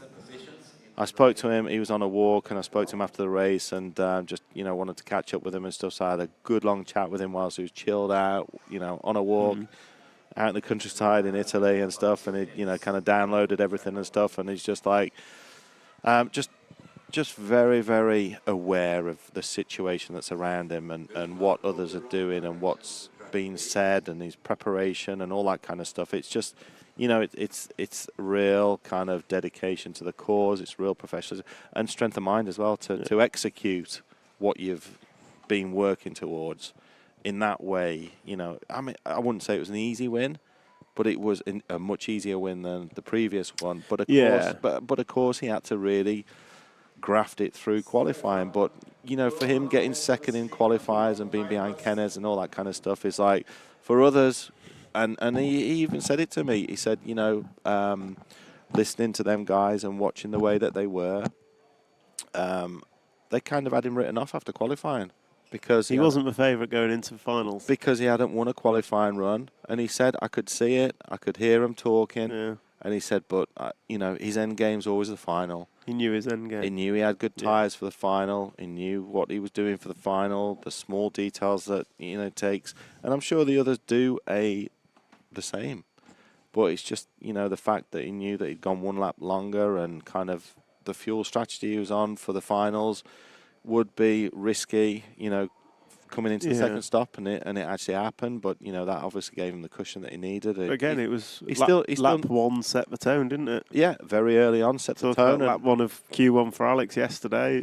Lap 1 of that final was, and he still made the error and. He still needed to execute, and went ahead and did so. But yeah, man, that takes some doing. I mean, we were rooming together in an Airbnb at the Worlds in Arizona. So there was 10th Worlds this one, 10 scale Worlds this one, and again, same thing. He's a pretty open book. He's very meticulous with his preparation. He's got Nuno on the tools as well, who's even more meticulous with his preparation. To the point of being ridiculous. Every box has its box, every tool has its box, and every screw has its box in its place in a box. And it's actually amazing to see. That the time spent with the equipment and preparation for that. But everything all there. part of the results. That it is. It's a slick operation. That's what I'd say. And of course, you need things to go your way and materials and equipment not to fail. And when it doesn't, it well deserved. Yeah. You can't say any more than that. No. And the kid is. A kid still. Well, he's still a kid, of course, but he's pretty chilled in his approach to it as well, which is nice. And 10 scale for him's a kind of little bonus, and he enjoys doing it. He was given a platform that worked well for him. He then tuned it more so for himself. I wish a little bonus was winning a Worlds for me. That'd be something. Yeah. Don't we all? I mean, to get one is a lifelong ambition to now have 4 at his ripe young age. Yeah. Do you think any of the guys this day and age can challenge the records of people like Masami and Kalari? And I don't see it. There's just, I don't know, I think... So Ongaro's got 4. How many can he get? How many will he get? But he's not... 6 is a good number. Yeah. I mean, that's record breaking in itself. You look at Masami and the professionalism he brought to the sport at a time... It was so many levels above what others were doing. Well, it's what they're doing now. Yeah. And he was doing it across multiple similar classes. Yeah. Like, Davide is an 8th off-road specialist. I think it's fair to say. Oh, yeah. But there's only one class in that. Yeah. Whereas when you're on an on-road electric specialist, you had 12th, you had 10th pan, and you had touring car. Yeah. I know Masami never won touring car, but you've got more classes to go at. Similar with he did win touring. No, not Oh, no, he 10th didn't. touring. Surakarm won in South Africa. Yeah. 10th off-road, you've got two-wheel drive and four-wheel drive. Yeah. I mean, I think for me, I'd love to see Davide do a 10th on-road and see what he could do. Because that would be the true multi-class, multi-discipline. It would be, but he needs to fall into the brand that has obviously, competitive package where he kind of. But that would be the transition, just to see just how good he is. Because you look at the likes of Bruno, Reinhard, Hara. Yeah. They're on road, they're off road, Yeah. and I don't think there's anything to say Davide couldn't do on road. As you say, you need a competitive package and the right platform. And yeah, for me and the on-roaders will probably slate me for saying this, but I think the transition is always far easier from off-road to on-road than it is from on-road to off-road. Yeah, I guess I've got some experience with that. But for me, if you can drive an on-road car as well as he does, off-road car as well as he does, then the transition to on-road is much, much easier. And but I think, given a platform that works, he could compete with it. If he could do a 10th on-road Worlds, I think, any on-road, to be fair, but that would cross on-road, off-road, nitro electric. Yeah. You'd struggle to look past him as genuinely the best multi-class, multi-discipline racer we've had. So what's harder to win? Are we saying 8 scale off-road is one of the hardest classes? I think it's got to be. It's not just racing. Is it fair to compare them? It's all different disciplines, but if you look at 8th off-road, not only have you got to beat the other drivers, you've got to beat an hour-long main, you've got to beat failure of equipment. So is an 8 scale Worlds off-road worth 2? Now we're starting. Yeah, I always say to Neil, a Worlds is worth €10, so he's got me beat hands down on that one. So, Would you swap all your euros for a Worlds? No, I wouldn't. So it's not worth 9. Is it? No, 11. 11. 11. Yeah. Oh yeah. So, but I wouldn't. Maybe. No, I don't think I would. I enjoyed what I did. Yeah. I've got no regrets. Could I have put more effort in when I was younger? We didn't back then, so it was like I'd have been doing. Well, it's like Masami put the Masami is a standout. If you look at F1, the way Michael Schumacher changed the approach to F1, there's always someone that'll come along and will raise the bar, and you can arguably say Orlowski's done it in what he's doing, in the amount of practice he does, the amount of testing he does. He's a level above what the generation before him did. So who's one of the young guys that's up and coming, that's got a world's title in them? I think Marcus must have. Marcus does. I think Marcus does. It depends how his life pans out. He's still only young. Kobovic? I think so, yeah. I think Kobovic could. Yep. I think we've yet to see the best of Daniel. Yeah. He's never quite settled, it feels like. Yeah. He's another one that's had kind of like a young, kind of hard learning process that's gone on. Yeah. Well, he's in a good generation, isn't he? Yeah, he is now. And he's sat with one of the best out there to kind of learn and suck all that knowledge in. And, I think Trish is good for them guys as well. Yeah. Is this, what's happening? This is 7's finished, 8's going up. I'm going to have to nip down, have a quick break. Okay. So, you staying on? No, I'm going to take and see what your team's doing. I'm going to come with you. It's the last run of today. We've got team photo, and then we're out of here, and I'm going to watch Malmo against Rangers. Have you got tickets? Yeah. Sellout crowd, apparently. Yep. So we're sat in with all the Malmo supporters. Oh, fantastic. So I'm going to be cheering on Rangers. Put your Scottish accent on. Yeah. So. All right. Well, thanks for joining us, Craig. It's been a pleasure. You, Tom. Thank you, everybody. And I'll be back in just a moment. Okay. Thanks, for guys. the rest of practice. Cheers, Craig. Thank you very much. Ciao.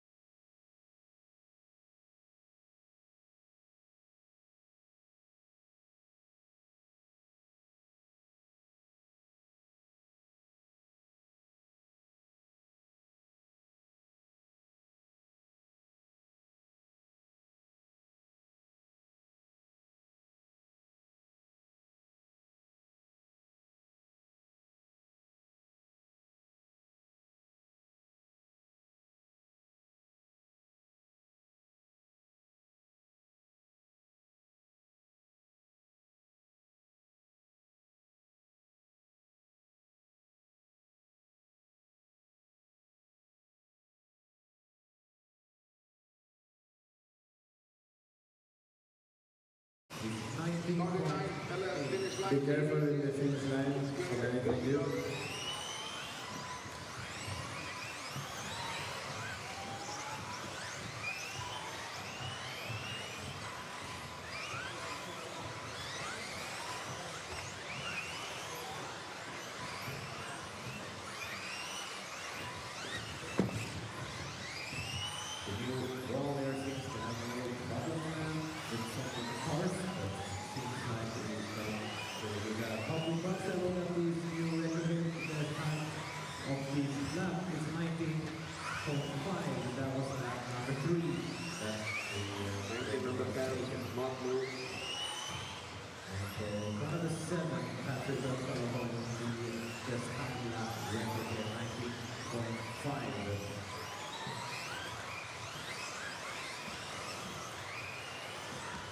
We still got 3:15 left. 3 minutes and 15 seconds.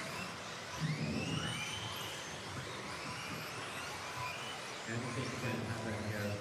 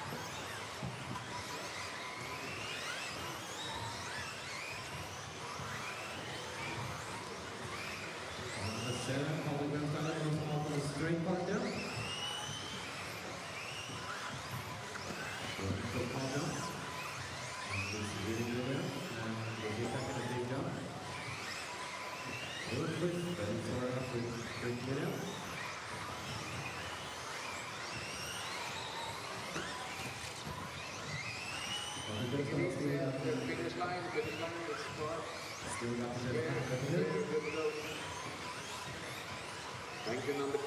Thank you.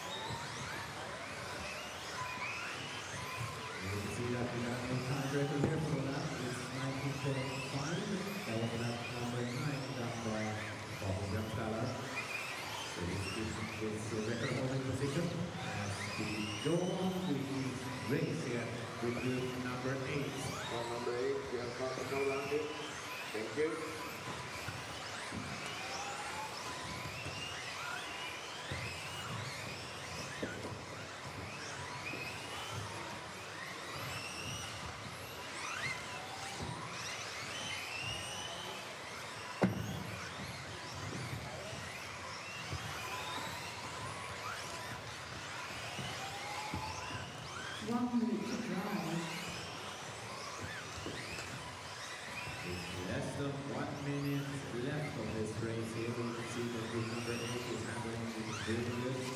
And he's driving. Thank you, number 2. Pretty calm and easy driving. And we can see on top of the column. It's the car number 7.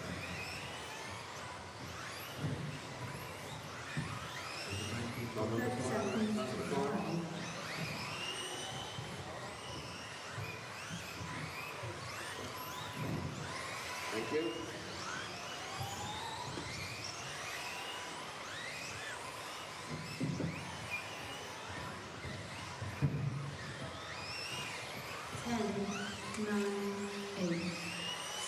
Thank you, number 10. 5, 4, 3, 2, 1. Time is over. Okay, welcome back. Apologies for the quick break. So, it's been a good hour or two that. So we had Tony Evdoka joining us in the booth, and then Lee Martin dialed in from home. And then once we got rid of those two, Craig Drescher came and joined us for a good chat. So yeah, all good fun. Hope you enjoyed hearing some of the history from Craig and getting his insights of the associated team here at the Euros in Malmo. Just have a quick look at some of the chat comments. I think we've got Pontus on the camera whilst we're there. Not many venues for Brits to go and practice at here. Do remember Romsey? I remember Romsey. I wasn't there. Romsey was long before my time, but I'm sure Craig would have remembered it. Craig's been around racing a very long time. So, where are we at with today? We're almost at the end of the day, to be honest. We are on heat number 9 of qualifying group number 6.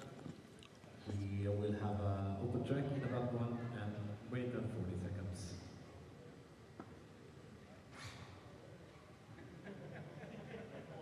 So, we are coming towards the end of our practice day here in Malmo. Yeah, we've got another guest who's about to come and join us.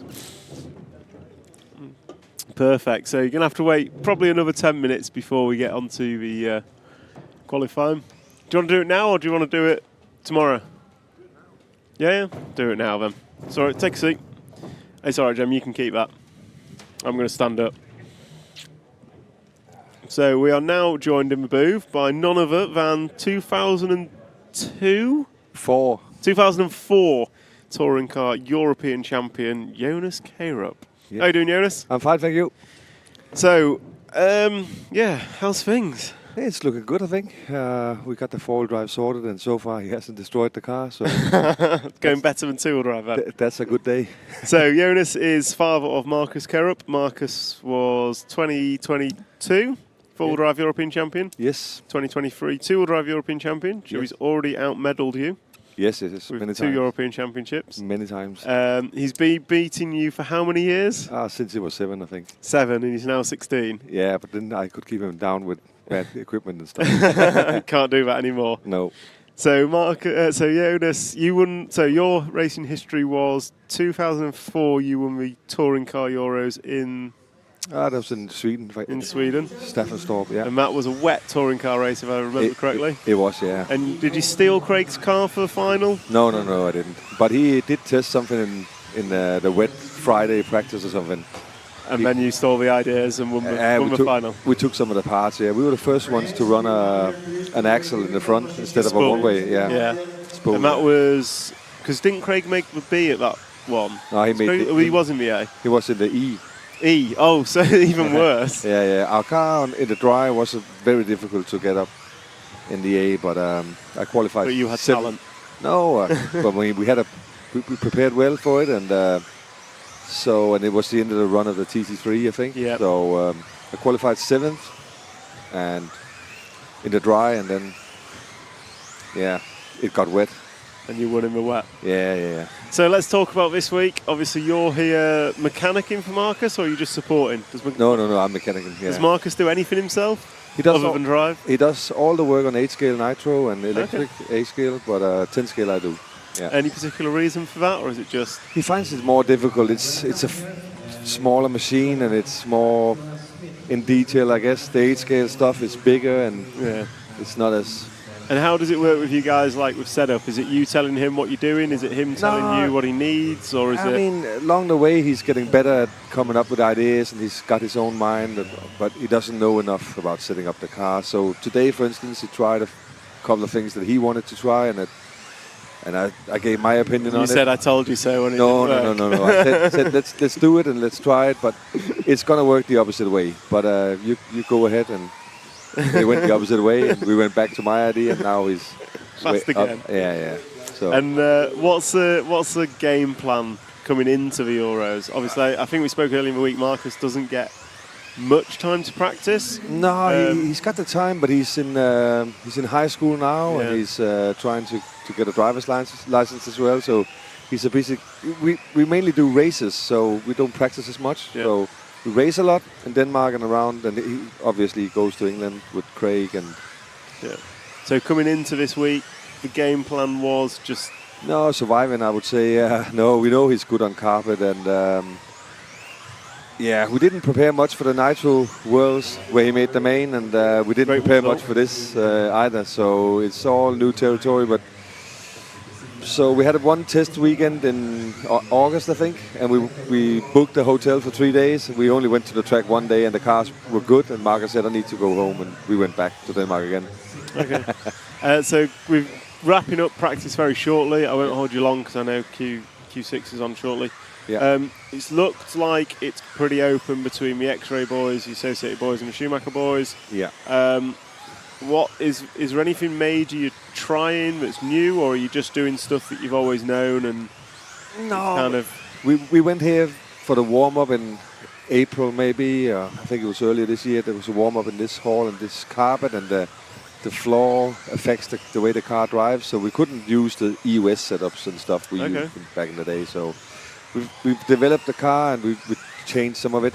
Basically, it's the weight bias. We've moved everything forward, which is hard work when you're a school teacher, but we made it work, and the car is much better for this event. So you've done some work before, and then but through today it's just fine tuning. Yeah, and you never know where you are, do you? You can do all the work at home and practice all you want, but once you go to a different track and layout, and until qualifying starts, you're still But he's got some. I mean, getting some 5-minute runs in, and the pace is pretty close to some of the fast guys, then I'm sure Marcus can find the last. It seems watching the timings that people open up quick and then kind of fall. The times just fall towards the end of a run. Is that a tyres thing, a diff oils thing, or a battery thing, or? I think it's all of it. It's the heat, basically. You heat the tyres Cars up. coming off hot. They come up smoking, Okay. So it's power-wise, and it's the tyres that light up, and we run new tyres every run. Yeah. And contrary to what people think, this carpet is not very high grip, so that's why we use so many tyres. Fair enough. And I'm going to let you go because you've got 5 minutes. But last question. Yes. Who's going to win? Marcus. Perfect. Good luck, Jonas. Good luck, Marcus. Thank you very much. Thank you, Tom. Cheers. So that's Jonas Karup. I think that's my last guest for the day. I think. They keep turning up. So, apologies. We've had quite a lot of guests on today. I don't know why I'm apologising. I'm on the mic, can do what I like, and no one's told me off. But we have got practice going. So we're going to get a follow cam on for the last 2 races, two practices. We literally have 2 practices remaining today. It's already 5:30, or nearly 5:30 here. In the comments, where are we? Did Michael already win the race? Michael's not won. Quickest in practice so far is Bruno Coelho. Round 5 of practice is done. Round 6 has 2 heats to go. And it is a case of this dictates the heat seeding for tomorrow's qualifying. So all the drivers are ranked on their best 3 consecutive laps, and they will then be seeded on those 3 consecutive laps, and that will be the heats that they are in for tomorrow and Saturday. So we have heat number 10 coming up next. Heat number 10 is coming up next. So Bruno Coelho was quickest over 3 after group number 5. However, it has been a very, very close.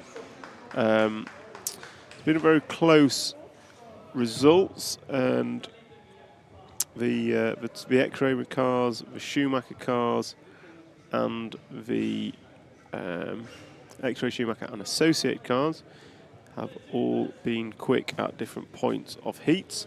Obviously, they've all got very good drivers, and it's a case of just stringing together, 3 laps today, but for 5 minutes is proving difficult with everyone having mistakes. And similar to what we saw yesterday, there's quite a bit of drop-off on the cars within the 5-minute run. So request from Jessica J, can we follow Clement Boda, please? I'll try and pick up Clement Boda. He's car number 5. Drivers for this heat are Oiver Metzola, Mika Vidmar, Jesper Rasmussen, Jamil Gabrielsen, Clement Boda, Ludwig Alberts, Noah Ben Mohammed, Wesley Van Helmond, Hupo Honegel, and Valentin Puziat. So Jessica J wants to follow all the Frenchies. We will do what we can. So we've got about 40 seconds before we start, so I'm going to take a moment to thank our sponsors. So our sponsors for today are for this week, bringing you the RC Racing TV coverage for the European Championships, are T-Works, X-Ray, Mybo Sport, Hobbywing, Schumacher, RC XX Shop and S-Works.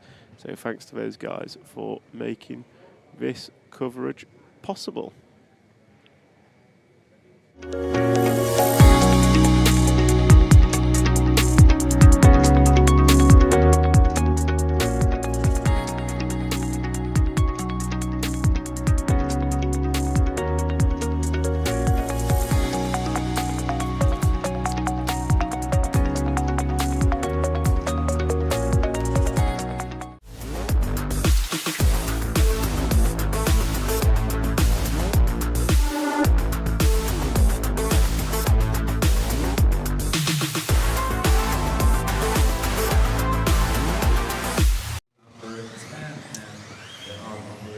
So we are on camera. We have, or we're going to pick up Clement Bode. I think he's at the end of the straight, blue and yellow machine, if I'm not mistaken. Or that might be Noah Ben Mohammed, actually.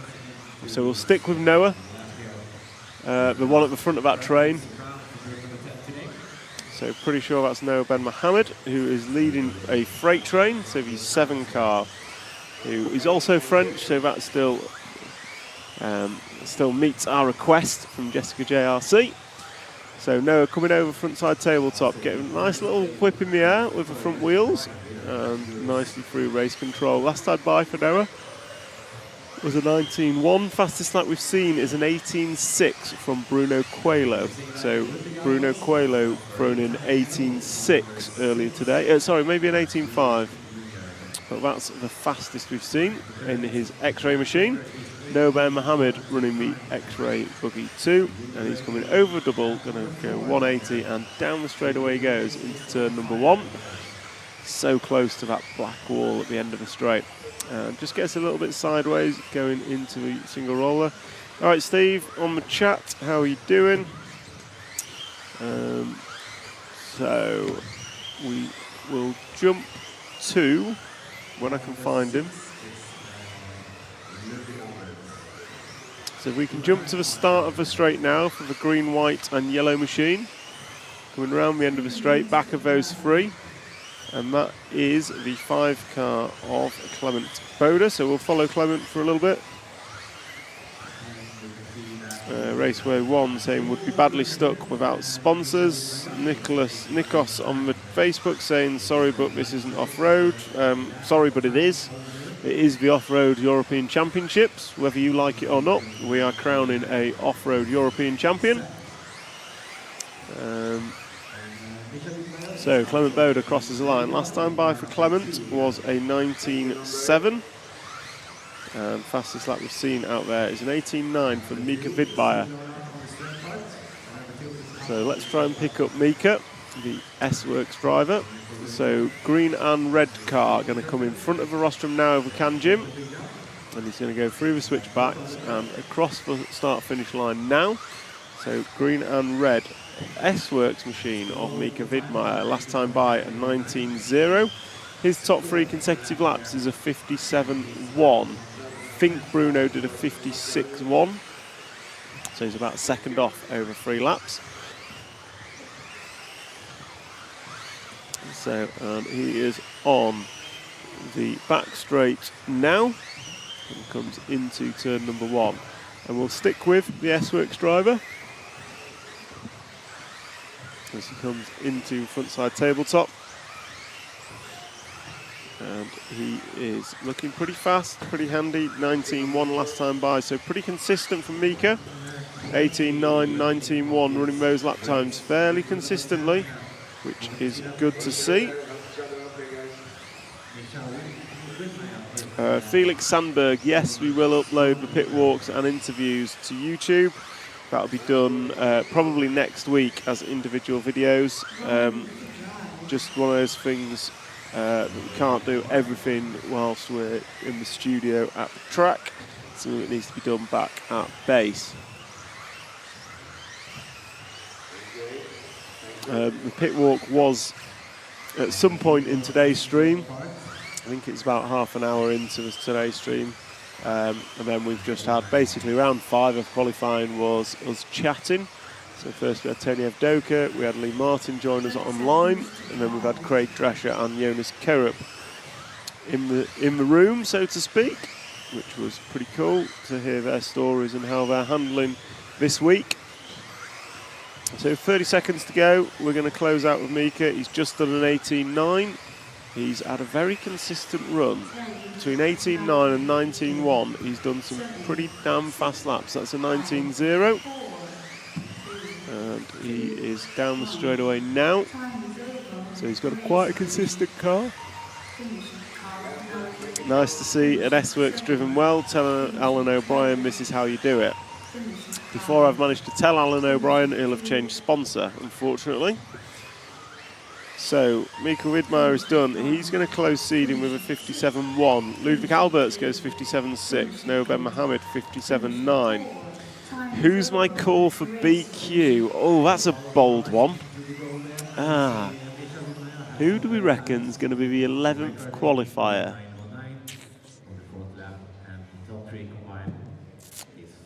That's a tough question, Graham. I'm just waiting for some names to come up. I think BQ will be Max Goetzel. Don't know why, but that's going to be my call.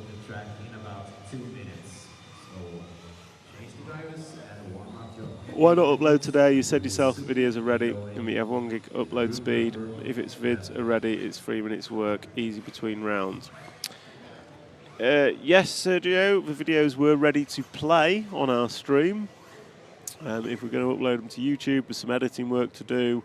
The fact that the guy that needs to do the editing is also doing the camera work, and if we're not doing the camera work, we're being asked why we're not filming the camera. And between rounds, we're in the pits getting some more video and content because we can't do that when we're at home. So, sorry we can't do everything. We're doing what we can. So we can show the videos through our live stream, but getting them uploaded as individual videos will wait because that's not critical for us to do today. Whereas filming the racing that's on and getting the content from in the pits is more beneficial for us. Is that about right, Jim? Jim's giving me a nod. Unless you can clone yourself, Jim, and we can get you editing whilst you're moving the camera.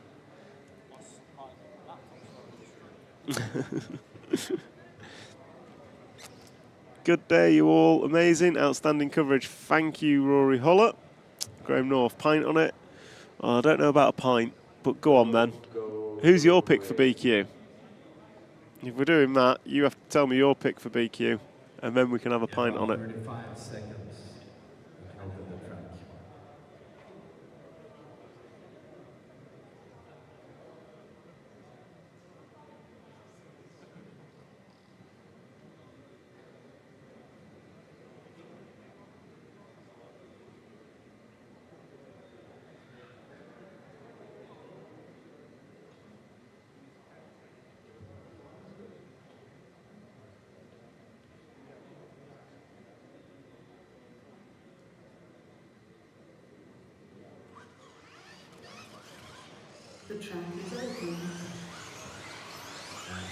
So, group number 11 is rocking and rolling.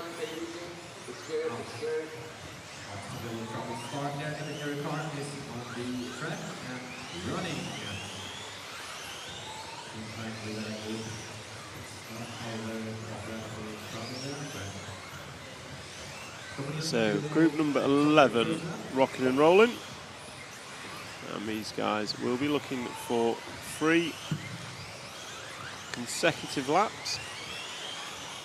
That's what they need to do for their seeding.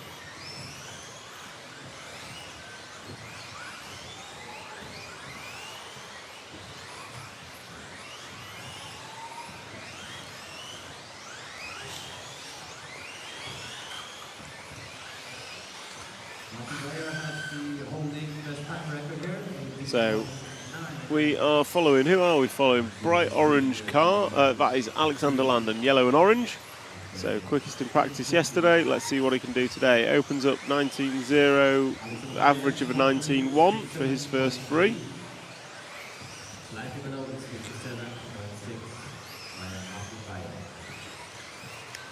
So Alexander Landon is going to go 57.3, Martin Bayer 56.7.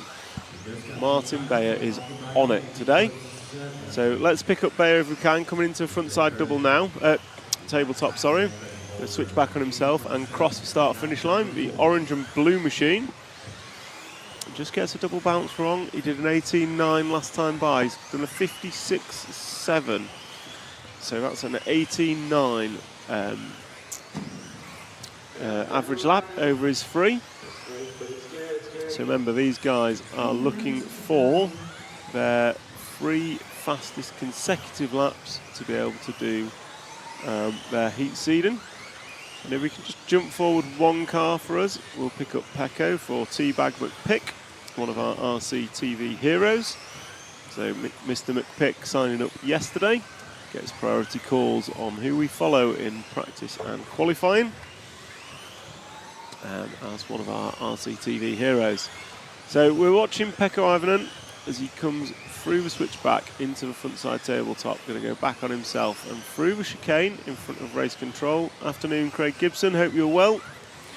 And he's through the centre chicane, goes past a rolling Josh Holdsworth and round the straight. Just pushes a little bit around the end of the straight, but gets away with it. So running on best 3 consecutive laps, you have Martin Beyer, Hampus Berg, Alex Landon, Tommy Hall, Pekka Ivanen, Jon Neumann, Max Goetzel, Josh Holdsworth, Jamie Hall and Elias Johansson is your full running order for best 3 consecutive. Graham North, that was going to be my second pick. So good choice. David Dunn's going Kobovic for BQ. That's a bold choice.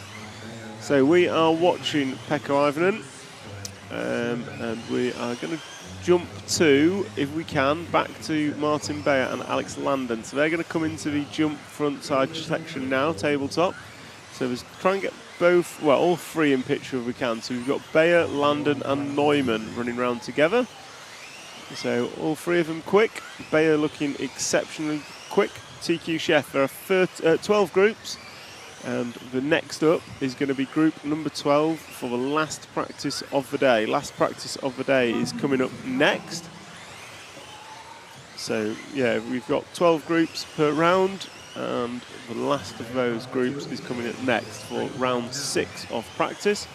Just a reminder that the fastest 3 consecutive laps will set your heat seeding.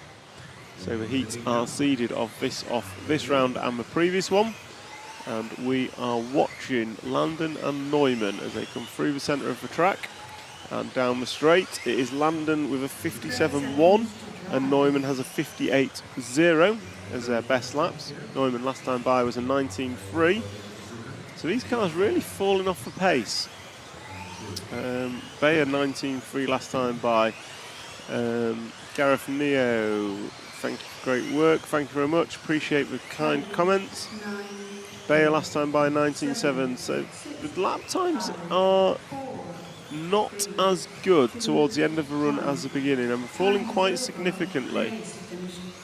So like Neumann 19.5, 19.2 for Bayer, 19.0 Tommy Hall at the end, so that was pretty good. But it is going to be Martin Beyer going to be quickest, then Landon, Hampus Berg, Tommy Hall, Pekka Ivanen, Jon Neumann, Jamie Hall, Max Goetzel and Luke Holdsworth. So, 1 more heat of practice to go, and we are going to go to a quick intermission because we have 2.5 minutes before it starts.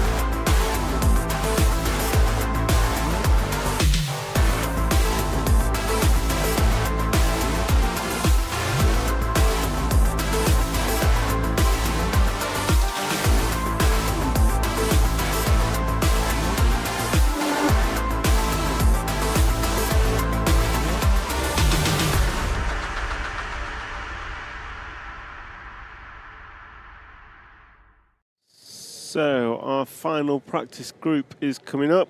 Tyres, electrics heating up. I think tyres heating up, tyres wearing down. I think oils, diff and shock heating up, and also batteries heating up. Wonder if Bear slowed down as he was showing how much pace they actually have in that actor. I doubt it's Steve Kirk. I don't think anyone slows down in practice, and Coelho's shown faster, so not an issue. So we'll see what happens here. They've got 40 seconds before they start, and they are going for their fastest 3 consecutive laps. And once they have that, we will get a ranking list that will show us what the heat order will be. Currently, it's Bruno Coelho quickest with a 56.1, Marcus Carrot with a 56.4, Michael Olowski 56.5, Bartosz Salewski 56.5, Bayer's just done a 56.7 to go 5th, then Mika Widmeyer 56.7, Hampus Berg 56.7, Ronnefolk 56.8, Alexander Landon 57.1, and Tommy Hall 57.4 is the top 10 as it stands at the minute. Number 11 is Una Hattunen at the minute. So these guys are rocking and rolling. Who have we picked up, Mr. Cameraman? We have picked up Bruno Coelho, orange and white car. We'll see what he can do from lap number 1. See what he can do for lap number 1.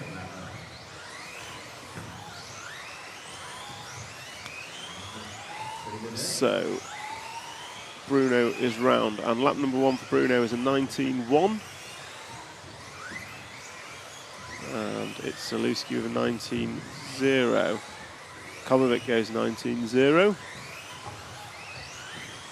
And Una goes 18.8. 18.8 for Bruno. So some fast laps coming in. Can you hear me, Leroy?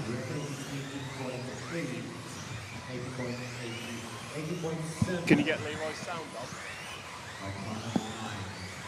So we have Bruno going to go 18.9. So he's pulled a 56.9. So can you hear me, Leroy? Give us a thumbs up. I can't hear you if you're saying anything. Hello. There we go, I've got you now. So who's your tip on for this? And why are cars slowing down so much in the run? Well, are they slowing down? I think so. It seems like they're losing pace towards the second half of the run. That could be power related. Possibly. So we've got who's your money on for TQ in practice? That all important TQ of practice. I know, right? Well, Olowski's looking pretty fast now. Pretty racy. Mr. Carrot just jumps to the top. We've got Bruno Coelho in the last round at a 56.1 for 3 laps, which is an 18.7 average lap. And I just can't see that getting beaten at the minute. But yeah, Marcus Carrot going to go 18.8 and pulls his top 3 down to a 56.3. Olowski's put a 56.4 in. Are you wishing you were here, Leroy? Mate, I'm always wishing I was at the races, and then I'd get to come and commentate with you up there as well. Yeah. How do you think you'd be doing? Well, $1 million question. I reckon I could have featured in two-wheel drive for sure. Four-wheel drive, you know, it's never been my expertise on carpet with four-wheel, but I'd like to hope I could have jumped into the bottom of the main somewhere. Yeah. We'll pick up Marcus on camera if we can, Jim. Right-hand side of the track, blue car over the first roller into the second. So we'll just have a watch of Marcus. He's in a bit of traffic, but he's still turning some fast laps. Question on the chat, Leroy. Who do you think is going to be BQ? Oh, BQ. Oh, that is a good one, isn't it? We've had Jorn Neumann, we've had Daniel Kovacic, and I've got Max Goetzel. It's a tough one. Yeah, it is tough. I reckon it's going to be Bayer. Oh, Bayer's shown some pace. Well, I've honestly not really watched much of four-wheel drive yet, so Bayer's been quick, but Michael Olowski is quicker. He's just put in an 18.4 to go 56.12 on his 3-lap pace. So Orlowski, me saying the track gets slower, Orlowski's just proven me completely wrong and has gone top of the timesheets, beaten Coelho's time from last time by. So it's going to be Orlowski currently looking at top seed. So we'll try and pick him up for the last minute. He is right-hand side of the track, coming into the second roller and then into the main tabletop. Where do you think the main passing point is going to be, Lee? Now you've seen the track and seen some of the laps the guys are doing. Yeah, I think there's a good opportunity to pass after the long straight. So we go down the straight now, and then into this one, I think you can chuck up the inside. It's going to be a risk. Other than that, it's going to be like a bit like two-wheel over the front tabletop. Maybe scare someone into a mistake at the chicane, right? There's not really many other places. I think with bot dots through the chicane in front of the race control, just people are just tapping a wheel on them and run super wide. So I think there's potential that they're pushing people into mistakes. I think that's one of the areas we might see a mistake. Yeah. Potentially. It's a little scarier now they've got a black wall up as well, right? Well, it's to deter people from sending it the line flat out, which is understandable. Yeah, I watched a few people suffer there. Ben Smith's round one where he just... that was awful. He just put it on his roof like a foot before the line. Yeah, sometimes just lose 2 temps just to finish, man. It wasn't even 2 temps. It was just, yeah, I was gutted for him. So that's a wrap of practice, and I'll just load up so overall top 10 is going to be Michael Orlowski, Bruno Coelho, Marcus Karup, Bartosz Saluski, David Ronnefolk, Martin Beyer, Mika Vidmeyer, Hampus Berg, Una Hattunen, Alexander Landon, and the unlucky BQ man, Daniel Kobovic. We went for qualifying though, right? Yeah, we did. Absolutely. Okay. Well, I still want to change it because Bayer's obviously faster than I thought. I reckon Mika Widmer could BQ. I think he'll be fast, but he might make a few mistakes. Yeah, because he actually ran a really clean run in the last round of practice. I mean, you're throwing me all out here. I know. I know. So what do you reckon? So obviously you want to be in Michael's position, top in practice and happy-go-lucky, everything's all running fine. But when you're looking at like the 8, 9, 10s, do you think you're better to be at the back of the top heat, or do you think you're better to be at the top of the second heat? Top of the second heat, 100%. It's a bit like what happened to me at Yatabi Worlds when in full drive I was going off near the back of the top heat, and because it was like a 17, 18 second lap, you were getting caught way too quick. And then because the track's so fast and so tight, to let 2 people through, I mean, that's run over, right? Completely done. You've already lost a second or 2 seconds before you've even started, essentially. Like when Ronnefolk's battery went in two-wheel and he couldn't get over the line, it actually looked like, he crashed, Marshall got him, and he got over the line. I was like, he still might have scraped the top 10, but he was like down in 16th. Yeah, so. he lost a load of time with that. I didn't realise he couldn't do the jump either. So he had, I think he had Marcus behind him, and he said on the rostrum, I'm not going to jump it. Because he just lost that much power, which is 2-wheel drive cars dumping is unheard of. Yeah, but I've done it a few times. Yeah, but that's when you don't charge your battery. No, I mean, to be fair, like there was a stage where if your electronics are not very efficient and you do like a warm-up lap or maybe 2, then you're going to be close to dumping. Yeah, I guess that's with the new low centre of gravity lipos that are faster, lighter, smaller, whatever you want to call it. Yeah, when you're running like down 4,000s and you're doing 3,600, 3,800 in a run, you're on the edge. Guess a 3,700 lipo is no better than what we had 20 years ago. Oh, well, no, that's it. So, I mean, we made bigger ones, but, they're too heavy. So. Nobody wants them. So we've wrapped up with practice. Well, kind of. We've wrapped up with practice today. We've got 2 more practices tomorrow. What do you think the head game is going in tomorrow for these guys? You've obviously been in this position. You've TQ'd practice many a time. What do you do going into tomorrow? So the likes of Michael and Bruno, they know they're fast. Karup, Ronnefolk probably missing a touch. Do they throw some more changes at the car for first practice, or do you just go and try and drive the car you've got? I think they're going to be. I think they're still going to be trying to find that little bit, aren't they? I mean, Michael obviously has now found a bit, but knowing him, he's not going to settle for that. So he's going to be looking for a little bit, and I'm sure all the rest will. You know, you can't relax, especially in these conditions where you need all the speed that's available to you. Yeah. Yeah, What do you think? I mean, I was always less of a fiddler. I would probably just leave the car the same and work on driving, but I don't think it ever did me any good. I think I'm surprised Michael's got up there. The X-ray guys earlier looked so solid, but it looks like they've been caught.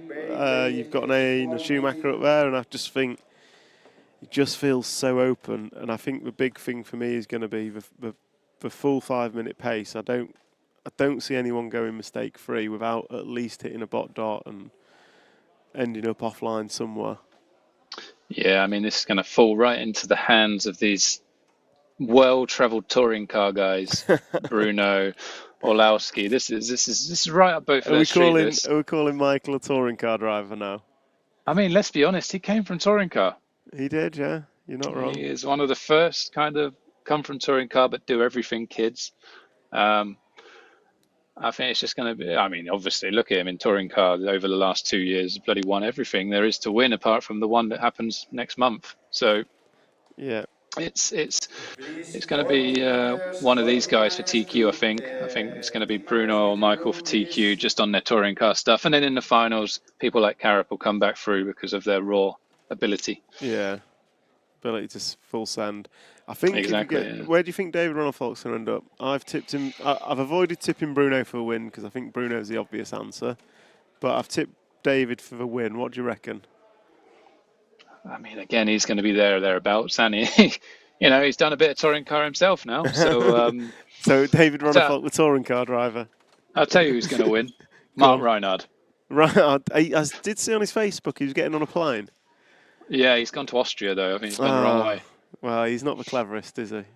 No. Yeah, Mark might have had a good chance. Yeah, he did message me say he should come. Yeah, so we've got Michael, we've got Bruno, we've got Marcus, all done this before. Bartosz Saluski, does he have a chance of pulling a result out here? Young Polish driver for X-Ray. He's definitely got a chance for a podium. He's so fast in four-wheel drive, has been at EOS. Recent times he's been real up there at EOS. Hasn't got that breakthrough win yet, though. So, I mean, we've had a few breakthrough wins at the Euros, right? Tommy Hall, Marcus, you know, Michael, 2015. Michael. Yeah, I suppose it was, wasn't it? Yeah. So, yeah, I mean, Michael did really well, because he come from scraping the main 2014 to winning in 2015. What changed? He went to Schumacher. He did go to Schumacher. And I left Schumacher. And you left. But honestly thinking back, the Robin Hood track was so good for belt drive cars. Yeah, I think we realised that, didn't we? Yeah, my 511 was so good around there when I was with Tamiya. You didn't slow down really, you carried the speed everywhere, and that's what belt drive cars love to do. There was only one hairpin on it, and it was quite a slow in, slow out. Yeah. And everything else was quite fast and flowing. The shaft was just hard work. A couple of questions. I don't know if you heard the chat we had with Drescher. I didn't. A couple of questions that he asked me. Well, one question that we hypothesised over. How do you think Davide Ongaro would do in an on-road touring car Worlds electric? I mean, one of the most talented guys in RC. If he put his mind to it, it'd be right there, I'm sure. Because I think that would kind of establish him as the greatest of all multi-class, multi-discipline, right? Oh, 100%. If he won a 12 scale or a touring car Worlds, then he would be the greatest of all time. I don't think anyone's done an on-road and an off-road across nitro and electric, have they? Not across nitro. Did Hara win? Did Hara win 8th off-road? Hara won 8th off-road. And did he win 10th on-road? I don't think he ever won a touring car one. No. Did he win the IST? He'd come close. Yeah. Gillis beat him at Holland, didn't he, by going full send at the line. Yildiz beat him at Holland full send. Mark beat him in probably the most advertised RC race Bangkok, ever yeah. in When Bangkok. Mark took him out. well, Mark cut the corner, let's be honest. So, yeah, I don't think he ever actually got the win, much No. like Masami didn't. No, Masami never got the win on 10th on road.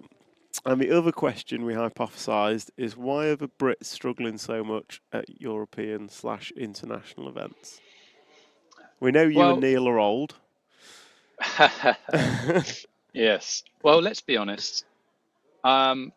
Most of these countries probably would have been running on carpet through the summer too, right? A lot of them have permanent tracks and places they can test. If you look at X-Ray, for example, they'll be testing carpet all the time. Ronnefolk's obviously got his own track. I know like the Swedish guys and stuff, they get indoors pretty quick again. And, you know, before I was obviously going to go, I could have done 2 Friday nights at Slough. That was it. That was going to be my warm-up, which I don't think helps us being on carpet. We'll get there, like the Ben Smiths and the Tommy Halls. You know, Tommy's already established, but he won in the UK, so now he needs to win somewhere else. Yeah. But they'll get there. They're still young. They just got a few fast guys they need to beat, like myself and Neil did. Yeah, well, yeah, it's quite a strong generation when you look at it now. You've got Orlowski's kind of come good. You've still got Bruno around. You've got David, who's won 3 Euros. Obviously, you're still clinging on. And mate, Neil would be right there too. Like, let's remember that evergreen guy. I'm looking at a carpet track and thinking of Neil on carpet. But absolutely, if you put Neil in the mix next year, I don't know what Neil's plans are, but if he's at Hoodie Arena on clay next year, before the event, he's one of the favourites. He always is. Oh, mate, gotta be. I'd hope us old guys would be with all our experience and stuff. And you know, we're no slouches on carpet. No, no, not all. And I think we'd do all right. Sure Don't count us out. I've counted myself. You can out, come don't race. worry. Yeah, you'll be all right, mate. You'll Participate, be all right. mate. Participate. Solid D final in you. That's what it was at Robin Hood, and I've done enough practice around there. I know it backwards. Yeah, So- that was such a weird Euros though, because obviously I'd done a lot of practice around there, but the track was almost so simple that everyone was fast. Yeah. They didn't have that home kind of knowledge thing. And then obviously Tommy made these Proline tyres work, which in hindsight we're like, oh yeah, they're way faster. It's just at the time we're all like sticking to our guns of this stagger rib. Sticking out what we know. Yeah, so I think the other thing is, one of the things I was talking about is the UK, the way we race, we do 3 minutes, 6 minutes of practice and then we're straight into qualifying. So quite hesitant to tune a car. Now you've always been a bit of a standout from that, but even when you've TQ'd around, you're still willing to change something, try something and make it better. Whereas you come to these sorts of events and you've got 8 rounds of practice, it's like you're constantly tuning. And do you think we're set up to fail in that regard, or do you think we have to adapt and learn what to do? I think we just have to adapt. I think that's probably why I've always done it. It's you just know in yourself when you're at a good point, and sometimes that good point isn't the fastest. So when you're on a carpet track, sometimes you need to go past your comfort zone to just find speed. Yeah. I think that's a bit different running on carpet, because when you're outdoors, you need that comfort level to enable you to push, whereas on carpet, you just need it to be fast. Like how I've tuned my two-wheel drive right now is it's a bit of an axe murderer, but I know that then I don't have to drive so hard on carpet to make it fast. Yeah, okay. And I think that's very much how Orlowski goes about. So he just makes it as fast as it can be until it's almost undrivable, and then he just drives at 95%. So and he's it's within fast. his limits quite comfortably. Yeah, and then you don't have to push so hard, and then when you don't push so hard, you don't overheat tires, you don't overheat electronics, all this stuff, which is probably where he benefits in the longer runs. Yeah, and that's what everyone's doing today by the rumours in the pits. Is heat is the enemy. Yeah, I heard some people having big problems in two-wheel drive. Yeah, dumping batteries in two-wheel drive, and then with four-wheel drive, the cars are coming off roasting hot. They're They're struggling for run time, they're struggling for power, diffs and shocks are overheating. So yeah, it sounds like there's quite a lot of people saying the carpet's not as grippy as you'd expect, so we're getting quite a lot of wheel spin, which is obviously sapping power. And making everything work twice as hard. Yeah, and we need them much more motor coolers. Remember them? I do, yeah. Ice cold on one side and roasting hot to burn your hand when you take it off. That's it. Yeah, but I mean, how can a fan make ice? I never understood it. Ah, it's magic, mate. Magic. Right. Well, thanks for joining. I'm going to sign off now, and we're gonna pack up and go home because we got a long day tomorrow. Right. Thanks for joining us. I'll be back tomorrow, so let's do some qualifying heats. Absolutely. Thanks for joining, and thank you to all of those on the stream for signing in. I'm told by Tech Guy, if you do your hair and makeup, we'll put you full screen tomorrow. Yeah, I mean, you've done me in today. I've rushed in and absolutely hammering it down in England. So, tomorrow I'll get the makeup on. If it makes you feel any better, it's hammering it down here, and yet people are still moaning we're racing inside. I'd rather be sat outside, not racing in the rain. So, yeah, I mean, I think there's a happy medium somewhere. We want to race inside, but sometimes we don't want to do it on full carpet track. So I think we can find. We can find something. And that's what we've got next year at Hooding. It's indoors. Well, there you go. We already found it. Look at us. Yeah, magic. Sign us up, thank you, EFRA. Leroy. See you later, buddy. And thank you to all you online for joining us for stream today. Apologies, it was more chit-chat than track chat, but I hope you've enjoyed some of it and had a great time. Tomorrow we will be back. We've got 2 rounds of time practice in the morning. We will be covering that. I'm not sure what time it starts. I think I'm going to say about 8:30, might be 9. And then we're going to go into 3 rounds of qualifying. Qualifying will be streamed in its entirety, so do not worry. You won't have me jabbering on about what happened in 1932. Time practice is kicking off at 8:30 in the morning with heat number 1. The heats are set by what's just happened, so I don't know if we've got a heat listing yet. I think that's all from me. Where can you see today's results online? If you go to rctv.one, that's ONE, you will get all the links to timing, schedules, heat listing, my RCM, the whole shebang. Tyres, we're using Schumacher Cactus and Cactus Fusion. Handout tyre and handout foam. Track is similar to two-wheel drive, it's not identical. And I think that's all the comments, so I'm going to sign off goodbye. I'm going to thank our sponsors for one last time. Those sponsors are T-Works, X-Ray, Mybo Sport, Hobbywing, Schumacher, RCXX Shop and S-Works for allowing you to bring us this fantastic coverage. I want to thank the Faruland RC Club for the fantastic event that they have put on. And now we're going to cut to some VTs. I'm going to sign off and I will see you all tomorrow morning.